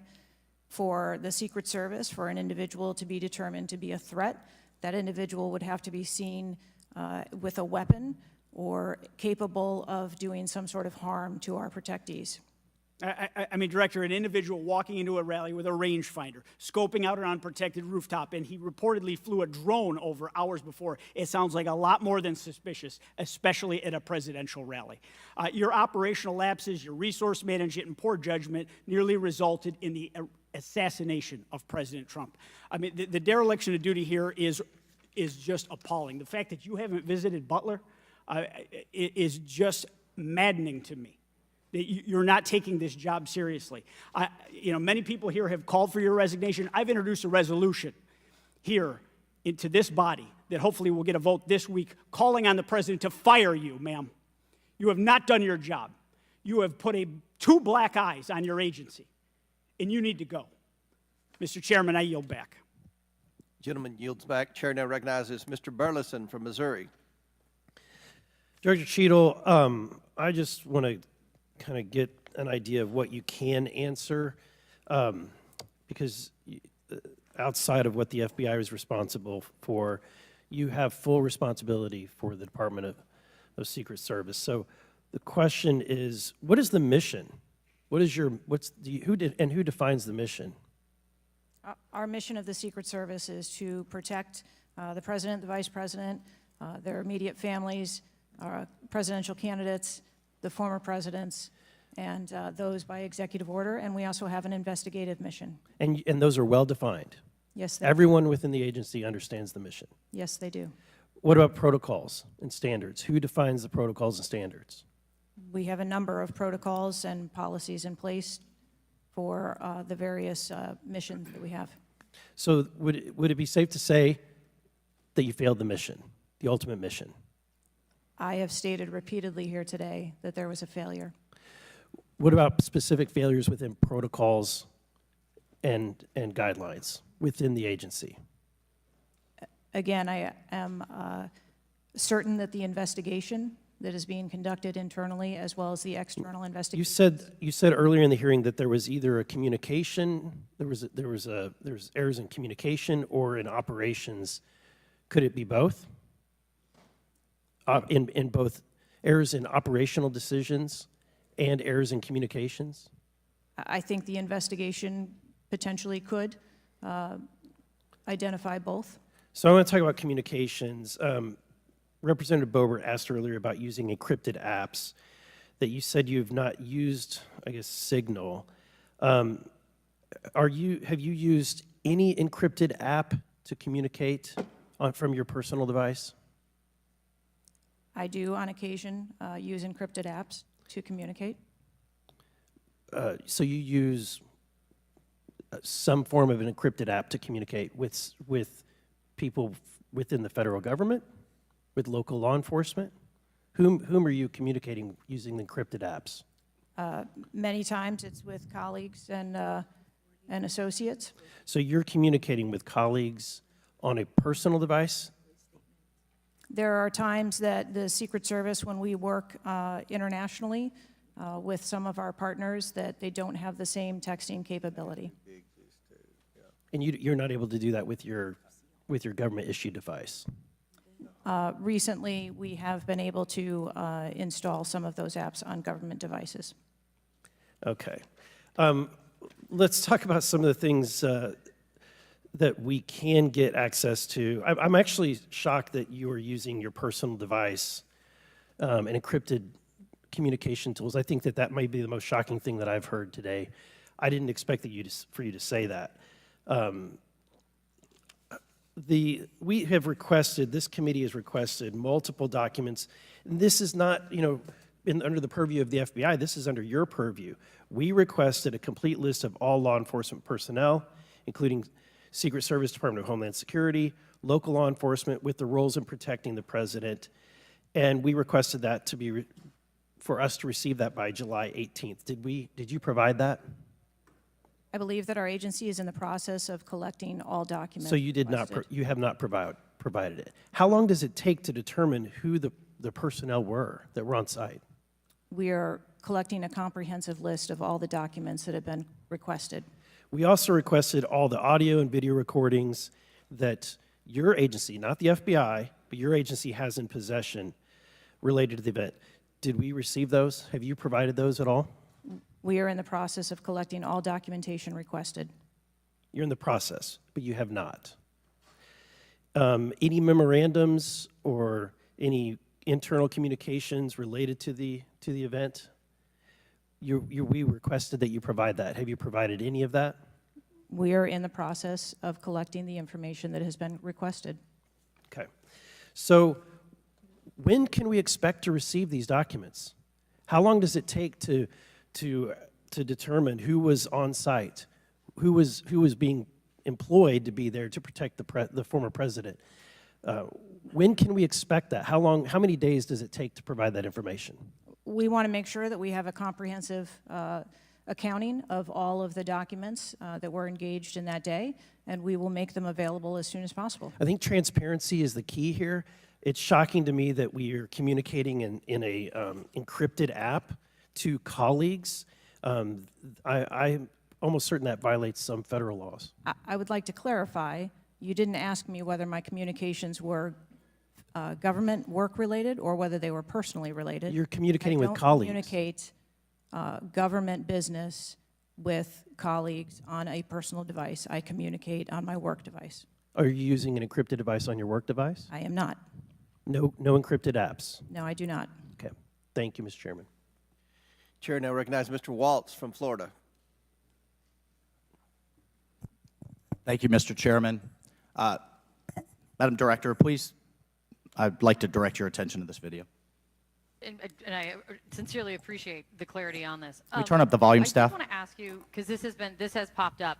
Republican Congressman Mike Walz, he said on social media on Saturday, and I'm going to read this for you because it does talk about you, Secretary.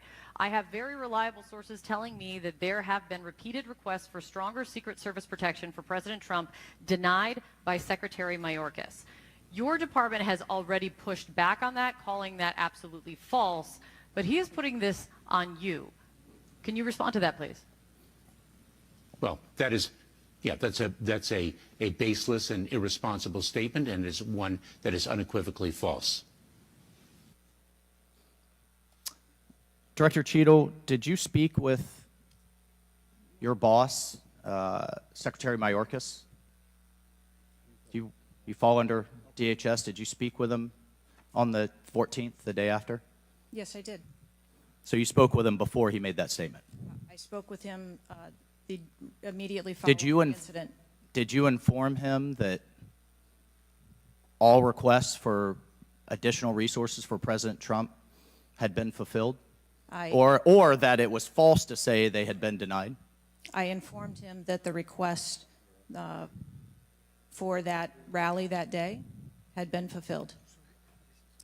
Okay, you continue to answer that very carefully, because I made a broader statement. The agents that came to me made a broader statement that his permanent protective detail for years now have been asking for more. Is that correct?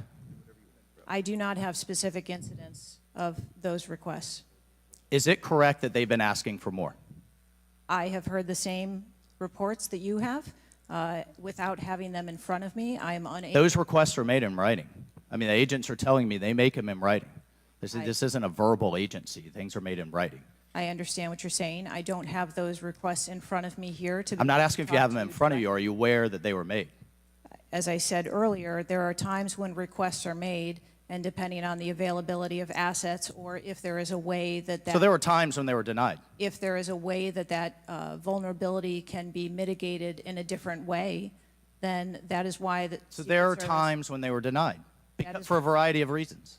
That is why the Secret Service has a multi-layered and multifaceted security plan, so that we can pivot if we need to. In the wake, in the immediate 48 hours of an assassination attempt on a former president, could be the next leader of the free world, almost had his head blown off, your boss says that's irresponsible and false to say things are denied. And you had talked to him.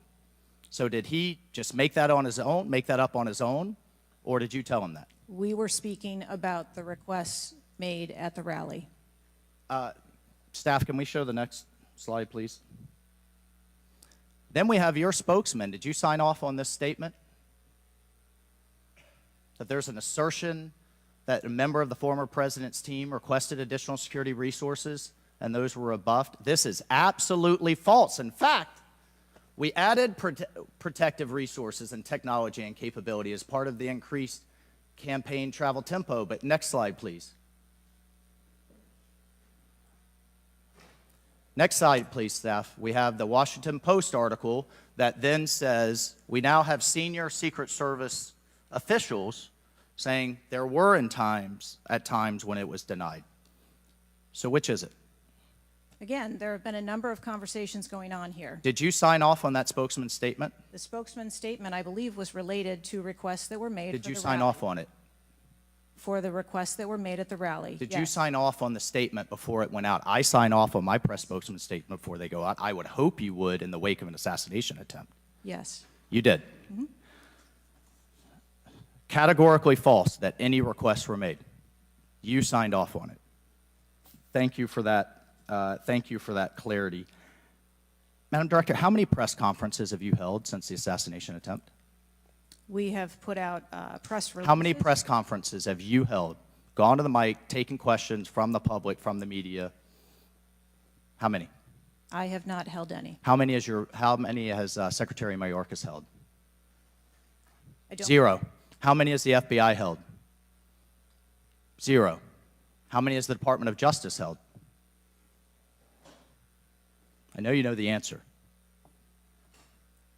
I believe there was a press conference in Butler after the incident occurred. By local law enforcement, not by you and not by the Department of Homeland Security. So this is how misinformation flies. I mean, in the darkness, in the absence of information. Now we have 9 days later before a congressional committee, we all represent almost 1 million people, and you still don't have answers. Are you aware that national news anchors are saying this was a hoax? On national television, they're saying, no, the president wasn't shot, it was flying glass. Are you aware of that? I have not heard those reports. Are you aware that, I mean, there are rumors rampant online that there were multiple shooters? Yes. Are you aware that because the shooter had overseas encrypted platforms in Belgium and New Zealand and in Germany, that a lot of people are speculating there could have been foreign involvement, logically? Are you aware of that? Yes. And have you done anything to disabuse any of these notions today?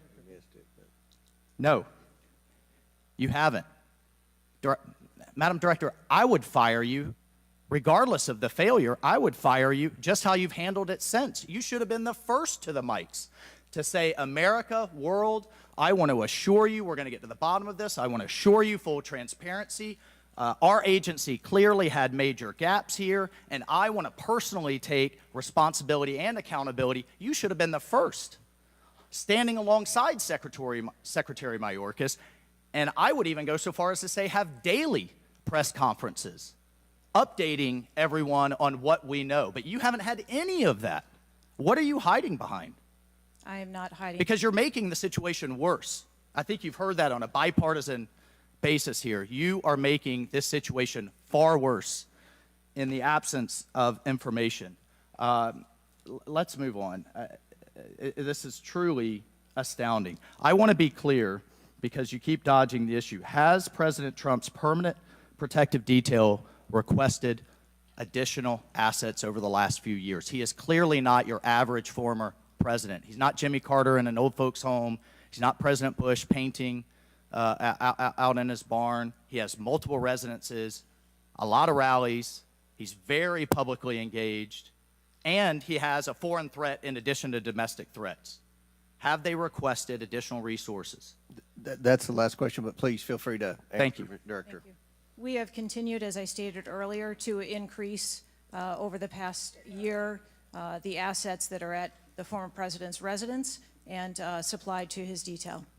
Mr. Chairman, if I could just ask for one more indulgence. It is clear you have not been to Butler, Pennsylvania. Leaders lead and should be on the ground. You have not been there. Instead, you went to the RNC, but you weren't originally even going to go there. Where were you originally scheduled to go besides the RNC, a national special security event?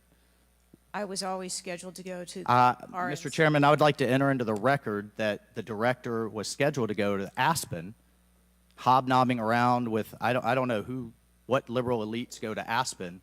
That was where you were originally scheduled to go to speak at a forum. I was scheduled to go to the RNC. I was going to leave the RNC for 24 hours and return back to the RNC. I hope, as your predecessor, Julie Pearson, with a security incident on the White House and under the Obama administration and Reagan's Secret Service detail lead, I would hope you would have the dignity for the sake of the agents in the service to resign. Gentleman's time's expired. Thank you. I'd like to enter a few things into the record. First of all, the remaining articles that Mr. Biggs was wanting to enter into the record, without objection, so ordered. Next, I have a written statement from Representative Mike Kelly of Pennsylvania. His district includes Butler, and he has a written statement that we'd like to enter into the record without objection, so ordered. A bipartisan 114th congressional report titled United States Secret Service, an Agency in Crisis. This was prepared by former Oversight Committee Chairman Jason Chaffetz and former Ranking Member Elijah Cummings. And lastly, The issue subpoenaed compelling Director Cheatle's appearance at today's hearing without objection, so ordered. That concludes our question segment. I want to thank the Director for your testimony today. I now yield to the Ranking Member for closing remarks. Thank you very much, Mr. Chairman. And Director Cheatle, I also want to thank you for your patience over the course of what must have been a very long and trying hearing for you. It has been an unusually encouraging hearing and an unusually depressing hearing. And what's encouraging, Mr. Chairman, is that we came together to issue a strong statement deploring and categorically denouncing political violence in America. And I also didn't see any daylight between the members of the two parties today at the hearing in terms of our bafflement and outrage about the shocking operational failures that led to disaster and near catastrophe on July 13th, 2024. What is depressing is the extraordinary communications gap between the Director of the Secret Service and Congress. And I don't want to add to the Director's terrible, horrible, no good, very bad day, but I will be joining the Chairman in calling for the resignation of the Director, just because I think that this relationship is irretrievable at this point, and I think that the Director has lost the confidence of Congress at a very urgent and tender moment in the history of the country, and we need to very quickly move beyond this. But what I will say, Mr. Chairman, is that I took this hearing to be about two major policy failures, and one policy failure is the one that got the vast majority of the attention, which was the failure of the Secret Service to effectively respond to a gunman on a roof within 150 yards of a presidential visit and speech. But the other failure is on the part of Congress, because the mass shooting that took place in Butler, Pennsylvania, is replicated all over the country every day. And in fact, as I said, Mr. Chairman, it happened that evening in Alabama, in Birmingham, Alabama, where there was a mass shooting where more people even were killed and wounded than were killed and wounded in Butler, Pennsylvania. So it's true, the president, the former president, and a handful of people who get the Secret Service protection are the only people in America we thought were safe from an AR-15 attack. It's clear that they're not safe either, and we've got to get to the bottom of that. But we also have to get to the bottom of the larger problem, which is that the whole country is living like this in fear and in terror of assault weapon attacks in movie theaters, churches, synagogues, mosques, supermarkets, Walmarts, any place where an audience or a public gathers. And the worst was in Las Vegas, where a gunman got up on a roof and then just mowed down 60 people below him and wounded hundreds and hundreds of other people. So we've got to deal with that problem. Yes, we've got to move as swiftly as we can to deal with the problems of the Secret Service, but the broader problem is still there. And I just wish to the heavens that our colleagues that could get together on the question of presidential security against an AR-15 attack could get together on the question of public security against an AR-15 attack, because all of us are vulnerable. All of our families are in danger by this, and the rest of the world doesn't live this way. And we have to look to see how uniquely strange it is that we allow 20-year-olds to access AR-15s, weapons of mass destruction, and show up in public places to endanger other people. And I hope, Mr. Chairman, we can work together on that with the same spirit of bipartisan commitment to the public safety that was exemplified here today. And I yield back to you. Ranking Member yields back. I'll deliver my closing remarks. Director Cheatle, I subpoenaed you to appear today to get answers for the American people about the failures that led to the assassination attempt of President Donald J. Trump. Unfortunately, you refused to answer today. And This committee is not known for its model of bipartisanship, but I think today we came together unanimously in our disappointment for your lack of answers. You've stated that the FBI will investigate and give a report, and you estimate 60 days. We've been waiting for months and months for lots of different bits of information from the FBI. We have no confidence in the FBI. The majority of this committee has no confidence in the FBI. I sincerely hoped that the hearing today would give not just Congress confidence in the Secret Service, but the American people would have confidence in the Secret Service. We don't have confidence, not just in Congress, but I don't believe the American people tonight when they go to bed are going to have confidence that the Secret Service is the best it can be at protecting President Biden, at protecting the First Lady, at protecting President Trump, at protecting their families. That's what the primary role for the Secret Service should be. And some people have said and speculated, well, there needs to be more money and more employees. As I stated early on, $3.1 billion, I believe next year it's going to be $3.2 billion budget, over 8,000 employees. If the Secret Service is spread too thin in doing things like inspecting counterfeit, which is what the Secret Service was created to do, was to inspect counterfeit money and things like that with the Treasury.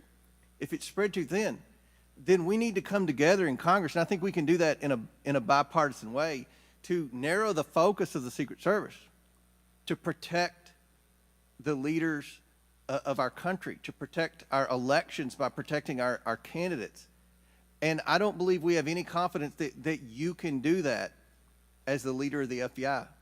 I sincerely hope that we would adjourn this committee hearing and have confidence not just in the Secret Service, but in you as director of the Secret Service. But we do not. Taking responsibility requires a lot of things. It means providing transparency. It means answering simple questions. It means providing a specific timeline of July 13th to this committee and the American people. I mean, it's been 9 days. There were people that were demanding that we have a hearing the next day or 2 days following the shooting. And I said, no, we need to give the Secret Service ample time to be able to answer those questions. 9 days. 9 days. And I don't think we answered very many questions that the American people have. I don't think there was I've never said this before, and I've presided over a lot of hearings. I don't think there was one question asked by anyone that the average American hasn't already asked at a diner or at church or at a ball game. The American people have questions. They deserve answers. Congress deserves answers. You were subpoenaed today to provide answers, and ma'am, you did not do that. So, as Ranking Member Raskin stated, he and I will be sending a letter requesting that you submit your resignation as a step toward accountability in what happened. And one of the biggest frustrations that many of us have, especially on this side of the aisle, is that there's never accountability in this administration. And when you look at the debacles prior to July 13th, I mean, it would be hard to beat the withdrawal in Afghanistan, the debacle there, and no one was held accountable. To this day, no one has been held accountable for that. But here we have clearly video showing people notifying the police, and the police are blaming the Secret Service. The Secret Service are blaming the police. Homeland Security is blaming everybody. But at the end of the day, after this hearing and after our request for information, we don't have any answers for the American people, and we don't have that confidence that you can lead the Secret Service to restore the confidence. And again, I commend the ranking member for joining with me in the letter asking your resignation, and we certainly hope that you will take that to heart. With that and without objection, all members have 5 legislative days within which to submit materials and additional written questions for the witness, which will be forwarded to the witness. If there's no further business, without objection, the committee stands adjourned.